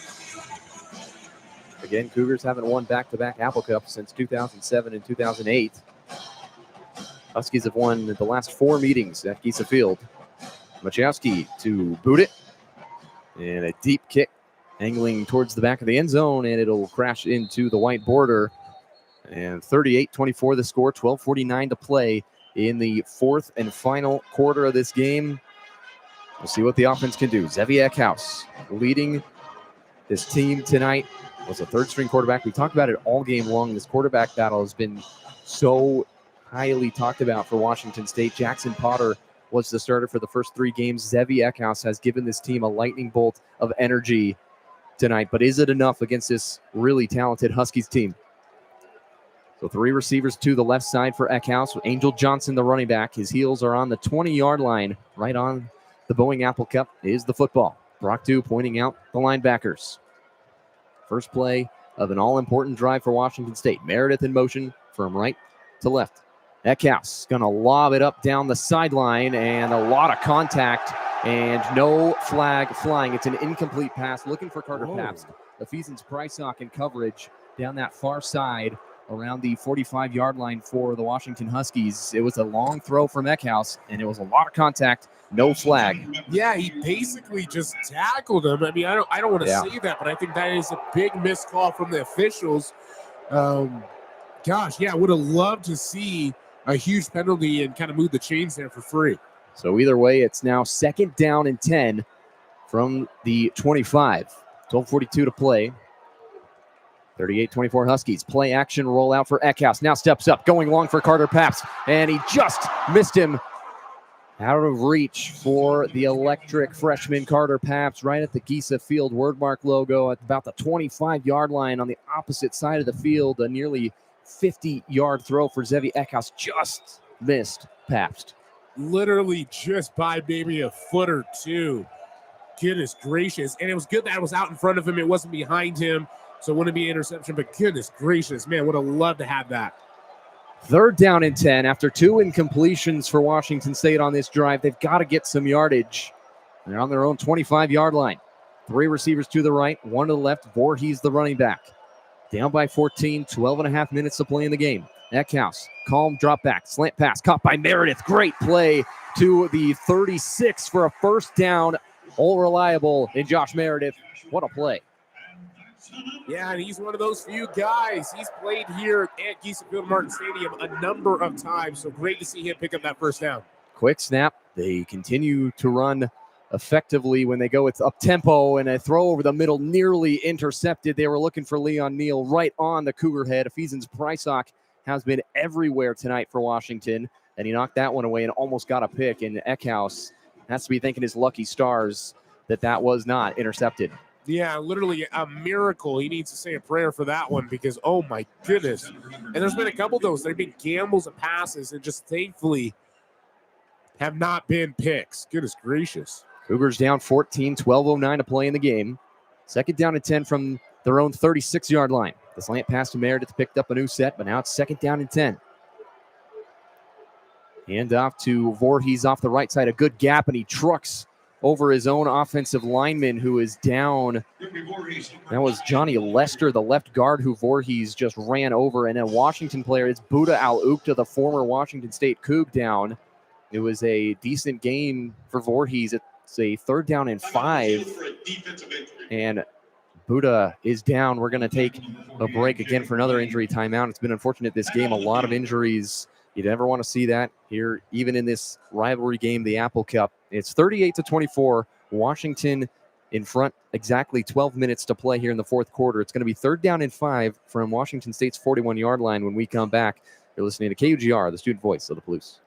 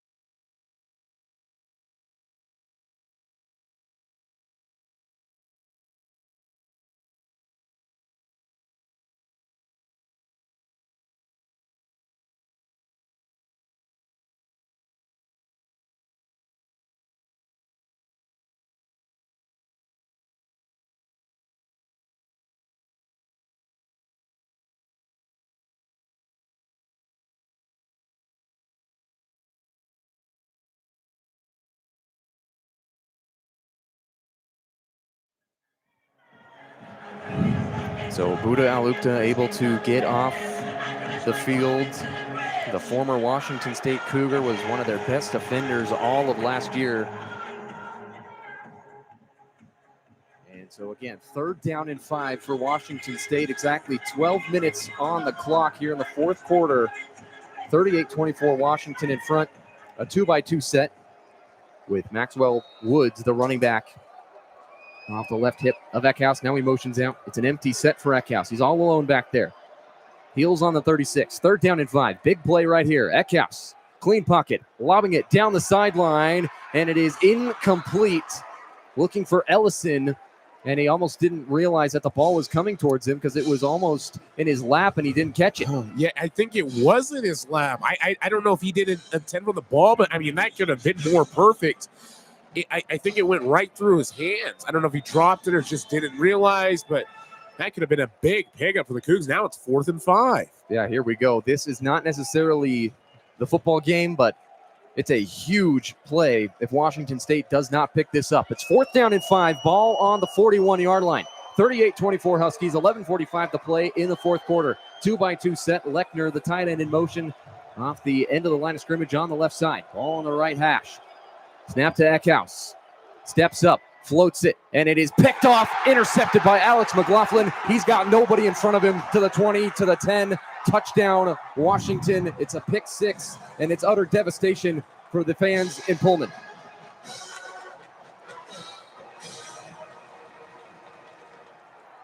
Interception by Alex McLaughlin and touchdown. That's unfortunate. A huge play right there in a pick six. That's probably the worst scenario that can happen, that did happen. All of a sudden, what was just a 2-score game is now 3. A pick six for Washington has it 44-24. Huskies in front with 11.5 to play in the fourth quarter. Brady Gross on for the extra point. And it is good. Again, 45-24. And Nathan Eshelman's update from the sideline is that people are beginning to file out of the stadium.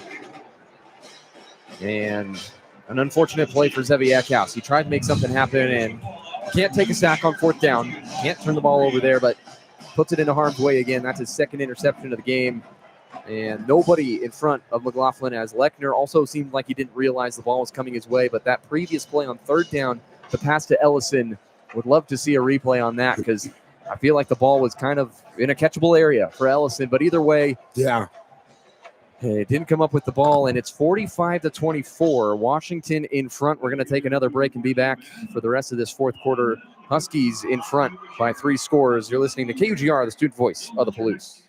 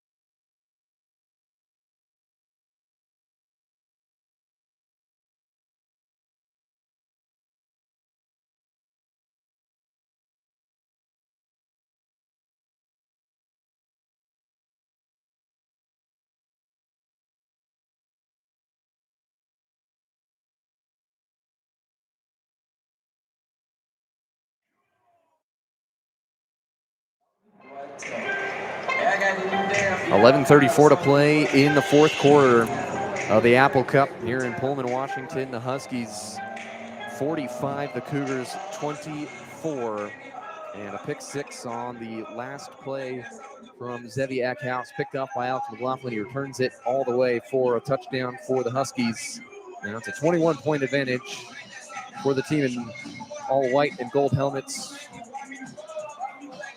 Washington State in the crimson helmets, anthracite jerseys, and crimson pants. And for most of this game, it felt like they were right there to win it at the end, but things have gotten away from them here in this fourth quarter, and there's still a lot of time left, but the offense has to be able to move the football really fast. The kick from Machowski will be not returnable for Smithson as he lets it bounce halfway in the end zone, and here comes the offense from the 25. Again, Zevi Eckhouse, that pick six, and turnover woes these last 2 games. 5 in the first half against North Texas last week that resulted in the 59-10 loss to the Mean Green. Now here at home, an interception on the opening drive of the game by Eckhouse, and then the pick six on the previous drive. Yeah, definitely a series of unfortunate events for the Cougs. And there's a lot of time left. So, a couple stops and maybe a couple scores. And, those fans that trickled out, they might be sorry here in maybe 10, 11 minutes. So we're hoping there's still a shot. 3 scores is not impossible. Trips right for Washington State. Ball on the 25. Moving left to right late in this one. Eckhouse keeps it on the read option, breaks a tackle, and fumbles the football. It's loose, and Washington thinks they have it. There's a pile for it at the edge of the Boeing Apple Cup logo at about the 28-yard line, and Washington thinks they have it. They're celebrating again for a second time. Still no official signal, and it's Husky football. A turnover on back-to-back plays by Eckhouse. And if they weren't leaving before, they might be exiting all at once.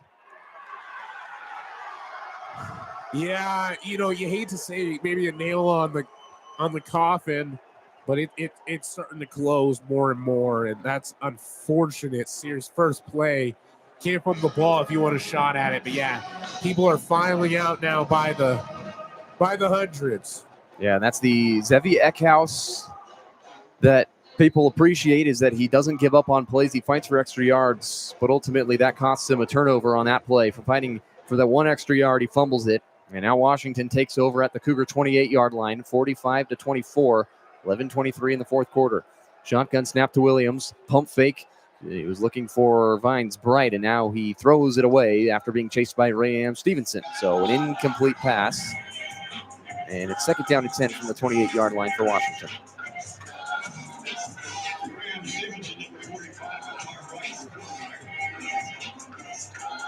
Huskies up 21 with 11:16 in the fourth. Williams has been good all night. Can his Washington State defense get a stop? There's still a lot of time left in this game, and it's college football. Anything can happen. Play action. They will sweep it to Boston behind the line of scrimmage, and Sanjo will track him down. A flag is down at the far side 30-yard line. Could be in the area of an offensive penalty of holding. And it is holding on the offense. The tight end, Decker DeGraff, who really the tight ends have not been a factor other than blocking. And Denzel Boston looks like he's shaken up on that play. Uh-oh. He's off on the sideline. Oh, boy. That could be interesting. Potential injury for the Huskies. And now Washington backed up 2nd and 20 from the 38-yard line of the Cougars. Williams, clean pocket. Now pressure coming off the edge. He steps away, gets out of it, spins. Taken down by Jamori Colson after a gain of a few. And it's going to be 3rd and long. Gain of about 6 for Williams on that play. On the 34-yard line, 3rd and 16. They're going to give him just about 4 yards on that play. So from 2nd and 20 to 3rd and 16. 2 receivers to the left. Boston back in the game for the Huskies. And Omari Evans, who missed the first 2 games of the year, is into the game. They set up a screen to Coleman. They find him, and he's got a convoy of blockers and a lot of space. And Coleman is scot-free for a touchdown. Washington, a 34-yard pass play on the screen. And Jonah Coleman has his 10th touchdown of the year and his first receiving touchdown of the 2025 season. So 10 minutes to play in the fourth quarter. Washington 51, Cougars 24. Yeah, and all of a sudden it's a nightmare. Just like that. Very quickly. And that probably is the nail in the coffin. And in a very quick series of events, what was probably a really good third quarter, it's all of a sudden a 51-24 ball game. Gross on for the extra point again, and he nails it. It's 52-24. Huskies in front with 10 minutes to play in the fourth quarter. Eckhouse with 2 turnovers on back-to-back plays. They both result in Husky points and a quick swing. So we'll take another break and be back after this about a minute break here. You're listening to KUGR, the student voice of the Palouse. It's 52-24 Huskies with 10 minutes to play in the fourth quarter.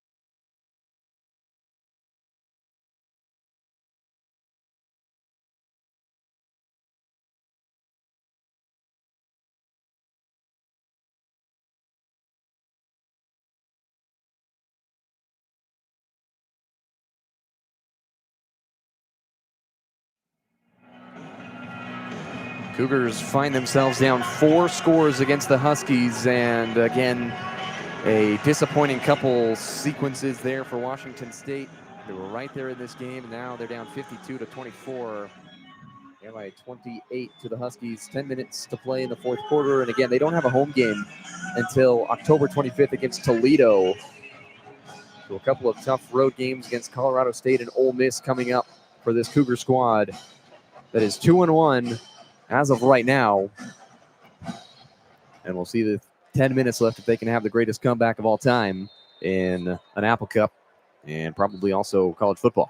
So a touchback from Machowski will send the Cougar offense onto the field, and we'll see if it's still Zevi Eckhouse. This coaching staff has not been shy to remove quarterbacks. As we've seen, they've gone through 3 quarterbacks this year, 2 starters, and Julian Duggars played in the first 3 games, hasn't played yet in this one.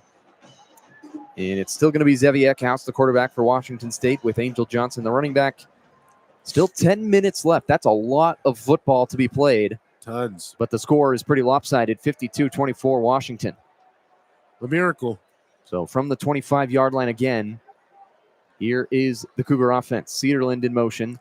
A gun toss to Johnson, and he gets swarmed immediately. Isaiah Ward there, as well as Jacob Lane, and that got blown up in a hurry. The right side of the line of scrimmage for Washington State by Pulu, and Hilborn missed their assignments on that play, and that was immediately blown up.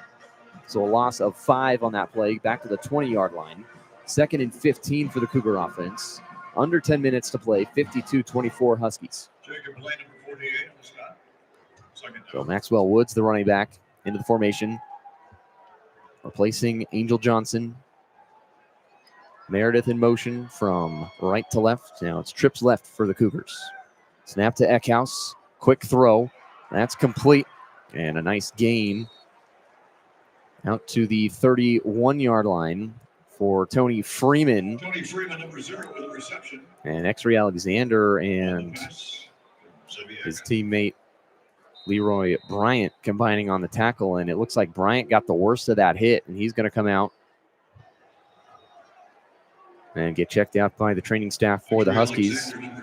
So 3rd down and 4. And they will reset the play clock after the injury to Leroy Bryant, who's able to get off the field on his own power.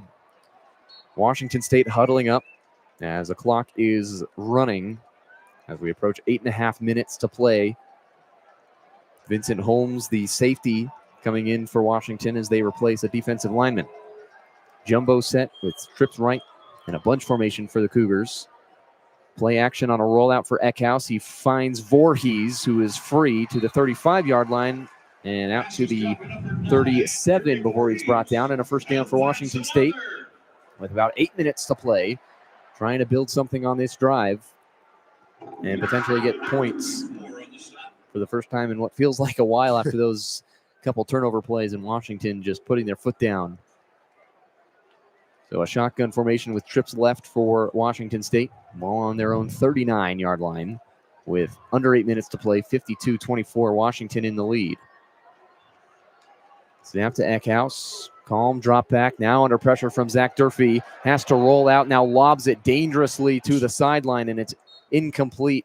Vincent Holmes, the Washington Husky safety, was the only player in the vicinity, and he was wearing the wrong colors. Yeah, and that's just kind of been unfortunate. Pockets collapsing and not able to make plays, and time is kind of ticking for the Cougs. 7 minutes, 39 seconds. The clock stops on the incompletion. They need some explosive plays, and it's been hard to find for this Cougar offense. They had the 48-yard catch from Josh Meredith that really sparked them for a while, but they haven't been able to hold on to that momentum. 2nd down and 10 from the 39. 52-24, Huskies in front. They hand it off to Voorhees off the right side, and he gets blasted by a couple defenders. It was Devin Bryant who made the first contact, but McLaughlin had to come in and finish it off. And nothing doing on that play. It's 3rd down and long for Washington State, and still at the 39-yard line. Still down by 28, and even less time on the clock. Yeah, I think you got to take a shot at the end zone just to give your team a shot. But running the ball with 7 minutes left and you're down by more than 3 scores, you got to take a huck. Exactly 7 minutes remaining in the fourth quarter. Now under 7 minutes. 52-24 Huskies. Bunch formation of 3 receivers to the left side. Meredith in motion towards the numbers. They're trying to get him on a wheel route, but Eckhouse has pressure in his face. Has to fire it to Pabst, who makes the catch.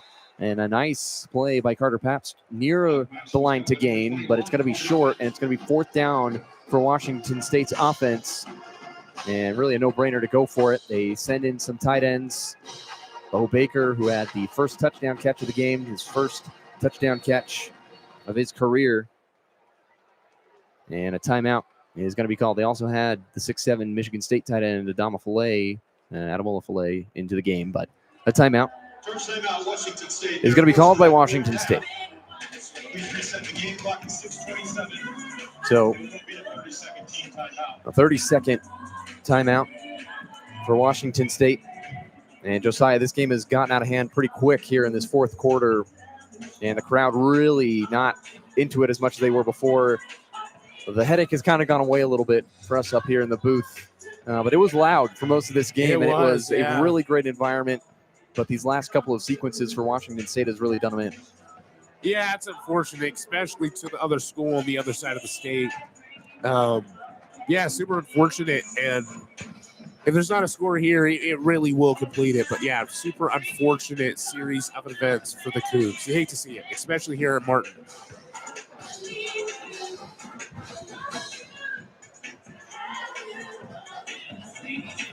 So a big lead for the Washington Huskies that it feels like they just have been unstoppable all game long. Offensively, Damon Williams, 13 carries, 88 yards at the quarterback spot, and the touchdown, he was wide open down the sideline on that one play early in the first half.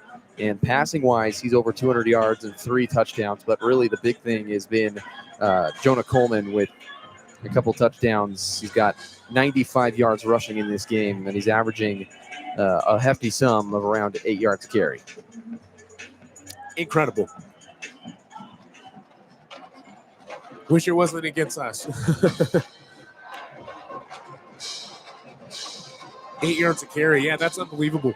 Yeah, he's got 2 rushing touchdowns and a receiving touchdown for 10 touchdowns on the year just through 3 games. Remember, Washington had a bye week last week, so they're just 2-0 in this game. Washington State has played 3 games. So here we go. 4th down and 1, 6.5 minutes to play in the fourth quarter. They motion Voorhees direct snap, Wildcat formation up the middle, and he plows forward to the midfield stripe, and he's got a first down for Washington State. And the drive is kept alive, and that's what they missed on that drive where they had a 4th and 5. That counts through the pick 6. If they could have picked up that first down, that really felt like it was the game when it totally flipped on its head. If Washington State picks that up and they go down and score, it's a totally different result. But either way, we're here 52-24 with around 6 minutes left in this game from the 50-yard line. 2-by-2 set for the Cougars. Ball on the right hash, moving left to right. Eckhouse dropping back, pressure coming. He steps up, and he is going to be dropped by a swarm of Huskies. Isaiah Ward was there up top.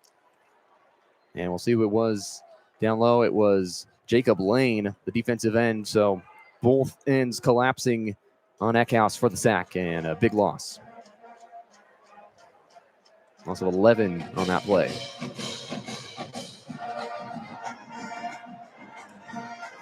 Yeah, the energy has definitely left the stadium. It's super unfortunate. Yeah, super cool environment when this game started, but it is definitely not the same as probably a good 70% of the fans are gone. 52-24 Huskies is in front, approaching 5 minutes to play.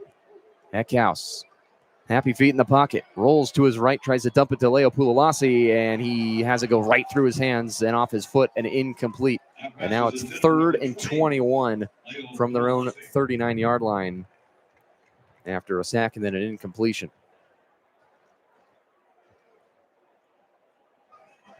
Not a lot in the playbook for 3rd and 21 down 28, especially in a game that has this much meaning in the Apple Cup.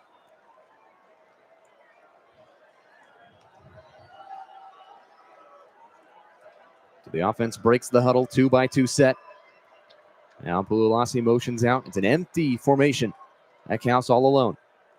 3rd and 21, and he drops the snap, picks it up, has to survey, rolls to his right, fires back across the middle, and Palouse dropped it again off his chest, and he just could not corral it, and it's incomplete. And it's 4th and 21, and here comes the punt unit. And that play went from, I wouldn't say worse at all or bad, because there's been some plays in this game where Washington State has, given points to Washington, that pick six from Metcalf. So it went from not ideal to less ideal, I would say. Yeah, it was pretty awful. But yeah, there's definitely been worse. But yeah, super unfortunate. And that should be the nail in the coffin. Under 5. Hate to see it. So the first punt from Ryan Harris, which you might think the Cougars' offense has been scoring a lot of points, and they have. They've got 24, but a couple of turnovers in the end of quarters and halves has resulted in only one punt for Ryan Harris, and it's a pretty decent one to the 20-yard line, fair caught by Denzel Boston, and that's where Washington's offense will come out. So not a bad boot from Ryan Harris, but he really hasn't been used in this game at all, except for that and on kickoffs. But yeah, this game really got out of hand early in the fourth quarter. Under 5 minutes to play in the fourth. 52-24, Washington in front. Ball on the 20-yard line, moving right to left for the Huskies. And I think this Washington team, and doing the research this week, they look really good. And they were picked 10th in the preseason Big Ten poll. They're going to be making a lot of noise in that conference. Quick tunnel screen set up for Denzel Boston, and he's got some room to work. He breaks a tackle from Caden Beatty, who's back into the game. That's a good sign for Washington State. But he's out past the 30-yard line for a gain of 13 out to the 33, 34-ish yard line.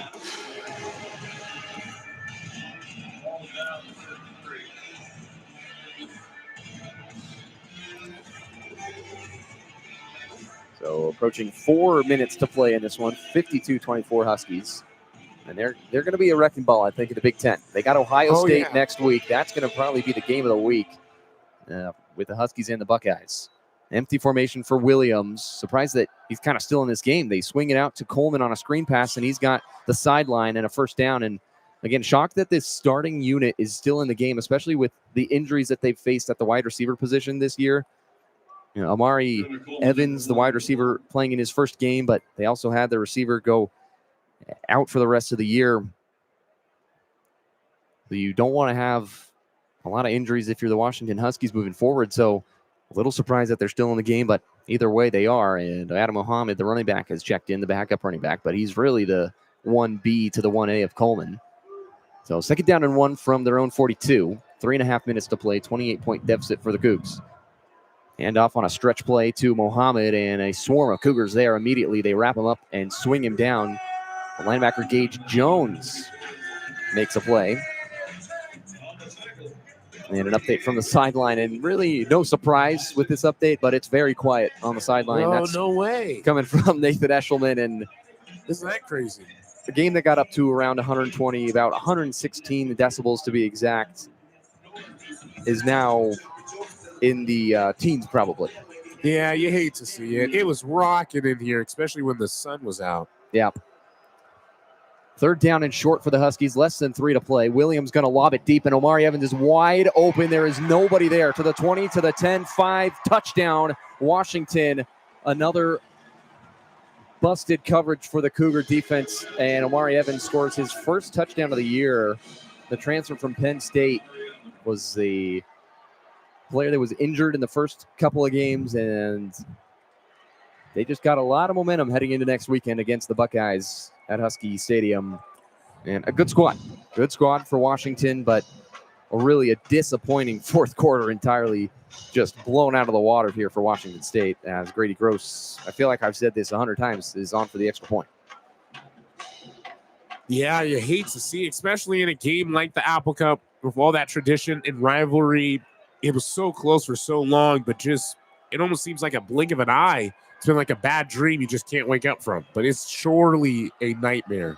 58-24, Gross trying to make it 59. The extra point up and good. 59-24, Huskies in front. 2:40 to play. And an unfortunate fourth quarter, especially after the way that this game started, with Washington State being competitive all the way throughout, and it has gotten out of hand. And we saw Washington State last week in Denton, Texas, play an unfortunate game as well against North Texas that was 59-10. This week felt a lot better for Washington State, but still, they only scored 14 more points, and it's also 59 on the scoreboard for the opponent. So realistically, these last 2 weeks have been a disappointment for Washington State fans, coaches, players, but a lot better here in this game. It felt like this team has kind of turned a corner, except for this fourth quarter. If you take this off the board, which you can't, but if you do, it felt a lot better. So another kickoff for the Huskies deep into the end zone and a touchback. And Smithson lets it go over his head. But credit to this Washington team. They came in ready to fight. And they look very solid. Last year, a 6-7 overall season for the Huskies. They lose to Louisville in the bowl game. First year under Jed Fish, and he's about to win his first road game as a coach for the Huskies. He was 0-5 last year. This is their first road test this year. But again, they got the number one team in the country, the Ohio State Buckeyes, coming in next weekend. And they were also out without their best corner in Takario Davis this game. And Julian Duggar has checked into the game at quarterback. So from the 25, Duggar keeps it himself up the middle, and he picks up about 5 to the 30-yard line. So 2.5 minutes to play. Julian Duggar into the game. Zevi Eckhouse energized this team, brought a lot of juice, scored a couple of touchdowns, and this place was going absolutely berserk earlier in this game, but again, got out of hand really fast, and now it's 59-24, Huskies in front. And this final score is going to be very different than how close this game actually was. It's a couple of plays here and there, and it's kind of garbage time now, but for the most part of this game, it was very, very close in the margin of error for Washington State and Washington in this Apple Cup. Always a close margin of error. This is the 2-minute timeout. And we've reached the final 2-minute timeout of this game. Huskies 59, Cougars 24, 2 minutes to play. Washington State has it at the 30-yard line. It's 2nd and 5 when we come back. You're listening to KUGR, the student voice of the Palouse.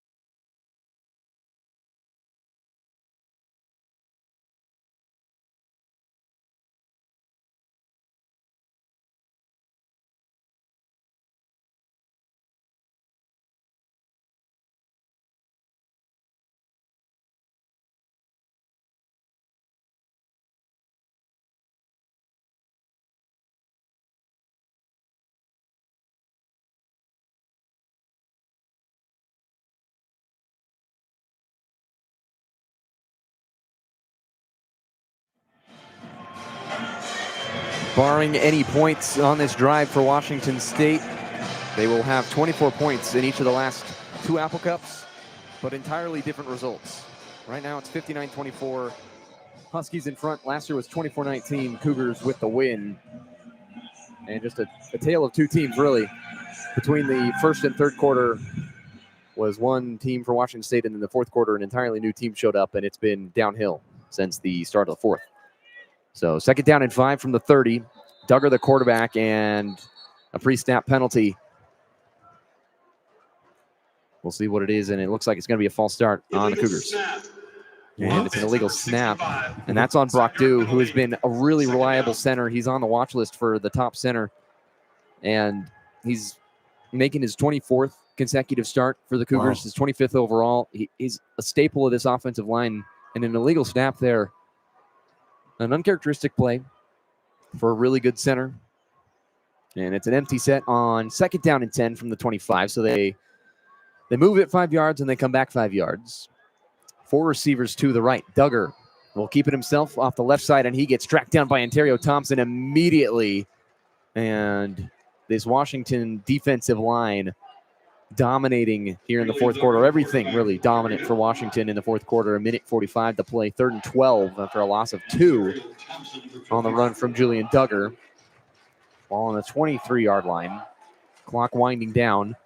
A minute and a half to go. Just want to thank everybody for tuning in. Whether you're on the Husky side or the Cougar side, it's great to have all you with us here on KUGR. The 117th Apple Cup that did not go the way Washington State thought it would go here in this fourth quarter. But it's been a fun one here in Pullman.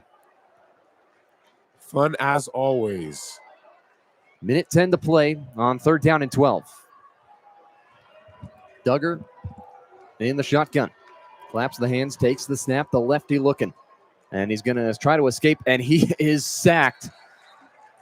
And a huge sack from Armand Parker, who is not even listed as the top 3 defensive lineman on the depth chart. He gets in and makes a nice play and a sack for this Husky defense, and that really just puts the cherry on top for this Washington defense. Again, they get ready for the number 1 team in the country, the Ohio State Buckeyes. Washington State gets ready to travel down to Fort Collins and take on the Colorado State Rams, who Washington also played and beat them 38-21. That was week 1 for Washington. And so that extra rest, that little bye week for the Huskies, looks like it paid off. Harris on to punt, and he's got Denzel Boston tracking backwards, and the fair catch is made at the 34 and around the 35-yard line is where they'll mark it. And one more play will do it. It'll be victory formation for Washington, and a series of unfortunate events for the Washington State team here in this fourth quarter. 28 points scored by the Huskies in this fourth quarter. It was really tight all the way through, but it got out of hand late. And so victory formation, Williams takes the snap, and that's the final play of the 117th Apple Cup. The Huskies will take it, and they're going to get to lift the trophy at Giesa Field, and that's got to hurt for the Cougars.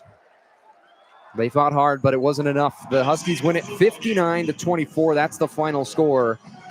And Josiah, overall, your thoughts on this game? Well, Davis, unfortunately, last Apple Cup for myself as a student, but man, that first half, man, you can't beat that. Just a phenomenal battle between back and forth. And yeah, probably just a play or two away from maybe tying it up and maybe even taking the lead at some point. But it just didn't happen. I was really impressed with how Eckhouse led in the first half and even that third quarter. But yeah, just a bad series of events, and it just went from worse to worse. And yeah, this score definitely does not contribute to the actual game itself. It really does not relate. So hate to see them holding up that Apple Cup trophy, but yeah, you can't win them all. And we'll go down to the sideline for the final report of Nathan Eshelman, who's been doing a great job on the sideline all night long. Nathan, what do you got for us?